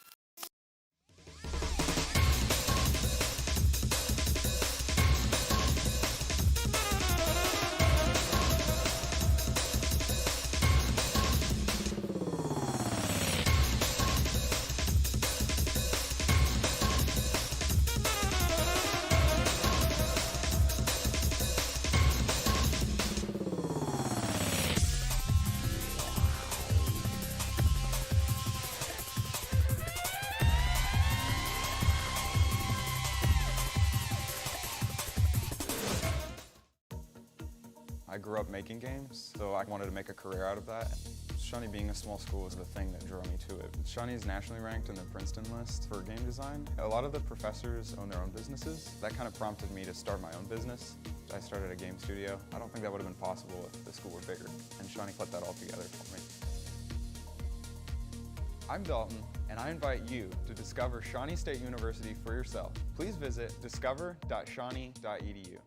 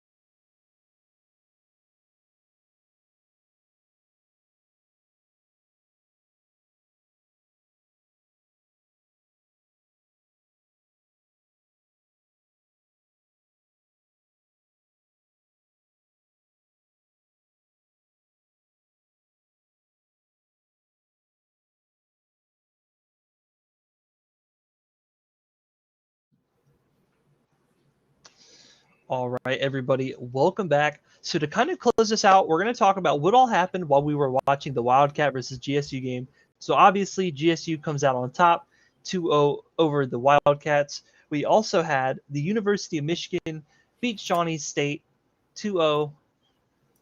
We also have ASU beats Full Sail 2-0, and the Zips beat Glenville 2-0. So a lot of 2-0s, not any like 2-1s or anything like that. No, today's been overall. You won it or you lost it. Other than the one game in round 2, where SSU unfortunately lost to the Wildcats 1-2. Yeah, but outside of that, it really goes either way. I mean, it's 2-0 or 2-0 or it's 2-0. There's almost no in betweens. But no in betweens indeed. Yeah, but good job to SSU though for that 40-minute game. That is, you guys did it. I mean, you guys really brought it. So good for them. Definitely, you're something else. Yeah, but for sure.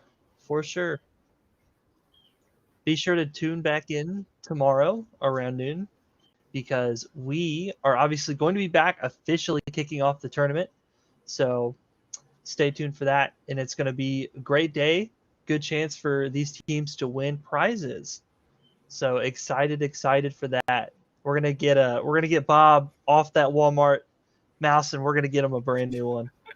So it is going to be awesome. So make sure you tune in tomorrow. We're going to be starting, I believe, same time. So be sure to tune in for that. It's going to be great. Definitely. We'll be starting tomorrow at 12. It'll be exciting to see what the teams take away from today in their preliminary matches and see what they bring forward tomorrow to the new tournament. Yeah, it is going to be it's going to be fun. Man, today was fun. It was all 2-0s, so I'm excited to see how tomorrow plays out. If it's going to be the same or if we're going to see more upsets. We'll have to find out tomorrow. We'll have to wait and see. It'll be good. Catch you tomorrow, guys. All right. Have a good one, ladies and gents. We'll see you tomorrow.